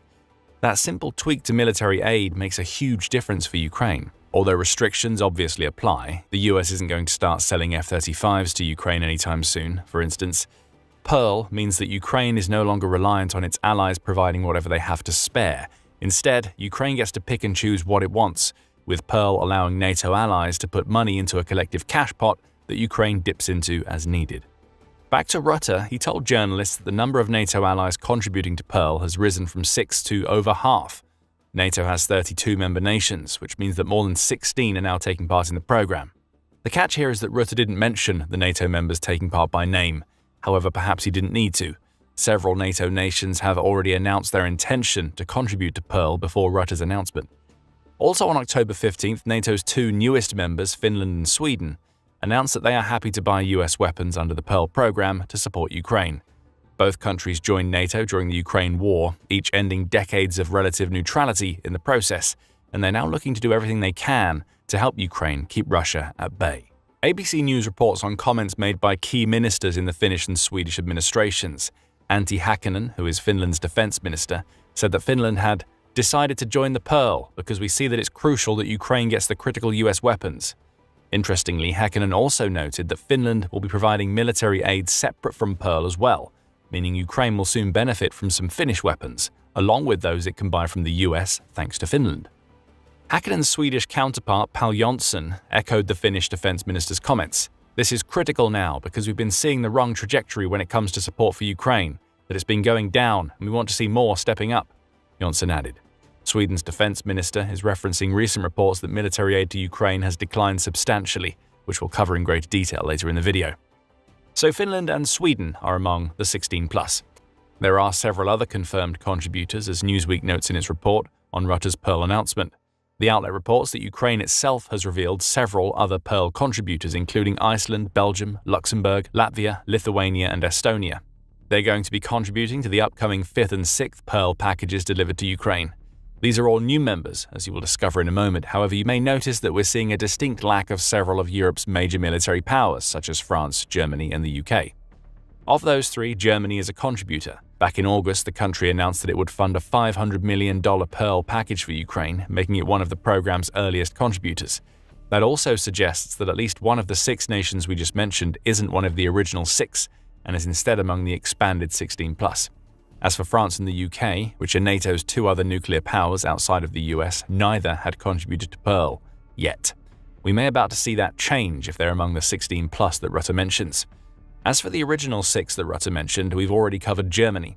Other past contributors to PURL include the Netherlands, which was the trailblazer in the program. It contributed $578 million to create the first PURL package. Denmark, Sweden, and Norway combined forces to offer $495 million for the second package. Germany's $500 million was a third package, with Canada rounding out the original 6 with its own $500 million donation. That's a little over $2 billion contributed by 6 nations. With almost triple that number now part of Pearl, Ukraine will be hoping for several billion more. Of course, the US is part of Pearl, in the sense that it provides the weapons purchased via Pearl. However, it doesn't seem to have spent any of its own money on those weapons, at least as part of the program. US Secretary of War Pete Hegseth, who was formerly the Defense Secretary before rebranding, has also suggested that the expansion of Pearl could mean very big things for the Ukraine war. Our expectation today is that more countries donate even more, that they purchase even more to provide for Ukraine, to bring that conflict to a peaceful conclusion, Newsweek reports Hegseth as stating. This seems to align with the peace through strength approach that Hegseth typically favors. If all goes well with the expanded Pearl, Ukraine is about to receive a lot of power. That leads us to what systems are likely to be procured by Ukraine thanks to Pearl's new contributors. There isn't a concrete answer to that question, though we can make some assumptions based on the types of weapons that Ukraine has said it needs more of in the past. We know that previous Pearl contributions have enabled Ukraine to get its hands on interceptor missiles it can use in its Patriot air defense systems, along with missiles it can fire from its HIMARS. Perhaps more contributions will lead to additional purchases of these missiles, with the systems needed to fire them. However, there are other weapons that Ukraine needs. The country's defense minister, Denis Shmyhal, outlined what they were in a Facebook post published on October 15th in the wake of Rutte's announcement. In addition to thanking the new Pearl contributors, Shmyhal mentioned air defense munitions, though for systems other than the two that we've mentioned. This winter, we will urgently need interceptors, air defense systems, and surface-to-air anti-aircraft missiles for NASAMS, IRIS-T systems, F-16 aircraft, and more, Ukraine's defense minister notes. Winter is only a month and a half away. Perhaps this comment alone shows us where any new influx of Pearl cash is going to go. Beyond that, Shmyhal also noted that Ukraine needs more investment into its growing drone army, and as many artillery systems and shells as it can get its hands on. We continue to insist on a primary need of more than $4 billion. In 2026, we will be able to produce 20 million drones if partners provide the necessary funding. Our deep strike drones and missiles help us respond asymmetrically to Russian strikes, Shmyhal noted in his Facebook post. He raises an interesting point. Ukraine's capacity for building drones and the actual number of drones it manufactures annually aren't the same. Ukraine can build more than it's building right now, but it doesn't have the funds to do so. Ukraine's President Volodymyr Zelensky made a similar point back in June. Business Insider reports that Zelensky believes his country has the ability to build 8 million drones per year if it manages to get its hands on more funding. There's a contradiction in numbers here. Zelensky says 8 million per year, while Shmyhal says 20 million. However, Ukraine's defense minister doesn't say it will build 20 million drones annually, so perhaps he's offering a figure that Ukraine can build over several years. Either way, the message is the same. Pearl could help Ukraine to build more drones, perhaps with US help.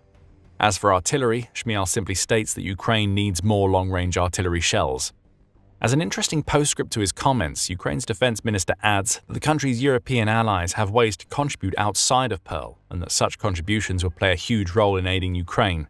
We ask partners to join us in covering $60 billion, half of planned spending. The optimal way is for European partners to allocate at least 0.25% of GDP to military assistance for Ukraine. Another option is a loan financed from Russia's frozen assets, Shmyhal said before concluding his post with another thank you to the NATO nations that have now added their strength to Pearl. To some, this final request could seem greedy. However, it makes sense in the context of Ukraine growing its domestic defense industry. As of September, almost 60% of the weapons Ukraine is using in its war against Russia are soldiers and other equipment. Shmyhal may be asking NATO's European members to look toward the future here. Aiding Ukraine now with its ballooning defense budget could be seen as an investment. If Ukraine succeeds against Russia, it will do so partially because it has a much larger defense industry that could then go on to supply its European allies in the years after the war.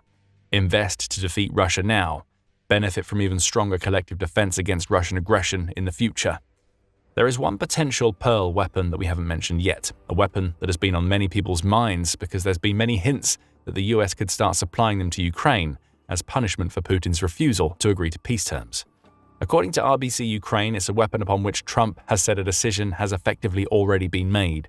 It's also a weapon that has led to the Kremlin crying out that its introduction into the war would be a major blow to the relationship between the US and Russia. That weapon is Tomahawk missiles. And as a US-made weapon, Ukraine could theoretically purchase these missiles via the Pearl program, assuming the US gives it permission to do so. Right now, no final decision has been made, though there is quiet confidence in some quarters that the US is going to give the green light. Publicly, Trump's comments have been all maybes and I may. But if RBC Ukraine is to be believed, the decision is practically made, and Russia's reaction, combined with comments made by Zelensky that the arrival of Tomahawks would force Russia to sober up, suggests that the decision has gone in Ukraine's favor. If it has, Tomahawks could be a game changer, especially in terms of effectiveness of Ukraine's long-range campaign against Russia's energy infrastructure. These powerful missiles are capable of traveling up to 1,500 miles, the BBC reports. That would put Moscow within firing range should Ukraine decide to directly engage Russia's capital. They're also versatile missiles that can be launched from ships, submarines, or land, though the former two options likely don't apply to Ukraine, given the limited strength of its navy. Still, at roughly $2.5 million per missile, for the most recent version, per the New York Times, Tomahawks would be an affordable addition to Pearl, especially now that the program has more than 16 members. We'll have to wait and see what the US ultimately decides when it comes to these missiles. Even if Ukraine doesn't end up getting more Tomahawks, Rutte's announcement means that it's got something that it's been wanting since Pearl was created: more members. Hours prior to the Ukraine-NATO Council that led to the announcement of new Pearl members, the Kyiv Post published a report stating that Rutte intended to press NATO allies to join the initiative during the meeting. And one of the issues we'll be discussing is the new program, which we launched only in August, the program where the United States is again delivering essential, lethal and non-lethal military support to Ukraine, paid for by allies, already $2 billion committed in the build-up to the Council. And I have every reason to assume today that many other countries will sign up. Rutte was right. Pearl now has more than 16 contributors, and the odds are that other NATO members will join the program when they're able. If Europe's heavy hitters, such as France and the UK, bring their weight to the initiative, Russia will be terrified. It may not even survive what comes after. For now, let's explore what all of this means for the war. The expansion of Pearl is great for Ukraine from the perspective that the program's existence puts to bed the issues that Trump and his administration have had with NATO in the very recent past. After all, it was only during Trump's 2018 visit to the NATO summit in Brussels that the US made it very clear that he was no supporter of the way NATO was being run at the time. As Politico reports, Trump's first term saw him threaten to withdraw the US from NATO entirely unless the rest of the organization's members started spending more to contribute to collective defense. Trump had a point. The US remains the biggest defense spender in NATO even in 2025. However, the gulf between its spending and the rest of NATO's spending was massive until very recently. That's highlighted by a July 2024 article from the Atlantic Council, which reveals barely any of NATO's members were hitting the organization's target of 2% of gross domestic product, or GDP, spent on defense a year before Putin invaded Ukraine.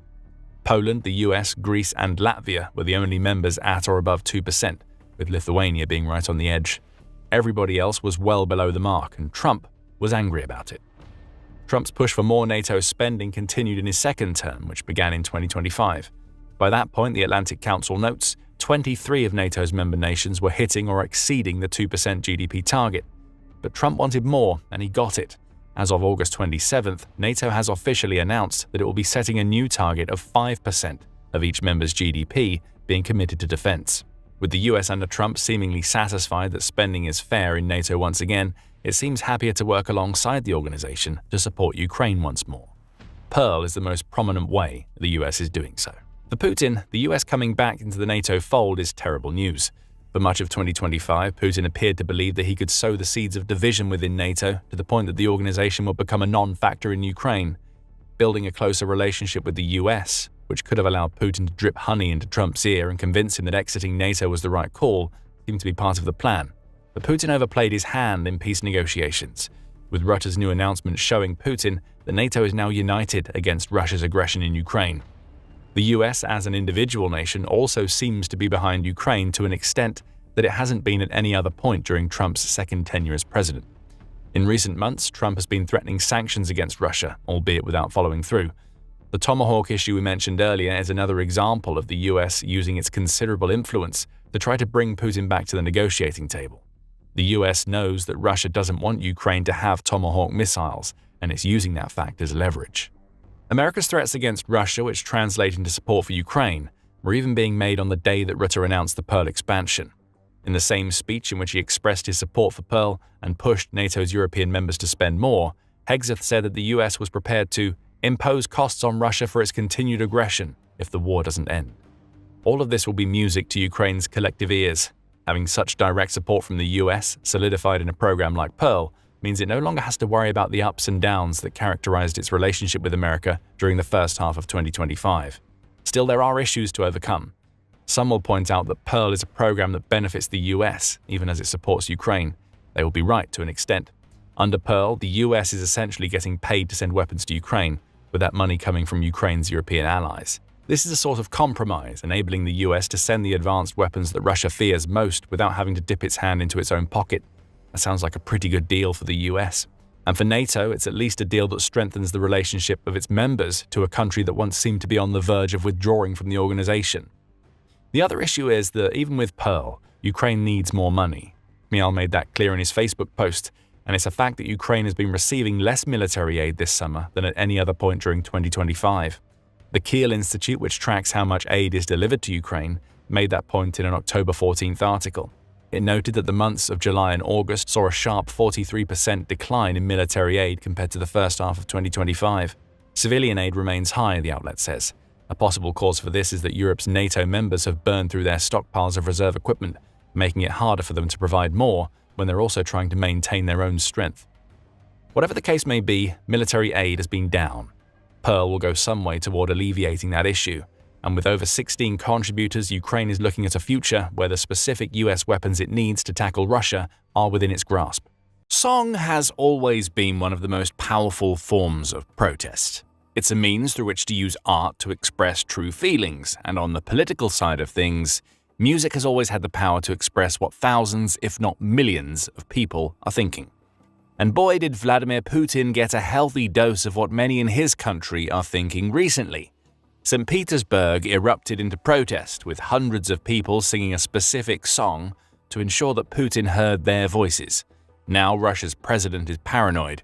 Putin is terrified that a coup is imminent as he sees his grip on the Russian people fading away. On October 15th, The Telegraph reported that hundreds of people, predominantly Russia's youngsters, gathered in St. Petersburg to launch a protest against Putin and his Kremlin cronies. These protesters had a very specific message, expressed through the song they chose. It's time for Putin to be overthrown so a new leader can take Russia in a different direction. The protest marked one of the rare occasions when public dissent occurred within a major Russian city, which goes to show how serious the protesters were. They live in a country where speaking out against Putin now carries the risk of severe punishment. But they gathered in their masses, along with street musicians, on October 14th to protest the very law that may see them all receive punishment.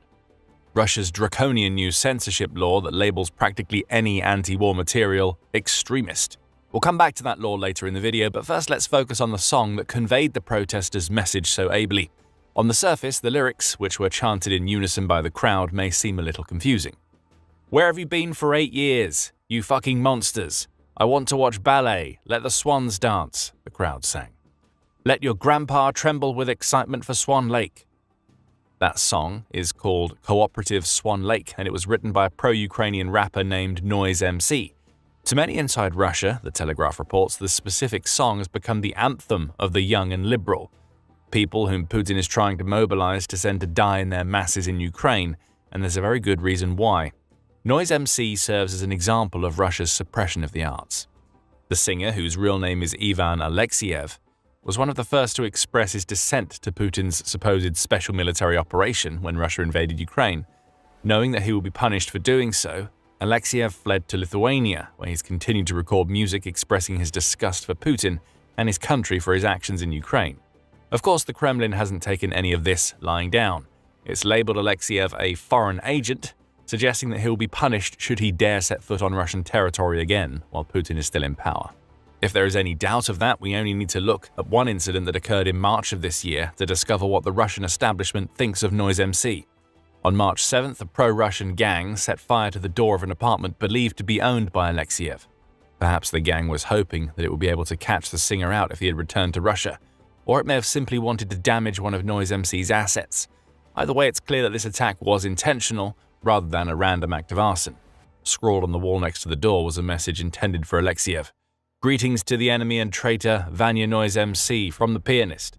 The Pianist is a gang operating inside Russia, and it's targeted musicians before. Just over a week before attacking Noise MC's property, the gang also set fire to the door of the apartment owned by Leva by 2, who is another artist that Russia has labeled as a foreign agent. A similar message was left for Labour too. This is how artists who stand up to Putin are treated in Russia, and it's this kind of treatment that sparked the October 14th protest in St. Petersburg. The goal from the Kremlin's perspective is to silence any dissenting voices. After all, if Russians cannot hear dissent, they are more likely to go along with Putin's policies. Whether it's gangs or the Kremlin itself, suppression of opposing viewpoints is growing ever more common in Russia. However, not even Putin could silence the masses who protested using Noise MC's song, and Russia's leader can't even hope that the protest would be contained to one city and never heard by anybody else in Russia. There's footage, and it shows a crowd that is willing to stand up and fight for what it believes in. Shared by TVP World, the 2-minute video shows scores of people gathered together in the center of St. Petersburg. These are people who don't just want their voices to be heard, they also want their faces to be seen. Barely any masks are seen among the crowd, highlighting a remarkable lack of fear toward the potential Kremlin blowback that lies in their future. The crowd is jumping as it sings, and you can see people recording the entire event on their phones. Suppression of this protest isn't an option for Putin. That footage is already circulating both worldwide and within Russia. TVP World explains that Russia has already been failing to stop Noise MC's messages from getting out there. His work is banned on all platforms that Russia controls, so that hasn't stopped Russia's tech-savvy youngsters from getting their hands on it. Using virtual private networks or VPNs, the outlet says, Russians can still find the music that Putin doesn't want them to hear on YouTube. And that's exactly what they do in their millions. Noise MC's YouTube channel highlights that, as many of his music videos have racked up several million views each. Many of those views are coming from inside Russia, no matter how hard Putin tries to stop it, and the music seems to be inspiring and uprising. Let's hone in on cooperative Swan Lake for a moment. The song that the protesters chose has strange lyrics, at least to anybody who isn't aware of a very specific aspect of Russian culture. But those lyrics do have meaning, as does the use of the ballet Swan Lake. Since the collapse of the Soviet Union, Swan Lake has been associated with social upheaval in Russia. Sky History reveals. Why? A strange Soviet-era policy reveals the answer. In 1982, 84 and 85, Sky History says, several Soviet leaders died. In an attempt to distract the population away from these deaths, along with any inclinations of causing political disturbances, Russian state TV stations played Swan Lake on a loop. Distracting and calming was the goal, but the unintentional outcome was that Swan Lake became associated with periods of unrest and unhappiness inside Russia. Fast forward to 1991 and Swan Lake was on a loop again. This time the ballet was being shown due to turmoil caused by Russia's impending signing of the new Union Treaty. Under that treaty, the Russian seat of power would be decentralized, leading to a more open and transparent society. At least that was the theory, and many at the top of the Russian table didn't like it. On August 19th, Gennady Yanayev, who was the vice president of the Soviet Union, worked alongside 7 conspirators to imprison Mikhail Gorbachev, who was the Soviet president and had spearheaded the new Union Treaty. Swan Lake was played to distract from the attempted coup, and it was this instance that led to Swan Lake becoming a symbol of hope in the power of social upheaval to the Russian masses. When the ballet played, Russia's people, indoctrinated by its past airings, knew that trouble was in the air. The Soviet coup failed after 3 days. But ever since, Swan Lake has been a symbol of protest in Russia, and it's for this reason that Noise MC's song was chosen for the St. Petersburg protest. It is overt in its references to the ballet and what it means to those who aren't happy with Putin's leadership. There's also the mention of the word cooperative in the title to consider. The Telegraph says that this refers to Lake Cooperative, which is where Putin and his cronies travel for their vacations. That means the song also sends the clearest possible message to the Kremlin. There can be no spin, no turning of this protest into propaganda. Hundreds of Russians have brazenly gathered in St. Petersburg to tell Putin that they want him out, and there is no chance that he won't hear the message. Putin is starting to get paranoid. And the reason behind the protest demonstrates how this paranoia is starting to get the best of him. We've already touched on how Putin's suppression of the arts is one of the Kremlin's key tactics when it comes to controlling the Russian masses. Just weeks before the St. Petersburg protest, Russia took its attempts to suppress to a new extreme.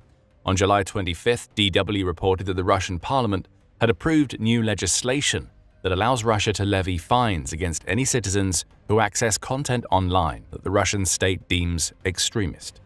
What actually constitutes extremist content is vague, with the Kremlin having released a list of materials that contain over 5,000 entries. This suggests that the Kremlin intends to use this new law to crack down on anything that shows even the slightest hint of opposition to Putin. The new legislation also enables Russia to punish anybody who promotes VPNs in the country. which Russia hopes will make its control over online content absolute. The likes of Noise MC will never be able to reach Russians who don't have access to VPNs. Those brave enough to watch his videos online without a VPN will face fines of up to $64 per offense. That may not seem like much, but in a country where the average wage is a little over $1,050 per month, $64 is a lot of money to potentially spend on watching a music video or looking at a pamphlet that says something Putin doesn't like. Putin wants to silence all dissent. October 14th proves that he can't. Now Russia's leader is growing ever more paranoid that a coup is imminent, and that can be seen from the actions the Kremlin took on the very same day as the St. Petersburg protest. On October 14th, the New York Times reported that Russia's Federal Security Service, or FSB, had announced a new series of terrorism investigations into around 24 anti-war Russians. In particular, the FSB said it would be looking into a group that it called the Russian Anti-War Committee, which it says is plotting to overthrow the government. That committee, which was created by an exiled anti-Kremlin tycoon named Mikhail Khodorkovsky, includes many of the politicians, law professors, and other professionals who either escaped or were exiled from Russia in the wake of Putin launching his Ukraine invasion. Putin is so terrified of this group that he has the FSB releasing statements claiming that the Russian Anti-War Committee is trying to seize power by force and change the constitutional order in Russia. How is the group doing that? By funding the Ukrainian war effort and recruiting people who are still inside Russia to act on its behalf, the FSB claims. There's some interesting timing going on here. Within hours of the FSB launching this investigation, a protest that very pointedly calls for Putin to be overthrown occurred. Right now, there doesn't seem to be an established link between the FSB's new campaign and the protest, but Putin will be forced to ask himself some questions. Is there a link? Did the Russian Anti-War Committee help to set up this protest? If it did, does that mean the FSB's investigation has failed before it even started? Putin may never know the answers. But the true depths to which his paranoia has led him are revealed in the 23 targets of the FSB's new probe. Almost all are professionals who, the New York Times says, have declared no ambitions of challenging Putin politically. They are merely people who have spoken out about his policies and his war in Ukraine. Several are even people who have worked for or with Putin in the past, including some who once sat on Russia's Council for Human Rights and others who have previously advised the Putin government in an independent capacity. The existence of this council and these advisors is another example of Putin's growing paranoia. Though it would be inaccurate to call Putin a man who was anything other than an authoritarian, he has at least welcomed opinions of others in the past. Dissent was always something that he opposed, but he is also a man who once said, "I cannot imagine my own country in isolation from Europe and what we have often called the civilized world," when serving as Russia's acting president in the wake of Boris Yeltsin's 1999 resignation.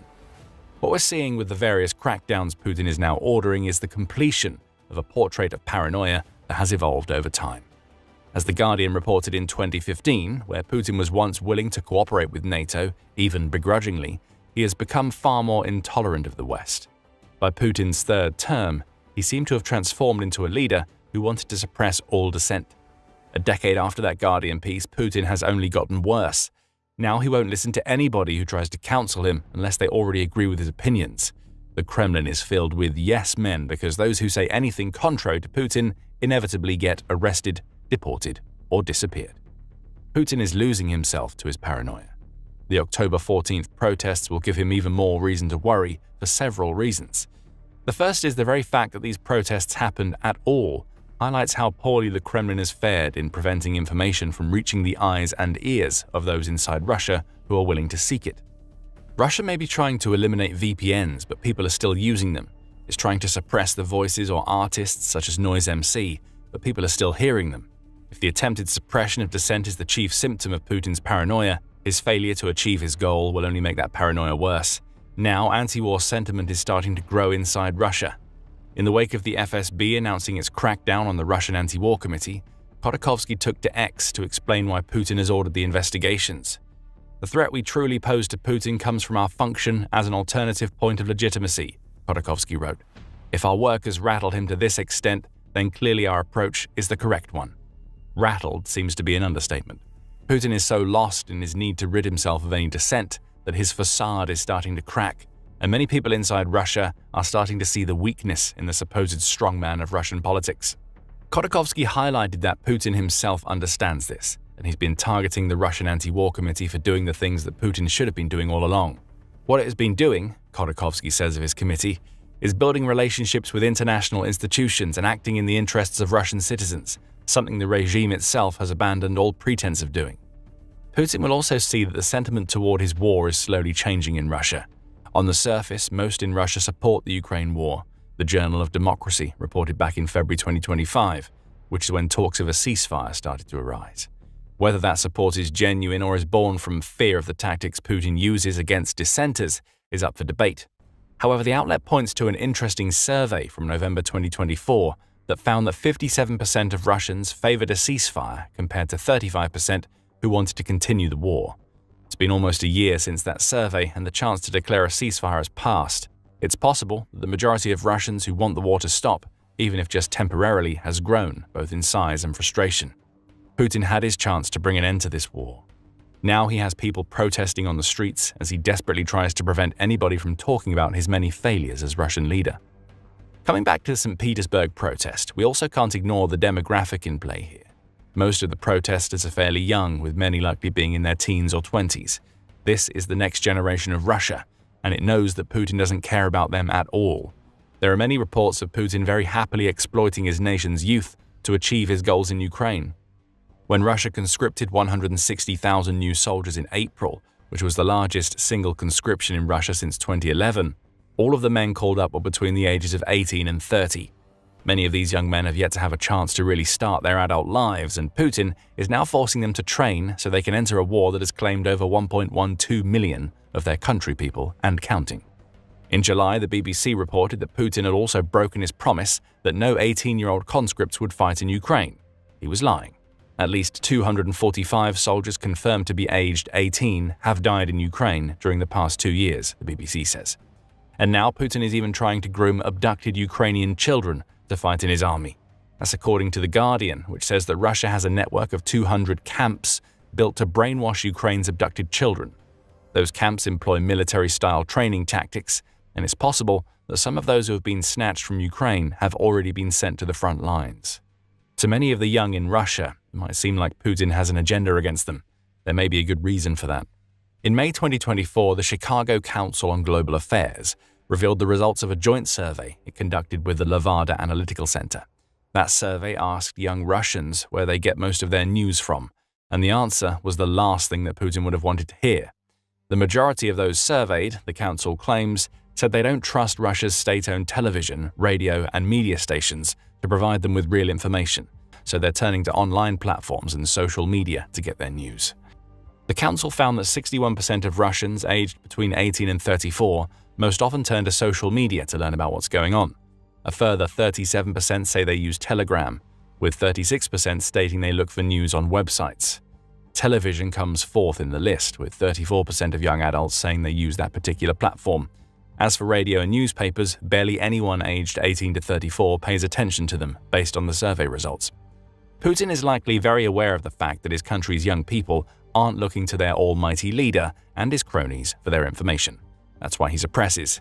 It's why everything Putin has done to spark the St. Petersburg protests targeted the platforms and people who are starting to sway Russia's young adults.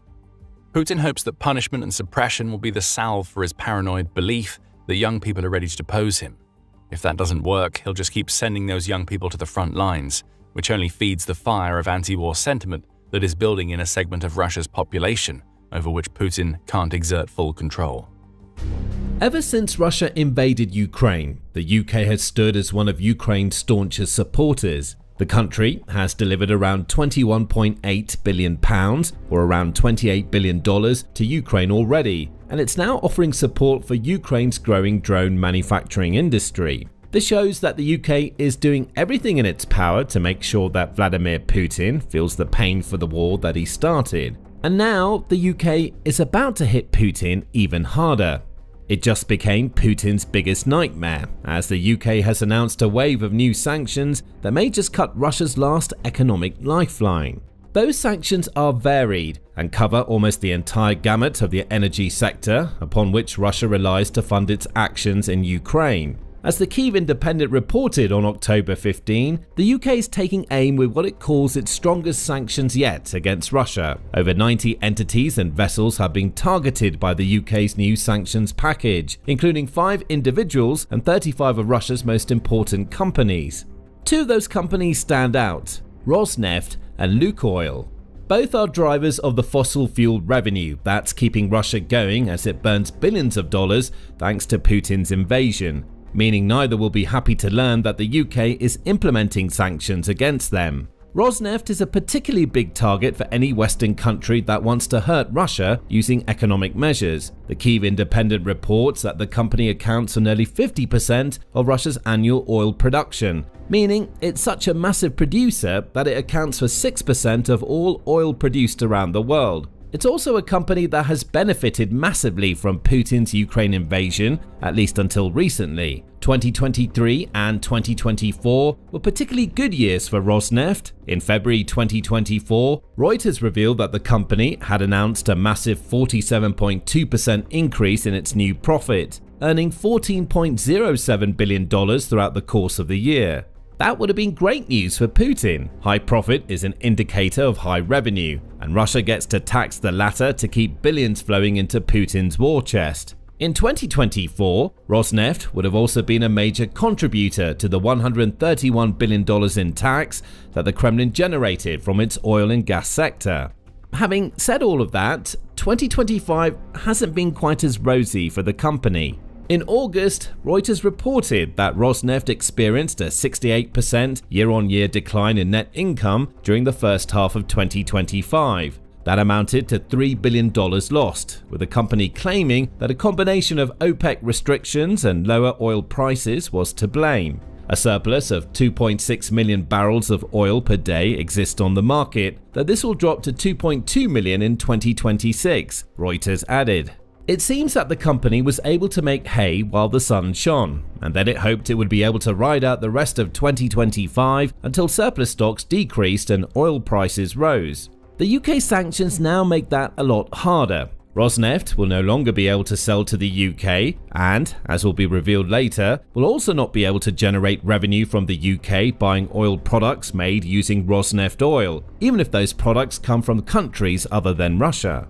As for Lukoil, it's been having a much rougher time than Rosneft in recent months. The same issues that Rosneft has experienced are also affecting this other Russian energy giant, and profit has been the main victim. In March, the Moscow Times reported that Lukoil's profits had dropped by 26.5% in 2024 as the company grappled with acid-related losses and Russia asking for even more tax on its oil sales. The company was still profitable for the year. It generated $10.1 billion in net profit off revenue of $102.1 billion. But that $10.1 billion represented a sharp decline from the $13.7 billion in profit Lukoil had enjoyed in 2023. The signs of a company slipping down a slope were starting to appear, and as with Rosneft, 2025 has been hitting Lukoil even harder. On September 29, Upstream Online reported that Lukoil's oil and gas production had fallen to its lowest in 4 years during the first half of 2025. Lukoil had been dealing with these declines for a while.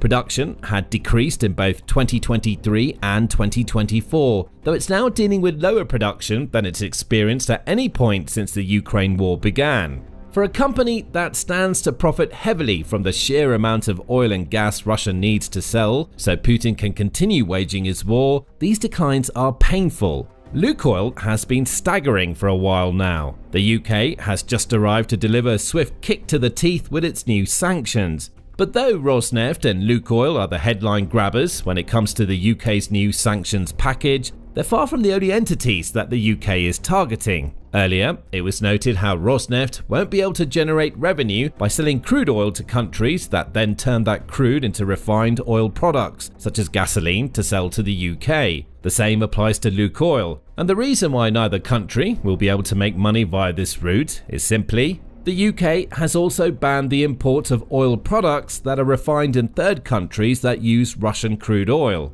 That's according to the UK's official press release covering the new sanctions packages, and it essentially means that the UK is implementing secondary sanctions against the countries that try to sell its oil products that have a traceable Russian origin. To understand the impact of this particular sanction, it's necessary to examine one of the clever ways that Russia gets around countries banning direct oil product purchases from Russia. Take India as an example. The Ukraine war has been a massive boon for India when it comes to crude oil imports, with sanctions forcing Russia into a position where it had to sell crude oil far more cheaply than it otherwise would. India has been buying as much as it can get its hands on. One example of this was discussed in an Al Jazeera article from August. The piece profiles an Indian oil company named RIL, with a particular focus on that company's Jamnagar refinery. In 2021, that refinery's crude imports from Russia amounted to 3% of its total imports. After the war in Ukraine, that percentage has rocketed up to the point where 50% of the refinery's crude oil now comes from Russia. During the first 7 months of 2025, this one refinery has purchased 18.3 million tons of Russian crude oil, which in itself is a 64% over the same period from 2024.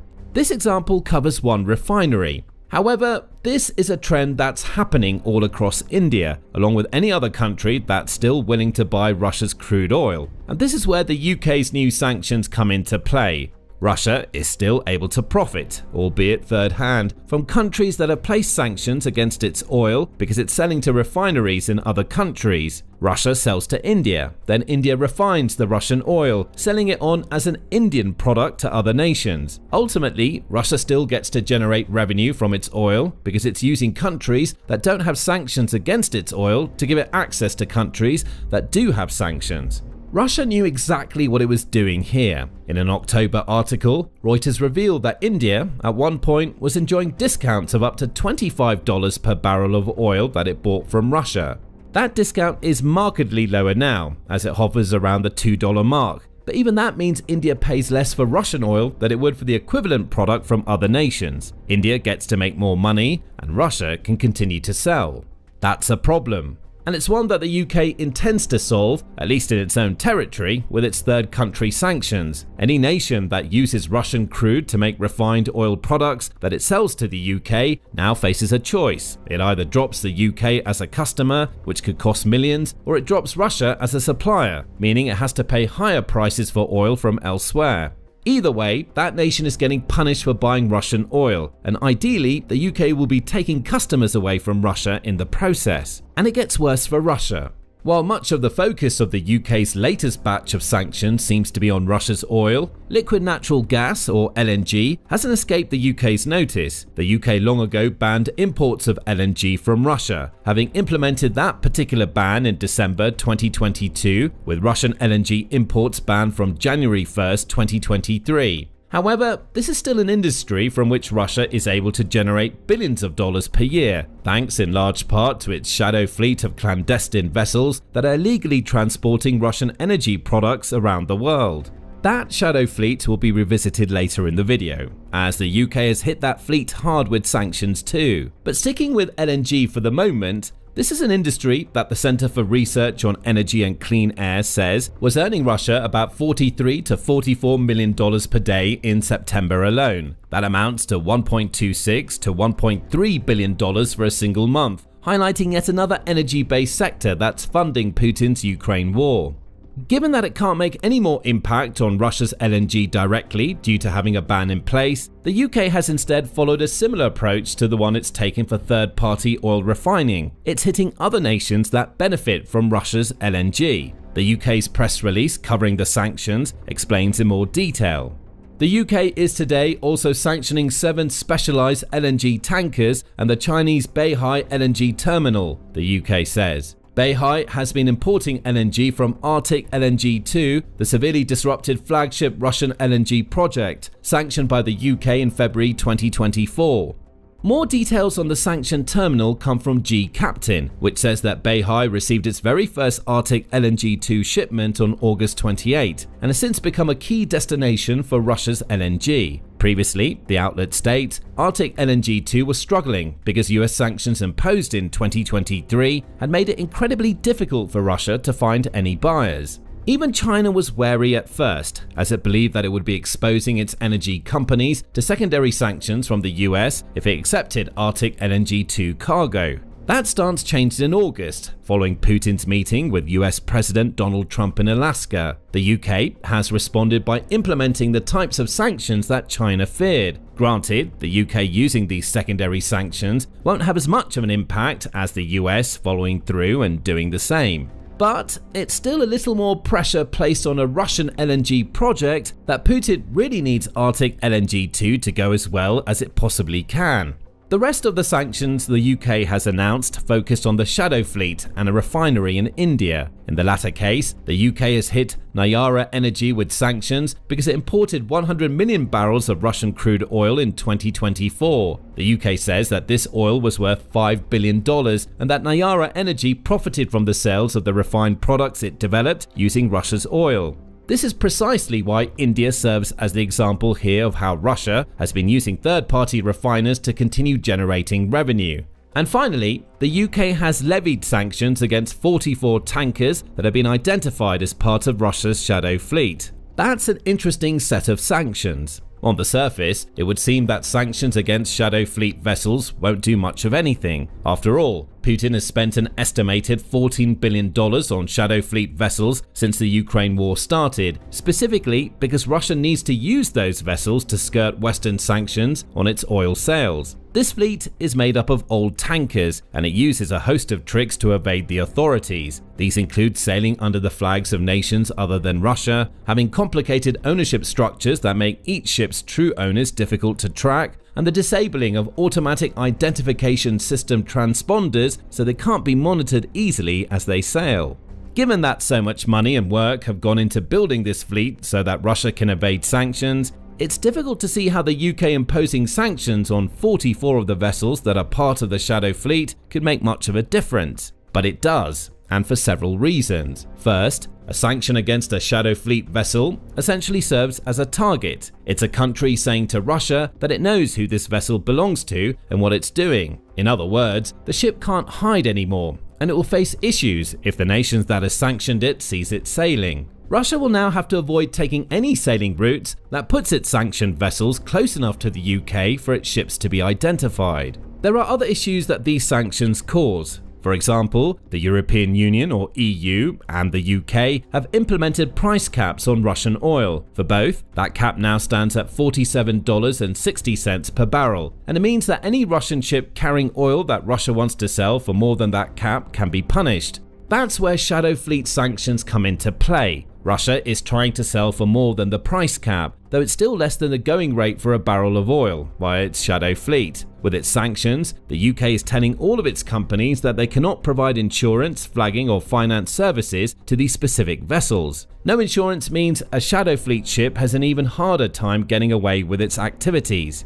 And that's the point. Shadow Fleet sanctions don't disable the targeted ships completely. However, they make it much harder for Russia to operate those ships without putting itself at risk of losing both the vessel and the cargo it's carrying. In some cases, Shadow Fleet sanctions even lead to Russia permanently docking ships that it's purchased because it's too much trouble to sail them. By that point, Russia has wasted money buying the ship, and it's one less avenue for transporting the energy products that it's selling to other nations. All told, the UK just unleashed a comprehensive sanctions package on Russia, and it's going to cause a lot of damage. The UK Chancellor, Rachel Reeves, makes that clear in a statement where she says, "As Putin's aggression intensifies, we're stepping up our response. The UK will continue to strip away the funding that fuels his war machine. We will hold to account all those enabling his illegal invasion of Ukraine." That last point explains why the UK now seems to be going after India and China as well as Russia. Reeves' governmental colleague, UK Foreign Secretary Yvette Cooper, also commented on the new sanctions. At this critical moment for Ukraine, Europe is stepping up. Together, the UK and our allies are piling the pressure on Putin, going after his oil, gas and Shadow Fleet. And we will not relent until he abandons his failed war of conquest and gets serious about peace, Cooper stated. She added that Putin continues to force Russia's military to endure unthinkable losses, all as he attacks Ukraine. Russia's war economy is creaking, Cooper adds. The UK intends to do its part in turning that creaking into a full-blown collapse. The UK also decided to add a little bit of insult to injury with its latest round of sanctions. Their timing is very deliberate, as the package's unveiling just so happens to coincide with Russian Energy Week. The Russian news agency TASS reports that Putin will be attending and speaking at that event's plenary session. Apparently, the theme of this year's iteration of the event, which has been running since 2016, is building the energy of the future together, TASS reports. Russia's going to have an even harder time doing that now that the UK has levied so many new sanctions against it. Putin is reeling from this UK blow, but he also knows that he has another one coming. It's important to remember that the UK is no longer a part of the EU, so every sanction package it delivers comes directly from the UK rather than a wider European bloc. As much as these sanctions will hurt Russia, Putin knows that the stiff shot his country just took is going to be followed by an even heavier hit. The EU is planning its 19th sanctions package at this very moment, and it will likely follow hot on the heels of what the UK just implemented. Politico reports that the EU's upcoming package will likely go even further than the UK's, as it's going to target entities in countries like Tajikistan, Kyrgyzstan, and the United Arab Emirates. A draft of the EU package also reveals the names of 120 Shadow Fleet tankers that are going to be hit with sanctions, along with 9 banks, a pair of oil trading houses, and an international cryptocurrency exchange that appears to be allowing Russia to receive energy product revenue using crypto. Politico also notes that the draft version of the EU sanctions package document it saw contained a space for entry of third country ports that are receiving Russian products. That space was blank on September 24.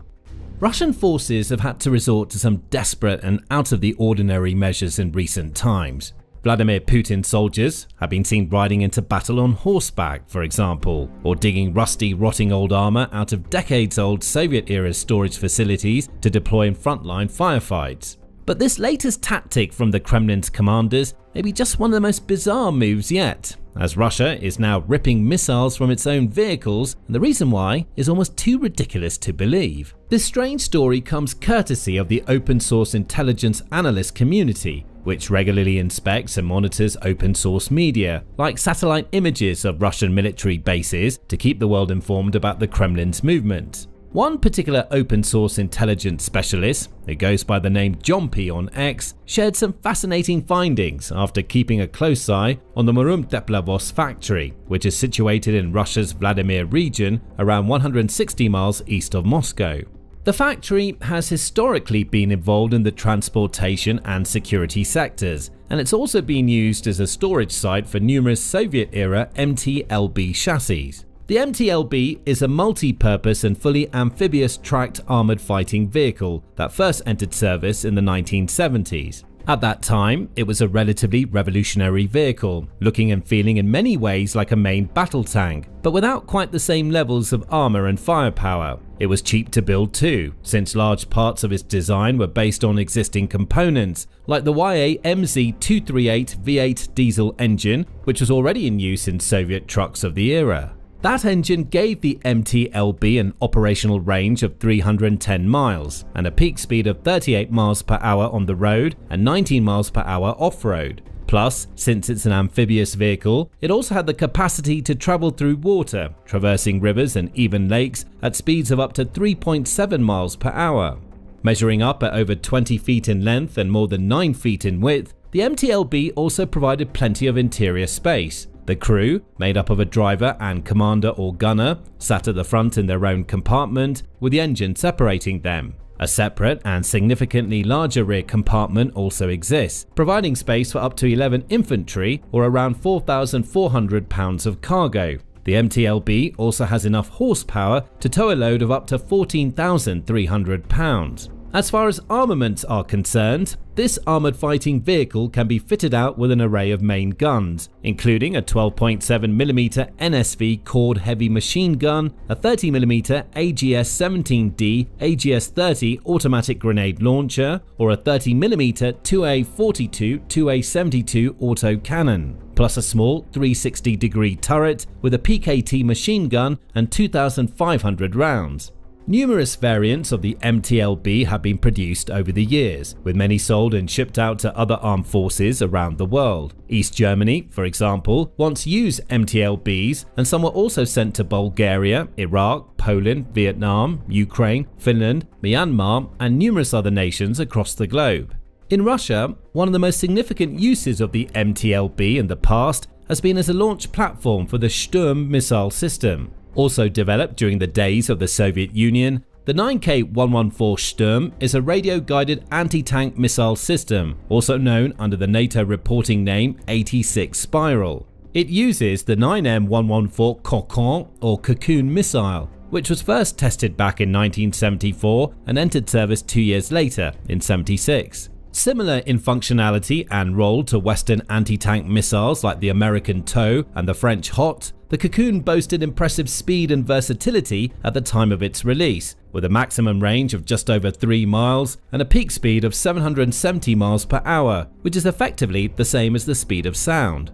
It's able to be deployed from a variety of platforms, including the Mi-24V helicopter gunship and the aforementioned MTLB, with the Sturm system essentially mounted on top of the MTLB chassis, effectively filling the space where the crew compartment would usually be. Equipped with a single-round, retractable pedestal launcher and an automatic loader, the Sturm has in the past proven to be an effective and powerful piece of anti-tank weaponry. Given that Ukraine has an impressive collection of Western tanks, Soviet tanks and other armor in its arsenal, it might have seemed logical for the Russians to repair and revamp some of their old MTLB units and roll them out with fresh missiles on their backs, ready to do battle with Ukrainian armor along the front lines. But that's not what they're doing. According to Jompy and other analysts, the evidence seen at the factory in the Vladimir region actually suggests that Russia is instead removing any trace of missile systems from these old pieces of armor and refurbishing them for a very different and much more basic purpose. In an October 12 tweet, Jompy wrote, "Something interesting with regard to stored MTLBs. Teplavoz Zavod, the factory in charge of refurbing these armored vehicles, has finally seen some movement at its yards after many years."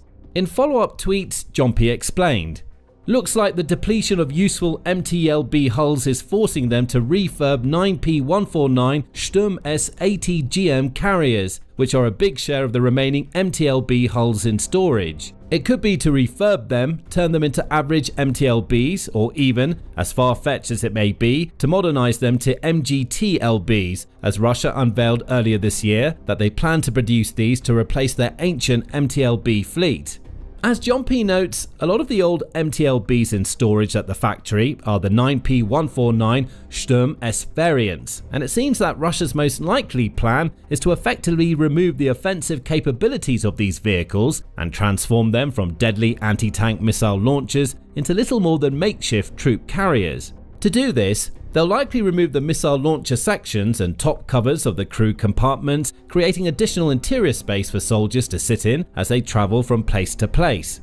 If that's the case, then there are a lot of lessons that can be taken from this. For one, the very fact that Russia is even looking at old and relatively outdated vehicles like the MTLB shows how desperate it is at the moment. It suffered catastrophic numbers of equipment losses, with the open source analysis group Oryx recording more than 4,190 destroyed tanks and around 8,450 armored and infantry fighting vehicles so far, plus 693 armored personnel carriers and thousands of additional vehicles of various kinds. Evidently, these losses have taken a major toll, as this certainly isn't the first time evidence has emerged of Russian troops being ordered to dig through old storage facilities or drag rusty Soviet-era equipment out of retirement. Indeed, there have been many cases this year alone of Russia rolling out ancient tanks like the T-72A, which dates back to the days of the Cold War, and the even older T-62, which entered service over 60 years ago. This is just the latest example of the Kremlin turning to age-old equipment in a desperate, humiliating attempt to maintain pressure on its opponents along the front lines. This indicates that Russia must be running low on its more modern armored vehicles and personnel carriers, like BMPs and BTRs, and would rather refurb older, weaker and slow alternatives rather than spend time, money and resources making newer ones. The second big takeaway from this story is what it tells us about the Kremlin's commanders' priorities. The Russian army has, historically, prioritized strength and firepower above all else. It's produced and deployed some of the world's toughest tanks and most powerful missile systems, and throughout the war with Ukraine so far, Russia has largely focused on a brute force approach, relying heavily on tanks and armor in the early stages of the war in an attempt to overwhelm its opposition, later transitioning more towards drones and missiles to deal the bulk of its damage. For large parts of the war, Russia didn't appear particularly fearful of Ukraine's counterattack capacities. It was entirely focused on its own offensive maneuvers, confident that it had the stronger and more devastating force and that there was nothing Ukraine could do to stop its relentless advance. However, times have changed. Now, instead of enhancing their offensive capacities with anti-tank missile systems, Russian commanders preferred to make troop carriers. That's because they're finding it harder and harder to actually keep troops alive, get them to critical frontline positions, and mount meaningful offensives due to Ukraine's increasingly effective and deadly drone operators. In highly contested areas of the front, like the Pokros sector in Donetsk, for example, Russia has amassed a massive force, with some estimates suggesting up to 110,000 troops in total, as it desperately attempts to capture this strategic industrial city. But so far, it's failing. Despite deploying artillery, tanks, huge squadrons of soldiers, and even small units in disguise, it's made almost zero headway in the area, and Ukraine's defenders continue to hold the line. There, Ukrainian drones regularly scour the skies, scanning the ground for any signs of life before striking down at their enemies, wiping out one unit after another. As such, Russia has been forced to find new, innovative ways to protect its troops and help them cover long distances in relative safety. It's the only way they have of any chance of actually getting meaningful numbers of soldiers into close proximity of cities like Pokrovsk, and it's the only way they'll likely ever be able to capture that city and others like it. To do that, they need personnel carriers, and since so many have already been blown up or destroyed, they're turning to older models like these MTLBs. It's a sign of a dramatic shift in the Kremlin's military doctrines, a shifting focus from firepower to survivability. As for whether or not it will actually prove to be an effective strategy, only time will tell. Since they're lighter than certain modern infantry fighting vehicles, converted MTLBs may actually prove easier to conceal or disperse in challenging frontline areas, perhaps allowing Russia to move troops into important areas more efficiently than before. At the same time, the MTLB has not exactly proven to be an invulnerable element of the Russian arsenal in the war so far. According to Jompy, Russia began the war with around 3,300 MTLBs in service and has since lost a whopping 1,800 of them. That shows how easy Ukraine has found it to destroy these vehicles, either through drones or other means, like missiles, mines, and artillery strikes. As such, Kyiv's defenders are likely to be fearful of a few more MTLBs rolling down frontline roads. Another important factor to consider about the Kremlin's cannibalization of these old vehicles is the economic aspect. Right now, it's no exaggeration to say that the Russian economy is in a state of absolute chaos. The country has slowly but surely felt the strain of Western sanctions as the war has progressed, with numerous nations imposing harsh financial penalties on Russian banks, businesses, and oligarchs. Many countries have also minimized their investments in Russia, with plenty of them dramatically reducing the amount of Russian oil, gas, and other fossil fuels they purchase. The Kremlin has attempted to counteract these losses by turning to other nations like India, China, and Turkey to purchase more of its oil. It's also spent time prior to the 2022 invasion building up a significant war chest and taking other measures to proactively protect its economy from sanctions and losses. However, the longer the war has gone on, the worse the situation has become. And now, even Putin's massive war chest is running low, while his country faces very high inflation, unprecedented labor shortages, rising interest rates, and an increasingly unhappy population, struggling with the rising cost of living. Amidst all that, it's naturally becoming harder and harder for Russia to maintain its high levels of defense spending and investment, and it may be that the Kremlin simply cannot afford to make new modern infantry fighting vehicles and armored personal carriers, opting instead for the much cheaper option of retrofitting older pieces of hardware like the MTLBs. It's also likely that the country's military production plants are already under intense strain and perhaps have more pressing priorities like manufacturing drone components, missiles, artillery shells, and ammunition to make up for all that's been used, lost, or destroyed in Ukrainian drone strikes in recent weeks and months. With open source analysis indicating that Russia has reactivated roughly 2,500 older MTLBs since the war began, and with around 480 more believed to remain in storage, The country certainly has no shortage of these vehicles and is unlikely to run out of them anytime soon. Thus, in many ways, there's a logical choice to help fill gaps in the Russian arsenal and provide at least some level of safety to troops as they move from point A to B. Kremlin engineers are also hard at work at developing the MTLB successor, the MGT-LB, a light multi-purpose tractor transporter designed to meet the needs and conditions of modern military operations. Capable of transporting personnel, ammunition and other equipment, and flexible enough to work with a variety of weapons and specialized hardware, the MGT-LB should bring numerous advantages over its predecessor. And it seems that Russia intends to use the aforementioned Muromets factory to produce these new vehicles. In an additional tweet, Jompy explained, "Finally, and as is also happening with most of the Russian military industry, Muromets Zavod is also being rebuilt, renovated and expanded to increase its capabilities, probably related to future MGT-LB production. Previously, this factory looked so run down." So, the Kremlin appears to have at least long-term plans in place to upgrade its troop carrying capacities. But, for the time being, until its economy strengthens and it can begin mass production of more modern infantry vehicles, it'll have to make do with these refurbished MTLBs, which are little more than cheap and simple stopgaps. And while any troops that climb on board may at least have a slightly better chance of surviving drone-infested areas compared to those that have been forced to travel on foot or aboard simple civilian vehicles, they're still not likely to enjoy much protection. In short, while the Kremlin might like to paint this move as a sign of creativity or even ingenuity, it is in actual fact little more than another display of desperation, a sign of how weak the once mighty Russian army has become, forced to dig through decades-old storage units and deploy vehicles whose best days are long behind them.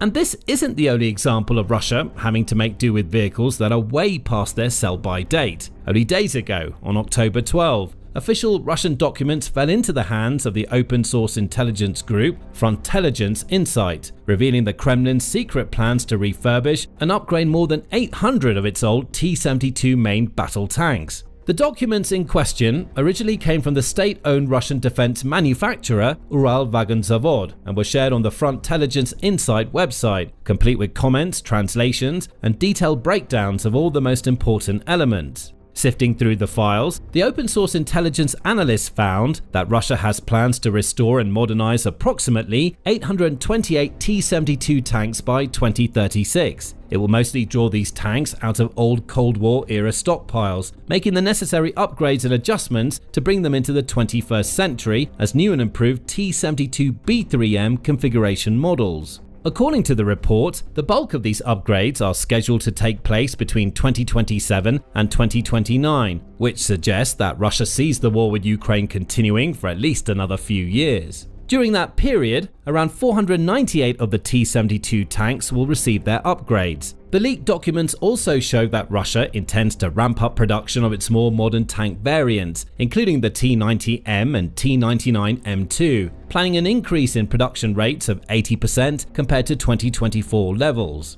In some ways, this is an ambitious strategy, affirming the Kremlin's commitment to modernize its arsenal of armor and maintain a strong and stable stock of modern combat-ready tanks. In other ways, this move once more reeks of desperation. It suggests that Russia simply doesn't expect to have the funds or resources necessary to fully commit to making new tanks in the coming years, and so it must instead rely on bringing old units out of retirement and making core changes to bring them up to today's standards. And the fact of the matter is that even with some extra armor plating and other improvements here and there, tanks like these will still be outdated and surpassed by many of their modern rivals. Russia was once one of the world's greatest tank-producing nations and is now starting to be left behind. It's paying the price for its wasteful and unsustainable war with Ukraine in more ways than one, and it's looking increasingly weak on the world stage as well as on the battlefields of Ukraine. When Russia invaded Ukraine, Vladimir Putin held on to the arrogant belief that his special military operation would be over in a matter of days. It wasn't. After that, Putin thought the sheer size of Russia's military would be enough to do the job. It wasn't, and now Putin relies heavily on foreign partners to provide manpower, investment, and so much more. Russia has a big debt to pay these partners, and it's paying it in a way that Putin never expected. Russia's Far East is falling into Xi Jinping and Kim Jong-un's hands, and there's nothing that Putin can do to stop it. At least that's according to Ukraine's Foreign Intelligence Service, which published an interesting article on October 16th, detailing the several ways that China and North Korea are slowly turning Russia's Far East into areas of foreign economic control. That article says that Putin has become so desperate to keep his war in Ukraine going that he's having to stretch too far to pay back the few allies that have continued to support Russia directly. Putin isn't just using money. Russia can't afford anymore to pay for all that China and North Korea are doing for it. No, Putin is instead allegedly repaying these wartime allies with Russia's territory. Or as the Foreign Intelligence Service puts it, lacking the resources to develop the country's largest region, the Far Eastern Federal District, Moscow is opening the way for external expansion. This is essentially Putin saying to his allies that Russia can't develop these regions alone, so he wants their help to do it. The problem, which Putin doesn't appear to be able to see, is that encouraging this help only means that Russia is losing control of vast swathes of its territory. We'll start with China. A quick look at the Chinese investment into Russia's Far East is enough to see how China is digging its tendrils into this vast Russian region. Ukraine's Foreign Intelligence Service says that Chinese investments into Russia's Far East are likely to reach $1 trillion rubles by the end of 2025. That amounts to $12.6 billion, which is all money that China is using to gain influence. Russia thinks that it's getting a good deal here, but China doesn't invest like this out of the goodness of its collective heart. Using its financial muscle to gain influence is a huge part of China's global geopolitical strategy. The Belt and Road Initiative, or BRI, is a perfect example, and it also showcases how nefarious China can be with these seemingly benevolent investments. As The Guardian highlighted in May, China looks set to receive a windfall of $22 billion in loan repayments from the world's poorest 75 nations as part of its BRI scheme. China offers investments to these nations, allowing them to build infrastructure they otherwise wouldn't be able to afford. That investment has to be repaid, and that's all it takes. China has these typically poor nations on the hook for as long as it wants afterward. Either they repay or China exercises a greater level of control over those nations. It's a mobster-esque loan shark strategy. But it works, and China seems to be planting the seeds of that strategy in Russia's Far East. However, there's a catch. What China is doing in Russia's Far East doesn't seem to follow the typical BRI pattern. The investment is there, but the infrastructure projects that usually follow are nowhere to be seen. Instead, as Senator Viktor Kalashnikov from Russia's Khabarovsk region suggests, China is building its influence via trade. In Khabarovsk alone, Kalashnikov says the volume of trade between Russia and China increased by 5.5 million tons in 2024 alone. The first half of 2025 saw another substantial increase, as trade ballooned by another 36%. China is being clever here, knowing that Russia is unlikely to accept the sorts of unfair loans it typically offers via the BRI. China is instead making the Russian regions it wants to control dependent on China for trade. These upward trends aren't happening by accident. China is putting itself into a position where it has massive amounts of leverage in Khabarovsk. All it will have to do is threaten to pull the plug once that region is almost wholly dependent on China for trade, and Beijing will have the control that it seeks. Dagen adds that much of China's investment is also focused on resource extraction, which is a whole other problem for Russia. If China is taking Russian resources in the Far East, Putin is losing out on the money that those resources could generate. Russia's president has to repay his war debt somehow. This is how he's doing it, Ukraine's Foreign Intelligence Service claims. However, the expansion of economic influence isn't all that China is doing to subtly shift control of Russia's Far East out of Putin's hands. In a country that has a population of over 1.4 billion, people are a commodity. And China is using this commodity to great effect against Russia, as it's slowly been implementing what Ukraine's Foreign Intelligence Service calls a creeping demographic change in Russia's Far East. According to the report, China has managed to send up to 2 million of its citizens to live and work in the region between the Ural Mountains and Vladivostok. This is all by design, with Putin approving everything. Most of the Chinese nationals arriving in these regions work under visa-free agreements and are operating inside Special Economic Zones, or SEZs, in Russia's Far East. SEZs are interesting for a simple reason. They are areas within a country that operate under different business and trade regulations from the rest of the country. In Russia's case, this appears to mean that China is setting up SEZs where trade and business rules are Chinese rather than Russian in Russia's Far East. Again, it's all about control, and these SEZs see that control slipping out of Putin's hands. The fact that China's immigrant workers are also being allowed to operate without visas lends more support to the argument that the SEZs China now occupies essentially no longer belong to Russia. Presumably, Russia has some sort of agreement in place where it can strip the regions China is populating of their SEZ status if it needs to do so, However, Putin would be loath to exercise that sort of power. If he's paying for Chinese support using land in Russia's Far East, that support disappears as soon as he tries to take that land back. Russia may never be able to reclaim these SEZs. And if it tries, it faces the tricky task of expelling around 2 million Chinese nationals from its territory without angering President Xi. Earning the ire of China is the last thing that Putin wants to do right now. After all, as Reuters reported on September 25th, Chinese engineers are working alongside sanctioned Russian drone manufacturers to help them tweak and perfect their products. Putin needs these drones. In 2025, Russia's aerial strategy has evolved a massive escalation in drone attacks on Ukrainian cities, with reportedly every month since May witnessing the launch of at least 4,000 and up to 6,297 drones targeting Ukraine. That's according to the Institute for Science and International Security, which also notes that there hasn't been a month in 2025 since Russia has launched fewer than 2,000 drones at Ukraine. It seems that Russia is building those drones with China's help. That's yet another piece of leverage Xi holds over Putin. Try to stop China's creeping demographic and economic expansion into the Far East now, and those drone engineers aren't likely to stay. So it's clear how China is slowly grabbing territory in China's Far East. But what about North Korea? According to Ukraine's Foreign Intelligence Service, Russia's big mistake here is welcoming scores of workers from North Korea into its Far East. Officially, the service says around 15,000 North Koreans have arrived in that region over the past year alone. Unofficially, the number may be as high as 50,000. The BBC also shares the 50,000 number in an August article in which it reports that the North Korean laborers being sent to work in Russia are operating in what it calls slave-like conditions. The outlet interviewed 6 workers who had managed to escape these conditions, with one worker, named Chan, detailing some truly horrifying conditions. Some people would leave their post to sleep in the day or fall asleep standing up, but the supervisors would find them and beat them. It was truly like we were dying, Chan told the BBC. The workers often worked late into the night with no lights or safety equipment, and another escapee says that he worked on a high-rise apartment block for 18 hours per day while in Russia. To Putin, this is all near-slave labor that is cheap, effective, and comes from an ally. To North Korea, it's a chance to build influence and develop a presence in Russia's Far East. Of course, North Korea isn't as capable as China when it comes to exerting economic holds over Russian territory. But with Russia clearly needing manpower to develop its Far East region, North Korea seems to be following China's blueprint when it comes to using its own people to gain leverage over Putin.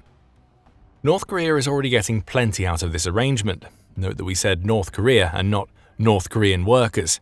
Those workers are receiving the bare minimum wages possible, while Kim Jong-un pockets $500 million per year from Russia, Ukraine's Foreign Intelligence Service claims.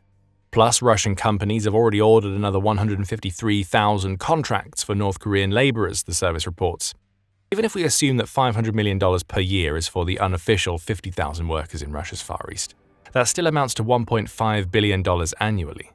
But if the $500 million figure refers to the official count of 10,000 workers, then around 150,000 more means another $7.5 billion Russia has to find. Does Putin have that sort of money to spend on labor, given how much the Ukraine war is costing Russia? Perhaps not. And if he doesn't, North Korea may be in a position to use these worker contracts to conduct its own territory grabs in Russia's Far East. Russia seems to be oblivious to what's happening here, at least officially. In July, Korea Jungang Daily carried a story in which it said that Russia's lawmakers are endorsing their new North Korea workers as being more reliable than Russia's existing migrant workforce. They would be, given that they work under constant supervision and face the threat of punishment if they can't handle grueling 18-hour days. If these workers are more reliable, then Russia will rely on them even more. 153,000 new contracts makes a lot more sense in that context. And Putin either doesn't see or doesn't care about the impact this will have on Russia's Far East in the future. Russia's playing a very dangerous game here. The risks involved are massive. As Dargan points out, China and North Korea are each building leverage in different ways. Combining monetary muscle and sheer manpower, China is building influence in Russia's Far East by creating economic dependency. North Korea is creating a separate dependency, this time on cheap labor. It's possible the two countries could end up colliding as their attempts to grab territory overlap, Dargan says. But even in that situation, Russia will be an ineffective mediator in conflicts over territory that Russia is supposed to control. It all adds up to a major problem for Russia, as Ukraine's Foreign Intelligence Service notes. The Kremlin risks losing control over 40% of its own territory, almost 7 million square kilometers with a population of 7.9 million, turning the Far East into an area of foreign strategies, the service says in conclusion to its report. That's a huge chunk of territory to risk to ensure continued Ukraine war support, and it could lead to Putin facing the ultimate irony. Expanding Russia to the west might lead to Russia losing far more in the east. Far from an age of expansion, Russia may be entering an age of contraction. At least that's according to author and investing expert Daniel Peris. Writing for Engelberg Ideas, Peris notes that Russia's demographic crisis is playing a part in what's happening in the country's Far East. The normal population replacement rate is 2.1 births per female for Russia. The total fertility rate is currently just 1.4, Peris says. That means that the population, currently around 145 million, is on its way to a forecast 136 million by mid-century. Perhaps it's this declining population, which is only being accelerated by the many casualties Russia has experienced in the war, that is making Putin so desperate for investment and labor. And at the very least, it's a contributing factor, as it adds a second shade to the unpretty painting Putin is creating. He's already allowed China and North Korea to place themselves in positions to grab Russian territory based on his single-minded focus on Ukraine. But even after the war ends, Putin will still need these two nations to offer as much as they are willing to solve the Russian demographic crisis. The influence runs deeper. Russia loses ground as a result. What we see here are the results of a series of mistakes Putin has made, starting with the annexation of Crimea in 2014. The New Eurasian Strategy Center says that Putin declared what Russia called its pivot to the east, a national priority for the 21st century in 2013, though it was forced to accelerate this pivot following its actions in Crimea. With the collective West coming down on Russia with sanctions and similar punishments, which have only gotten worse since Putin launched the full-scale invasion of Ukraine, Russia's strategy was to reduce exposure to Western pressure by turning east as a counterbalance. At the time, this great pivot was all about securing access to new markets and developing a geopolitical foothold for Russia in the Asia-Pacific, the center says. But in reality, the pivot simply saw Russia switch its economic dependence on the West into an economic dependence on the likes of China and India. Those countries, which saw Russia as partners that were on its level, have instead been taking advantage of Russia's growing weakness since it invaded Ukraine. We see that in Russia's oil sales. Hit by price caps and sanctions, Russia turned to China and India to sell its oil. Both have enjoyed heavy discounts, with China alone having saved $10 billion in 2022 and 2023 by buying Russian oil. Putin sees this as a necessary monetary sacrifice to make to keep some cash flowing into Russia as the war rages on. China, India, and other buyers all see it as a way to both gain leverage and enrich themselves at Russia's expense. The point we're making here is that Putin understands how important the East is, both in terms of Russia's Far East and Asia as a whole. But what he's failed to do, time and time again, is establish Russia as a dominant geopolitical force in eastern regions. Now, Russia is dealing with the reverse of what it intended to happen with its pivot to the East. Russia was supposed to be the country gaining influence inside other nations. Instead, it's the likes of China and North Korea that are doing that to Russia. And again, this is all by Putin's mistaken design. In September, the Carnegie Endowment published an article in which it pointed out that Russia has placed almost all of its eggs in the Chinese basket. In doing so, the organization claims, Putin has only deepened what it calls Russia's vassalage to China. In other words, Putin is willingly making his country at least somewhat subservient to China, also that he can get what he wants in Ukraine. Russia's isolation from the West was entirely Putin's decision, and it's now coming back to hurt Russia. As Russia's estrangement from the West deepens, China's role as a lifeline to Putin's system is only set to grow, and there is no escape now, the Carnegie Endowment claims. When Putin turned his back on the West a decade ago, he had China to fill the void. But now, even if for some reason he chose to pivot away from Beijing, there is no credible alternative. That, in a nutshell, is where Putin's Far East problem lies. Russia could still hold some sway over North Korea, at least until it becomes totally dependent on the country for cheap labor that fills the void left by Russia's demographic issues and the loss of so many of the country's young men in Ukraine. But China is in a far greater position of power. Let's say Putin decides to reject all of China's investment, its 2 million people, and the SEZs being created in Russia's Far East. Where does he go next? The West isn't going to offer Russia a lifeline, at least not without Putin making major concessions in Ukraine. The refusal to make those concessions is what got Russia into this position to begin with, so that's not going to happen. There simply aren't any other nations with the sheer economic might of China that could keep Russia going. At least no other nations with which Putin hasn't thoroughly burned Russia's bridges. Xi has played Putin so well here that Russia is left with no other recourse. North Korea, almost like a vulture, is now taking advantage of Putin's weakness in Russia's Far East too. Does this mean that Russia will lose up to 40% of its Far East territory that Ukraine's Foreign Intelligence Service claims to be at risk? It looks increasingly likely. As we speak, China is supposedly providing 80% of the critical parts Putin needs for his drone war, United 24 Media reported on October 15th. Russia is going to need those parts, along with the engineers, the investment and the labor, for a long time to come, given that Russia's 2025 gains in Ukraine amount to 1% of the country's territory. Now, Russia occupies around 20% of Ukraine. It's taken over 3.5 years for Russia to get that far.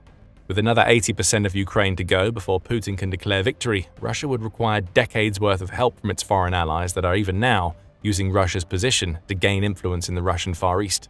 It's just as the Carnegie Endowment says, there's no escape for Russia.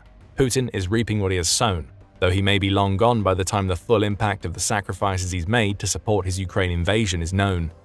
Russia just can't seem to pull off a mechanized assault right now. It's been trying. After a summer spent trying to infiltrate small groups of troops into the vital logistical city of Pokrovsk, Russia has reverted to type and is attempting to send its armor to batter Ukraine's defenses, but Ukraine always sees it coming.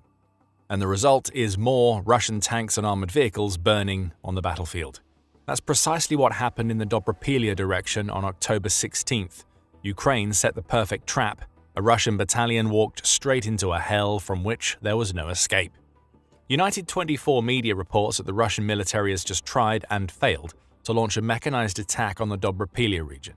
The attack was designed to take the small settlement of Shcherbaky, which has been a target for Putin throughout much of October. In fact, this latest mechanized assault followed another in which Russia finally unleashed some of the T-90M battle tanks it had in storage, only to see those tanks obliterated in an instant. Check out our video if you'd like to learn more about that failed assault. This time around, Russia thought it was going to learn from its mistakes. It intended to take Shcherbaky, with that settlement then to serve as a launching pad into Dobrapilya, which would itself enable an assault on Pokrovsk. The problem is the same one that Russia has faced with all of its mechanized assaults in recent memory. Ukraine was ready, and Russia's tanks and armored vehicles were obliterated. The news of the failed Russian assault comes from the infamous Azov National Guard, which Ukraine deployed to the Pokrovsk region in August to help counter a series of settlement snatches conducted by the Russian occupying forces. Since August, Azov has been working both to take territory back and to protect settlements that Putin's forces are trying to claim. On October 16th, the Azov National Guard succeeded again, and it took to Telegram to describe what had happened. Between 5:30 and 8 in the morning, the enemy launched an attack with 22 units of armored vehicles.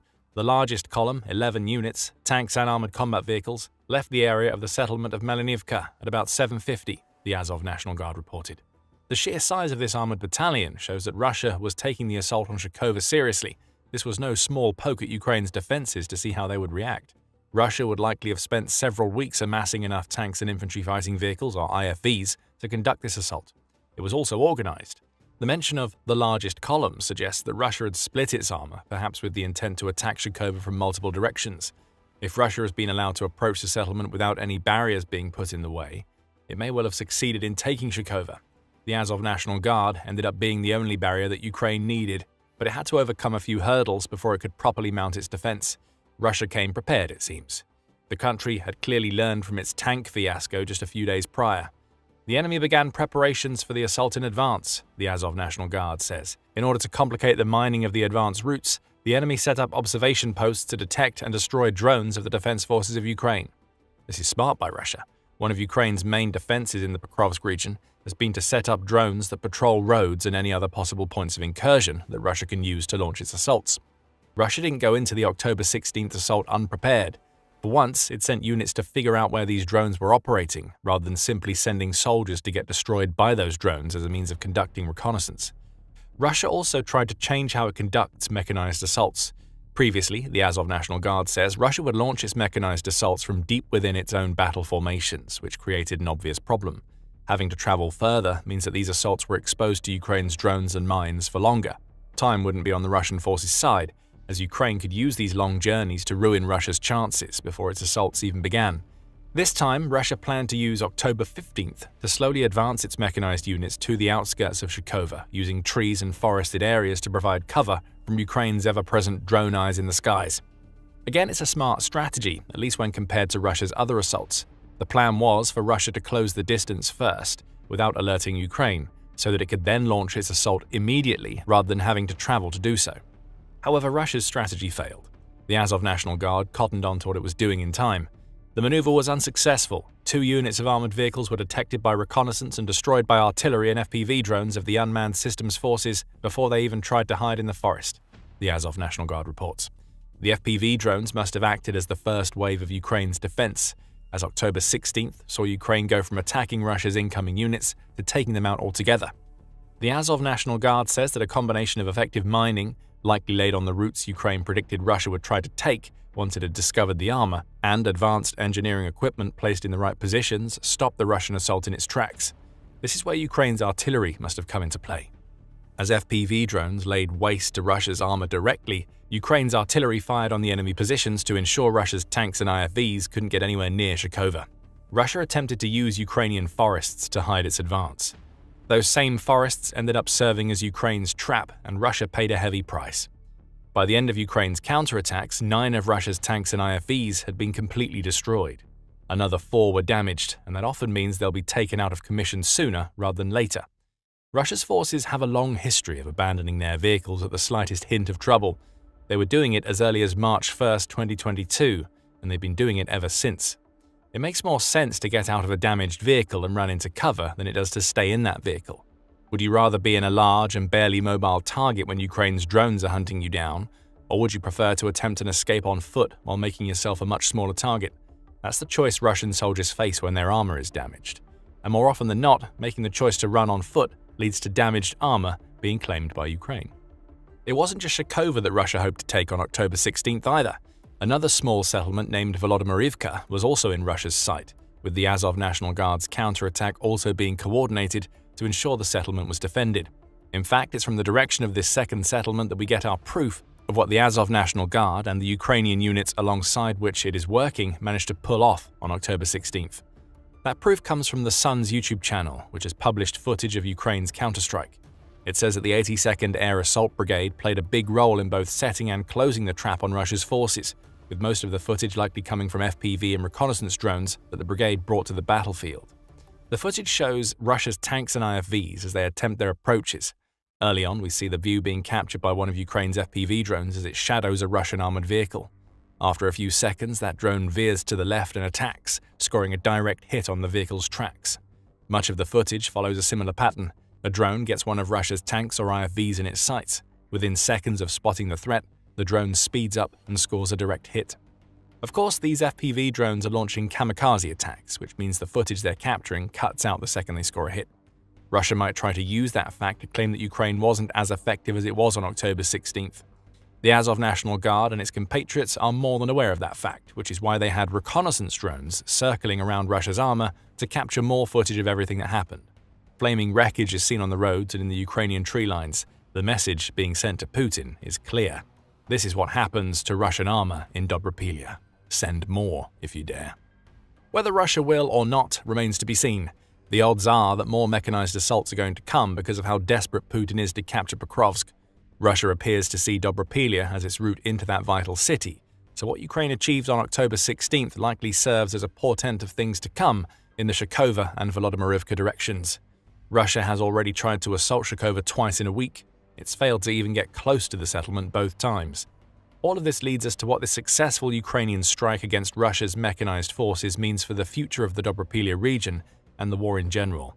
One thing is for certain, things aren't going well for Russia in the Dobrapilya direction.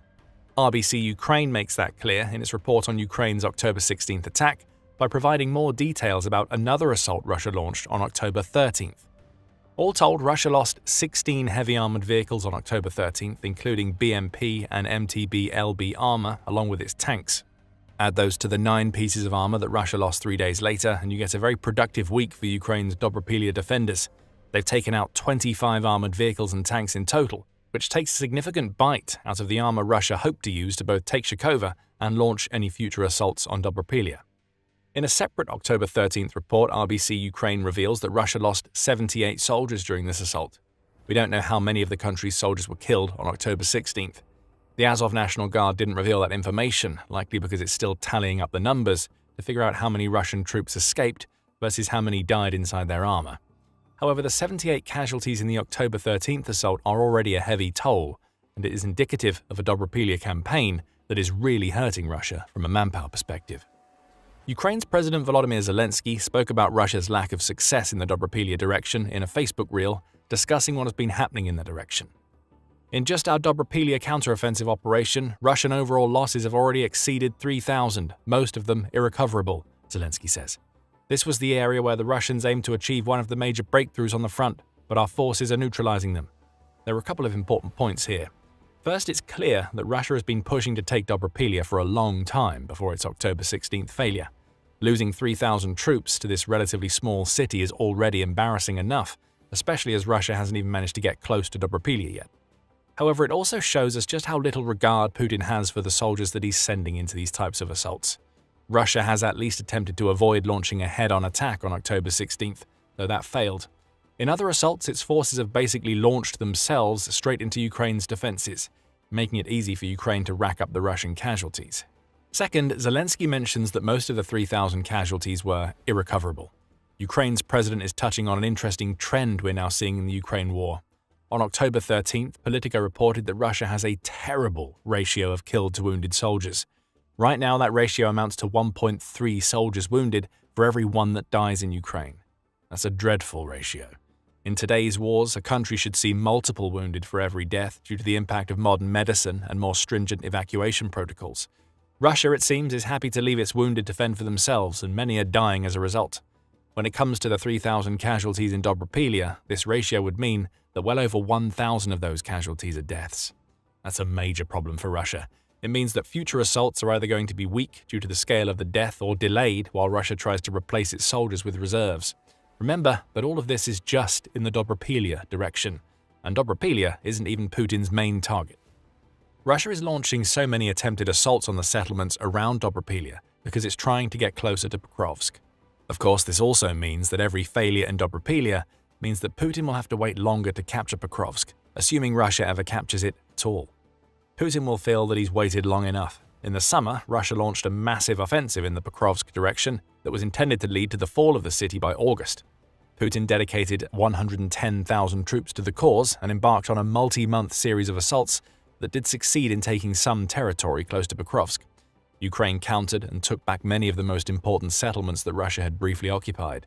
But the point here is that Russia is no closer to getting its hands on Pokrovsk than it was when it launched the offensive that was supposed to cripple Ukraine's defense of the city by the end of August. And Putin needs Pokrovsk to fall. If it doesn't, Russia will really struggle to claim all of Donetsk. Since the war began, Pokrovsk has been one of Ukraine's most important strongholds on the Donetsk front. It's not just that Pokrovsk is an important city from a size perspective. It's also in the perfect geographic location to serve as a logistical hub that Ukraine can use to supply all of its forces in Donetsk, Euronews reports. Putin wants Pokrovsk to both cut off this major logistical artery and to use Pokrovsk as a hub for his own troops. It also helps that Pokrovsk is only 12.4 miles away from the Donetsk administrative border, which you could think of as the finishing line for Russia's entire Donetsk campaign. If Putin's forces reach that border, Donetsk is essentially under Russian control. Pokrovsk is a major barrier preventing that from happening, and with Russia's forces failing so hard in Dobropilya, it seems unlikely that Russia is going to be taking Pokrovsk anytime soon. Do you remember the 110,000 soldiers Putin has dedicated to Pokrovsk? Failed assaults like the one seen against Dobropilya on October 16th are putting a serious dent in those numbers. On October 16th, David Axe, writing for Euromaidan Press, reported that leaked Russian documents have revealed that Russia is suffering 35,000 casualties per month in 2025. Of course, not all of those casualties are in the Pokrovsk direction. However, Axe says, Russia's determination to take Pokrovsk has led to its losses growing by between 18 and 20%. In other words, Russia's monthly casualty average would be lower than 35,000 were it not for the amount of soldiers that it's feeding into the Pokrovsk meat grinder right now. Speaking about meat assaults, Russia at least attempted to prevent October 16th from being yet another one of them. It failed, but it tried. Other units haven't been so successful, as we discovered on September 22nd. That's when United 24 media reported that Russian troops have been exposing their commanders for throwing them into meat assaults from which there is almost no escape. Those assaults, which are happening daily around Pokrovsk, essentially involve Russian commanders ordering their forces to attack regardless of whether those forces are ready to launch an assault or not. One Russian soldier has even documented the outcome of one of these meat assaults in a Telegram post, where he recorded the bodies of several of his fallen comrades.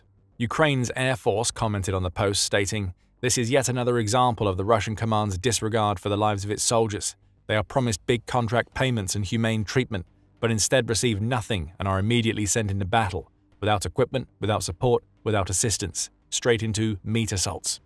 These meat assaults aren't working in Pokrovsk, Dobropilya, or anywhere else in the Donetsk region, and Russia's pace of advance proves it. On October 16th, Newsweek reported that the UK Ministry of Defence has revealed that Russia's pace of advance halved in September when compared to August. That halving follows a 3-month pattern of decreases that started in June, which was the height of Russia's summer offensive. What this means is that Putin is sacrificing more soldiers than at any other point in 2025, and he's gaining less ground in return for that sacrifice. October 16th, though not a meat assault in the truest sense of the word, still stands as a testament to how ineffectual Russia's attacks have become. Ukraine often sees them coming from a mile away, especially when mechanized units are involved, and Russia's soldiers are dying in huge numbers in Dobropilya and elsewhere in Pokrovsk as a result. We mentioned mechanized units just now. Another 9 were taken out of commission, potentially going up to 13 thanks to Ukraine's October 16th trap. Russia won't want to see that because it's already struggling mightily to launch these kinds of assaults after almost 4 years of attritional warfare have burned through its tank and armored vehicle stockpiles. Ukraine's Ministry of Finance reports that Russia has lost 11,261 tanks and 23,384 armored vehicles between the beginning of Putin's invasion and October 16th. That's a total of 34,645 pieces of armor gone, and Russia is running out of mechanized units that it can send to assaults like the one in Dobropilya. These kinds of assaults have to work for Russia. When its tanks and vehicles are being taken out before they even have a chance to attack, it only makes a bad problem worse.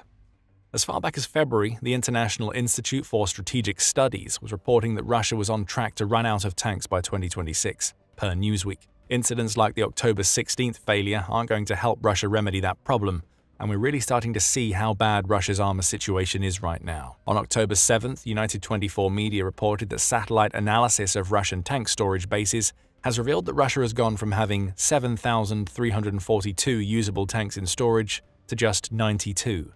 It has many other tanks, but they are in various states of disrepair, with many only being useful to provide components for other tanks that aren't quite so decrepit. If these sorts of trends continue, 2026 is going to be a rough year for Russia's ground assaults. But even when it has armor to deploy, Ukraine proved on October 16th that it's more than up to the task of handling it. It's amazing what two countries can do when they team up to tackle a problem.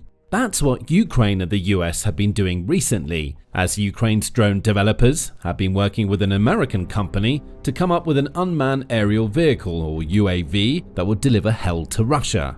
That UAV is now ready to go, and that means Ukraine has done something few would have believed for the US military. It's helped the most advanced military in the world catch up in the one area where it was really falling behind. America's drone game just got supercharged, and it's all thanks to Ukraine.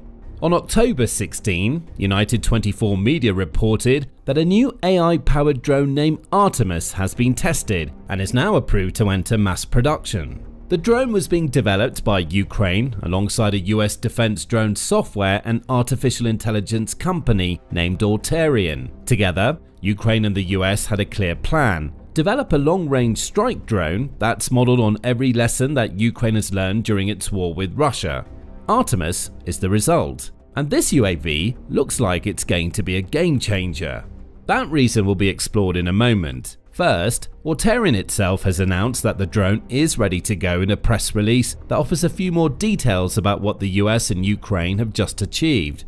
Auterion is partnered for the Artemis program with a Ukrainian hardware manufacturer whose name is being kept confidential for operational security reasons, the company says. Keeping the Ukrainian manufacturer private is a good move. Ukraine has been expanding its drone manufacturing base for a while, and it naturally wants to offer as little information as possible to Russia. If Vladimir Putin's forces picked up on a name, that would give the country's intelligence services some clues that could lead them to where the Ukrainian manufacturer behind Artemis is based. A strike on that manufacturer could have ended the Artemis project. So secrecy was of the utmost importance. Auterion adds that the new drone has gone through an extensive range of tests that include conducting a ground launch and navigating toward a target with the assistance of GPS. Tests have also been carried out to ensure that the drone can still fly toward a target in a GPS-denied environment. Plus, the obvious test of ensuring carrying capacity, flight length, and the ability to conduct terminal engagement have all been completed. Now, Auterion says, the testing phase is completed and the drone is preparing to enter mass production. With the Artemis program concluded, Auterion is entering the scale-up phase with the Department of War to work towards co-production at mass scale, Auterion states. The company is committed to supporting domestic US production while delivering a common software layer that ensures interoperability and continuous improvement. Pay attention to that last sentence because it's very important. Auterion is saying that this isn't any old drone that it's developed alongside Ukraine. It's a drone that's supported by a common software layer that will be used by every country that operates the Artemis. In other words, Ukraine won't be the only country that gets its hands on this new drone. The US is going to be building plenty for itself, and it's going to be able to improve on an already impressive drone over time thanks to its cooperation with Ukraine. The importance of this type of statement can't be denied. It was only in March that the relationship between Ukraine and the US had become so contentious that the US suspended all military aid to Ukraine.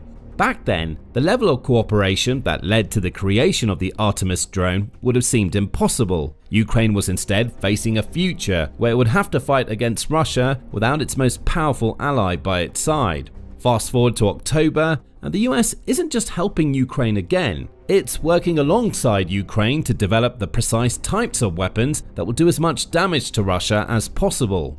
And that leads back to the Artemis drone and what it actually brings to the table for Ukraine and eventually the US. The basic specifications make the new drone seem similar to pretty much any other long-range drone the Ukraine has in its arsenal. The Artemis has a combat-proven range of 1,000 miles and it can carry an 88-pound warhead, United 24 media reports. That's not too far away from the specifications of Ukraine's own Lyuty drone, which has been around since 2024 and has been used in Ukraine's recent long-range assaults against Russia's oil refining sector. The Lyuty has a stated range of over 620 miles and can carry a warhead weighing up to 110 pounds, Militani reported in April 2024. However, on October 3rd, the same outlet reported that a Lyuty drone had been spotted flying 869 miles deep inside Russia, with some outlets suggesting a distance closer to about 932 miles, which brings its range closer to the new Artemis. So, what's the big deal about Artemis? Ukraine already has drones that can fly comparable distances and carry even heavier warheads. The big deal isn't the drone itself, but rather the software that's used to power the drone. That's where Auterion comes into play, and the company has developed a package that may make the Artemis one of, if not the most dangerous drones in Ukraine's arsenal. That software is the Auterion Visual Navigation System, and it works thanks to the Skynode N mission computer that Auterion has developed as part of this joint project. Using that system, the Artemis is capable of navigating to and conducting a strike against a target even when the satellite navigation system it uses has been disrupted by Russia's jamming techniques. The drone also has built-in terminal guidance, which Auterion claims offers it pinpoint accuracy during the final stage of its flight. It's thanks to this software that the Artemis will be usable by any country that's allied with Ukraine and the US, as Auterion CEO Lorenz Meyer points out. Software-driven autonomy is changing the nature of deterrence, Meyer says. Our Artemis entrant is designed for mass production and rapid deployment, enabling partner nations to field resilient autonomous strike capabilities at scale. Don't underestimate the importance of this software. A long-range UAV that can resist Russia's jamming is an extremely dangerous prospect for Putin. As Politico points out, Russia has been using GPS jamming at an increasing rate over the course of the Ukraine war. Often, this technology is used for hybrid warfare purposes, such as Russia's constant attacks on shipping and aircraft flying in NATO airspace. However, Russia has also installed GPS jammers in many of the facilities that it wants to protect from Ukraine's long-range drones. The idea is simple. Most drones use GPS to find their targets. When that GPS is jammed, the drone can't figure out where it's going and it flies off course. Artemis appears to have mitigated this problem for Ukraine. And when the US starts using the drone, it'll also know that it has a weapon that Russia can't jam. Now, there's an unexpected addendum to the GPS jamming issue. Ukraine, of course, uses similar jamming techniques to Russia in an effort to stop Russia's Shahed-type drones from scoring hits on their targets. As Business Insider revealed on October 16, this means that Ukraine's skies are becoming so crowded with its own GPS jammers that it can make it difficult for the country to work out how to launch its drones into Russian territory. As a pilot named Dimko Zluktenko, who served with Ukraine's unmanned systems forces, told Business Insider, "We have to coordinate, saying when we're going to fly through the front line." There are a couple of interesting issues that arise here. When Ukraine shuts down its GPS jamming to send out its own drones, avenues for attack open up to Russia. Russia may never be able to time its long-range drone strikes to take advantage of these avenues, but there's always a chance of Russian drones arriving at the same time as Ukrainian drones leave, meaning Ukraine's jammers would be out of commission. The other problem, of course, is that active jamming means that Ukraine is limited in terms of where it can launch its drones. Both problems could be solved by Artemis, which appears to be just as capable of overcoming Ukraine's GPS jamming as it is of overcoming Russia's electronic warfare techniques. Skynode N will be huge for the Artemis drone. And who knows, it may be the sort of thing that Ukraine will be able to build into its own drones, which in turn could benefit the US. Artemis may end up being the trailblazer that enables Ukraine to build drones domestically that meet US requirements. Each country strengthens the other, all thanks to the software used by this initial drone. Now, Russia's Shahed types were mentioned a moment ago. As Defense Express notes in its report on the Artemis, Auterion has published a single image of its new drone that reveals it shares more than a few design similarities with the Shahed. The shape, in particular, makes it look a little like a Shahed 136. However, that shouldn't come as a surprise. The Shahed itself is based on the German DAR, the outlet says, and that's several decades old. This is a tried and tested design. However, the combined forces of Auterion and its Ukrainian partners have done far more than copy somebody else's homework. They tweaked the design so that it's better than ever. The Artemis has a nose-mounted camera, Defense Express reports, which will presumably send a real-time video feed to the Skynode N mission computer used to operate the drone. Perhaps this camera might even allow Artemis to serve as a long-range reconnaissance drone that gathers intelligence on prospective targets inside Russia. The drone also has additional antennas. Typically, these antennas allow a drone to communicate with its operator and vice versa, so it looks like Artemis may have a couple of backup antennas where Shahed doesn't. Finally, Defense Express says, the Artemis drone also uses an electric motor, which is uncommon in long-range drones. Auterion and its Ukrainian partners may have developed this engine so that Artemis is quieter than other long-range drones. So, Artemis is familiar, yet different. And that's not a bad thing. Familiarity allows for a drone to be more easily integrated into a country's arsenal. Here, Ukraine's influence on the design process may be apparent. As mentioned at the beginning of the video, the US drew from Ukraine's first-hand experience to develop Artemis. The final product seems to be a far more advanced Shahed equivalent that has some autonomous capabilities and is resistant to electronic warfare, Euromaidan press reports. Ukraine will be happy with that. The US will be delighted that it now has a long-range drone it can develop in-house that it knows it's going to be combat tested in Ukraine. The next step is scaling up toward mass-scale co-production of the drone, and Auterion seems to have that well in hand. Euromaidan Press says that the company is already building several manufacturing lines in Ukraine, the US, and interestingly, Germany. Perhaps that's a hint that the Artemis will soon find its way into the arsenals of NATO's European members too. Having manufacturing lines outside Ukraine also means that Russia won't be able to stop the building of Artemis drones, even if it manages to discover and strike the Ukrainian manufacturer that's worked on the drone. Unless Russia wants to start a war with the US or Germany, it'll be forced to accept that both countries can provide this new drone to Ukraine if Ukraine can't build the drone itself. So it looks like all of the bases are covered. Artemis is here, and it's going to be unleashed en masse once production is put into place.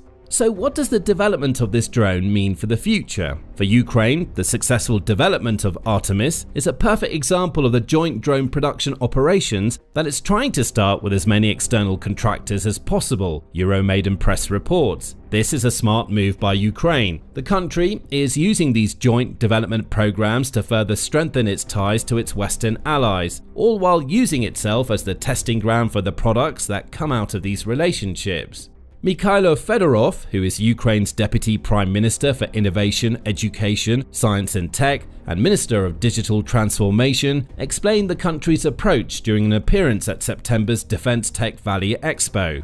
This is the innovation cycle, and here we're moving quite fast, Fedorov said. We sent a message to our partners who arrived today. If your products are not being tested in Ukraine today, then you will not be able to stay competitive in the defense market.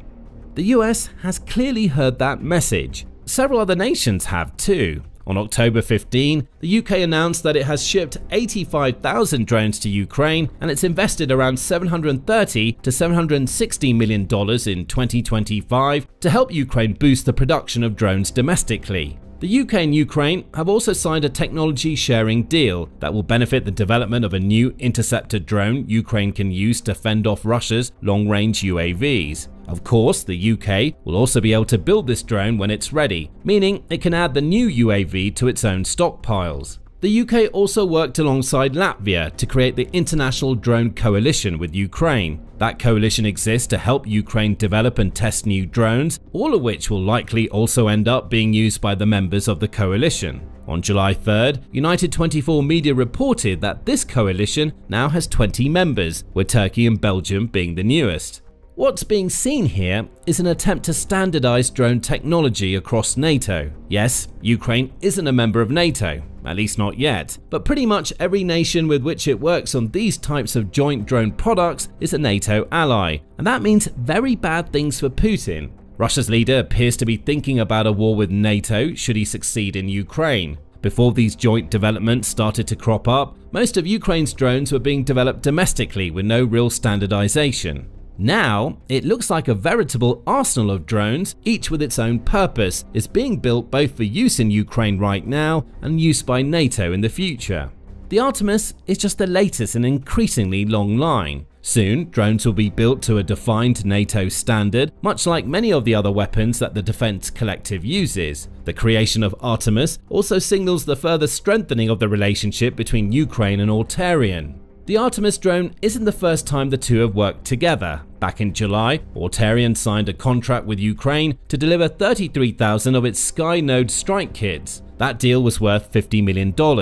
It also has the Pentagon's backing, which feeds into the point made earlier about Ukraine's increasing cooperation with the US defense industry. The earlier mention of how Ukraine might be able to incorporate the Skynode system used in the Artemis drone into its other drones is reinforced by the purchase of these kits, which seems to highlight it's doing just that. And then there's the US. As important as the development of the Artemis may prove to be for Ukraine, it will be just as important for the US. See, the US has a problem with its military. For as advanced as most of its hardware is, the US is a long way behind many other nations when it comes to drone development. Before the Ukraine war, that wasn't a problem. Drones were seen as useful, though not war-changing pieces of equipment. But Ukraine changed the face of the war with its use of drones, proving that they're essential when fighting against a country like Russia that uses ground-based attritional tactics. The US faced a dilemma. It had spent the previous decades pumping trillions of dollars into the next generations of aerial platforms, air defenses, and the like, but it had severely underinvested in the one weapon that seemed to be proving the most useful in a war against Russia. CNN highlighted this issue in a September 15 article.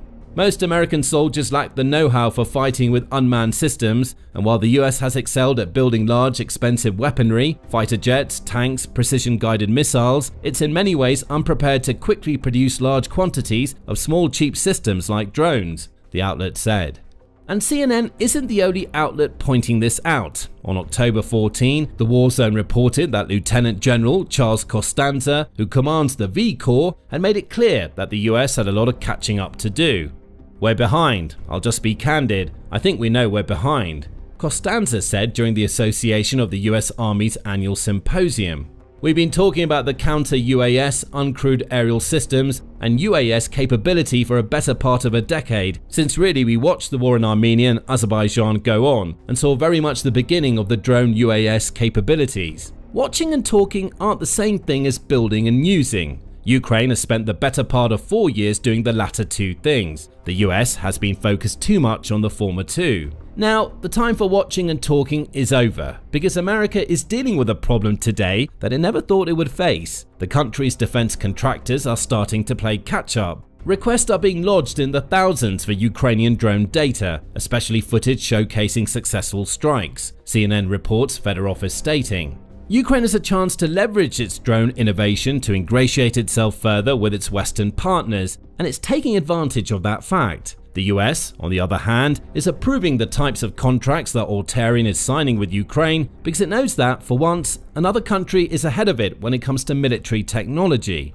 As US Secretary of Defense Pete Hegseth puts it, lethality will not be hindered by self-imposed restrictions, especially when it comes to harnessing technologies we invented but were slow to pursue, Hegseth says. Drone technology is advancing so rapidly, our major risk is risk avoidance. Hegseth also says that he expects drone capabilities to be baked into the US military by 2026, which includes the development of the capability to conduct force-on-force drone wars. The Artemis drone could help the US develop that capability. And that drone would have been possible were it not for Ukraine cooperating with a US manufacturer to make that drone a reality. Russia's President Vladimir Putin has spent 25 years in power. He's ruled Russia with an iron fist, clinging to the presidency year after year, using every trick in the book to remain in charge. Desperate to go down in history as his nation's greatest ever leader, he's painted himself as a defender of traditional values, a guardian of sovereignty, and the only man capable of leading such a vast and influential country as Russia to glory and prosperity. But everything comes to an end eventually, and Putin's control of Russia is well and truly starting to slip, reaching such a low point that even the Kremlin can no longer cover it up.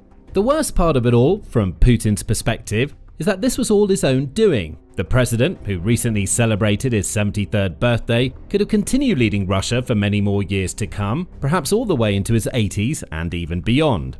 All he had to do, essentially, was exactly what he'd been doing his entire political career, following the same proven playbook that had kept him relatively popular with the people of Russia and supremely powerful on the world stage. Instead, he now finds himself stuck in a hole so deep, no amount of lies and bluster will be enough to dig his way out, and it's entirely his own fault.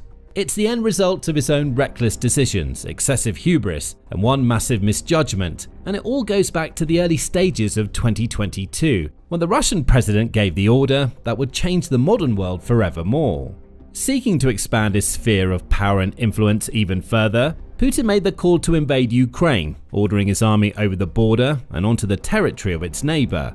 At the time, he justified his decision with baseless claims that so-called Nazis had taken over Ukraine, and it was up to Russia to ride in and save the day. In reality, the world at large saw this move for exactly what it was, just another manifestation of Putin's unquenchable lust for power.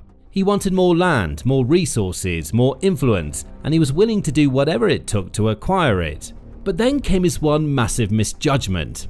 He thought it would be easy. Given the enormity of his army, the vast quantities of tanks, armored vehicles, missiles and more that Russia had in its own arsenal, and the sheer disparity between the Russian military and the Ukrainian military, Putin assumed that Russian troops would roll right through whatever feeble defenses Ukraine might mount, marching all the way to Kyiv and raising the Russian flag of victory in a matter of days, or a few weeks at the most. As is now well known, that's not what happened. Ukraine proved a significantly tougher nut to crack than Putin could ever have anticipated. Its people rose up and stood firm, defending their land with heroism and pride. Up and down the country, not just trained soldiers but simple civilians took up arms and stood their ground against the hordes of Russian troops heading their way. As a whole, the country of Ukraine showed that it would not go down without a fight. And any hope Putin and his fellow Kremlin cronies had of a swift and crushing victory went up in smoke.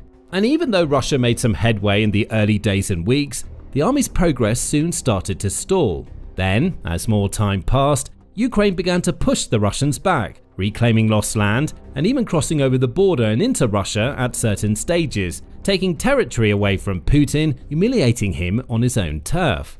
Gradually getting stronger and more strategic, to the point where it's now rightfully regarded as one of the world's most capable military powers, Ukraine then went further, launching deep strikes, missiles and drone attacks on high-value Russian assets. The effects of these attacks are clear to see. Russia currently sits in a state of economic disarray and faces an unprecedented fuel crisis that shows no signs of easing anytime soon.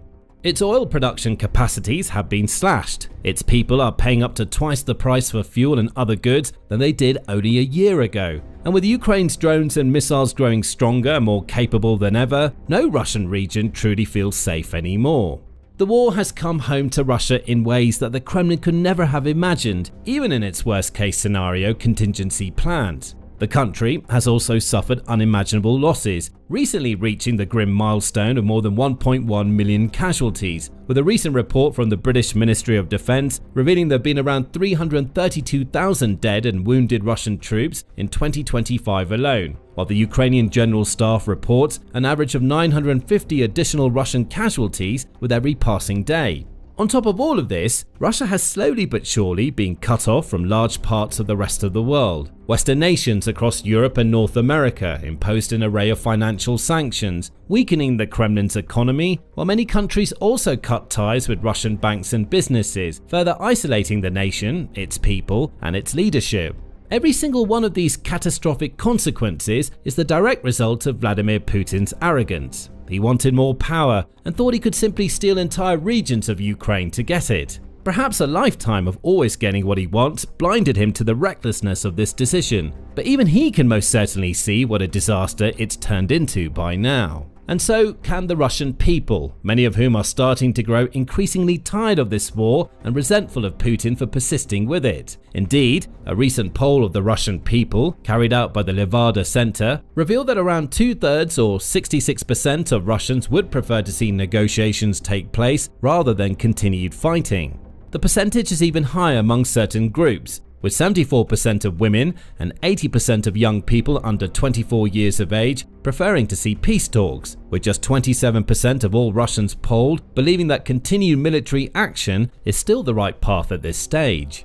The poll also revealed that more and more Russians are feeling personally impacted by the war, with 58% saying that the so-called special military operation has affected their lives or their family lives in one way or another, and more than 1 in 5, 22%, saying they're being greatly affected by it. Some cited the fact that they had lost loved ones in the conflict, for example, or seen people close to them injured. Others spoke of how their financial situation had worsened since the war began, and some said that the situation had led to the destruction of family ties, as well as causing significant mental and emotional distress. Even at the highest levels, various Russian elites, oligarchs, generals, and other people in positions of power are said to be expressing emotions of fatigue, frustration, and disappointment with how the war has gone and how it continues to be managed by President Putin. The more those levels of resentment and frustration rise, the worse Putin's situation will become. That's why he's gone to such great lengths to control the narrative within Russia's borders, controlling and restricting access to certain news websites and social media platforms to prevent the Russian people from learning the truth, telling them time and time again his grand speeches that the war is necessary, that all those who died have done so for a noble cause,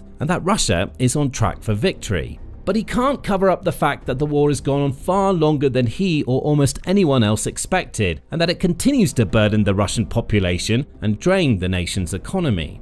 And the more time passes, the more easily people see through his lies and propaganda. Only a few months ago, for example, at the start of summer, Russia put plans in place for its grand summer offensive. This was supposed to be the offensive to end them all, the last big push of the Russian army onward into Donetsk, leading to a complete takeover of the region at long last.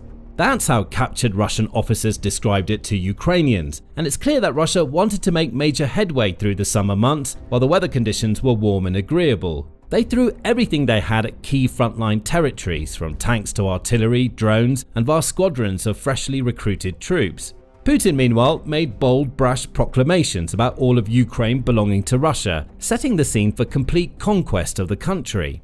Pro-Kremlin propaganda outlets too, like Pravda, have been making big claims that Russia is well on the way towards breaking through Ukraine's final defensive lines before the end of the year. In reality, however, despite some ground gained here and there, Putin's grand summer offensive largely fell flat. It went the exact same way as every other Russian offensive so far in the war, ending up with both Ukraine and Russia in more or less the same place they started, give or take small slivers of land in the Luhansk and Donetsk regions. The most important locations, like the strategic industrial hub of Pokrovsk, still elude Russia's forces, and Ukraine's famous fortress belt, which stretches through western Donetsk and incorporates important cities like Kramatorsk and Slovyansk, also remains in Ukraine's control.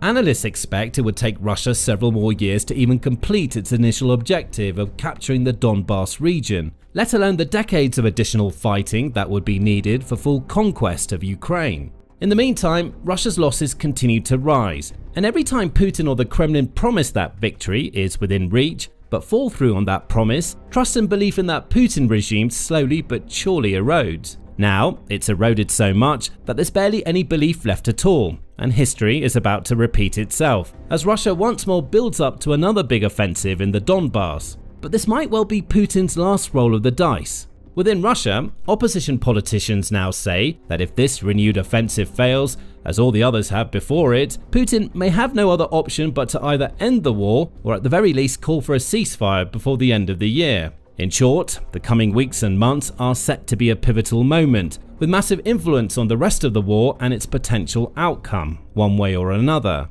As such, Putin will be banking on his troops somehow finding a way through Ukraine's defenses, as detailed in a report from the RE Russia media platform and think tank, which writes, "For 8 months this year, the Russian army has failed to achieve any decisive changes on the battlefield. The attempt at a decisive breakthrough over the next 2 months, for which Russia has built up a significant manpower reserve, represents an opportunity to alter the outcome and what's been an extremely costly and low-yield offensive lasting 2 years. Should it succeed, Ukrainian forces will, in all likelihood, be forced to abandon the Donbas. Should it fail, Russia's efforts to bring the region fully under its control can be deemed a failure. Thus, the next 2 months will mark the climax of the Battle of the Donbas, Russia's uninterrupted 2-year offensive, and possibly the climax of the entire 4-year war, setting the course of the Russo-Ukrainian conflict for a long time to come."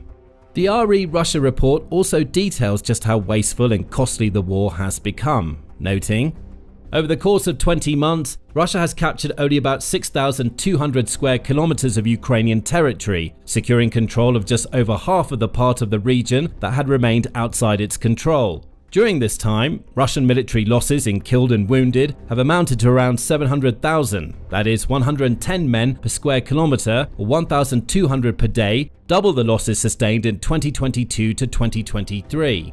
The writers add that the offensive is still only made possible by the Kremlin's reckless and desperate spending, offering increasingly high bonuses and incentives to encourage able-bodied men across Russia to sign up and join the fight. Thanks to this, the Kremlin is still able to add tens of thousands of troops to its ranks each month, replacing those that are killed or injured and continuing to pile pressure on Ukraine's defensive lines. This will give Putin at least some level of optimism that his forces might finally do what they've been unable to do for so long, and the fact that Ukraine is struggling with a manpower crisis will also provide some degree of encouragement to the Russians. But while it may have a couple of factors in its favor, the Kremlin's war machine still has a veritable mountain to climb if it wants to emerge victorious. Ukraine may not be able to rival Russia's manpower, it never has, nor can it muster the same colossal quantities of military spending and military hardware. However, as seen in over 3 years of war so far, none of that matters as much as it may seem. Because despite being a significantly smaller and weaker force on paper, Ukraine has consistently and continuously defied the odds, fended off Russia's attacks and held its ground. And even now, with troop numbers running low in certain areas, Ukraine is showing that same strength, strategy and adaptability that got it this far. It's adjusting its tactics, digging in and defending the areas that matter most, launching devastating attacks on Russian infrastructure and using the resources at its disposal to best effect. It also continues to receive enormous support from allies around the world, like the United States and other members of the NATO alliance. Thanks to that, any Russian belief in some big breakthrough on the horizon may once more prove to be misplaced. And if Russia fails yet again, the level of support for this war, and for Putin, is only going to drop further, eventually reaching a point where the Kremlin head may find he no longer has the freedom and options he once did. Because in his own ideal world, Putin would love to keep this war going as long as it takes to claim a grand and decisive victory. He still likes to describe the conflict as a special military operation in his speeches and statements, because it paints a picture to the masses of a controlled conflict, one in which a distant, expeditionary force is doing battle with some evil enemy in Ukraine without really impacting the economy or everyday lives of the Russian people in any notable way. That's exactly how Putin wants it to be and what he's tried so hard to achieve. But with Ukraine effectively bringing the conflict home to Russians in more ways than one, Putin can no longer pretend that this is anything less than a full-scale war, one in which his country has suffered and continues to suffer the kind of losses it hasn't seen since the Second World War. So, as the special operation narrative has lost all credence, Putin only has a couple of options remaining should his forces fail to take Donbass. One option is to suspend the war, temporarily, before restarting it later on. But this approach is fraught with danger, as Putin will not only have to contend with internal political and economic problems during the downtime, but also find a way to once again build support and construct some sort of feasible reason to restart the conflict. His other choice, and perhaps the only vaguely viable one left over, is to actually agree a peace deal with Ukraine, ideally one that would involve favorable terms for Russia, so that Putin can sell it as some sort of victory. Putin would essentially reserve the right to recommence the invasion at a later date, when the time is right, and he could easily place the blame on Ukraine, claiming it violated the peace agreement or coming up with some other similar excuse to send his army back over the border.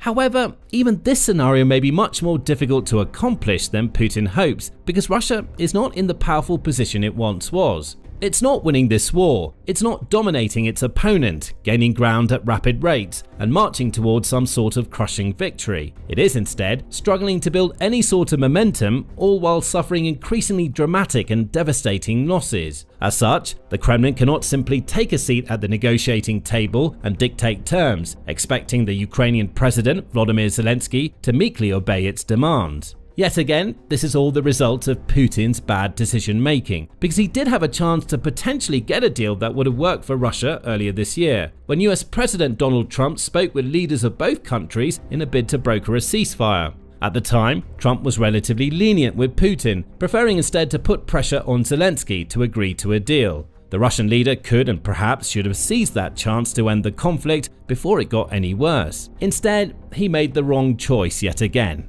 And now he's paying the price, because President Trump's patience was pushed too far. Trump has openly admitted to being angry and tired of Putin's lies and mind games, and only recently posted online that he believes Ukraine has the power to go on and win the war, reclaiming every piece of territory taken by Russia. The Trump administration has also offered additional aid to Ukraine, including American intelligence to assist Ukrainian drone strikes, and even the possibility of long-range Tomahawk missiles too. So, not only are the realities of the war clearer to see for all in Russia and beyond, but Russia's chances of making major breakthroughs or pushing towards victory are growing slimmer by the day. Casualties are rising, losses are mounting, crises are multiplying, and the economy is spiraling. And in such a dire, desperate state, even Vladimir Putin, that old master of clinging to power and twisting any situation to his advantage, is rapidly running out of options and ideas. Now, learn more about the pressure piling up on Putin in this video, showing how hundreds of ordinary Russian citizens recently defied state censorship to protest the war in St. Petersburg. Or, for an in-depth look at how woeful the war has become for Russia, check out this video detailing the country's catastrophic losses that even the Kremlin's propaganda cannot cover up.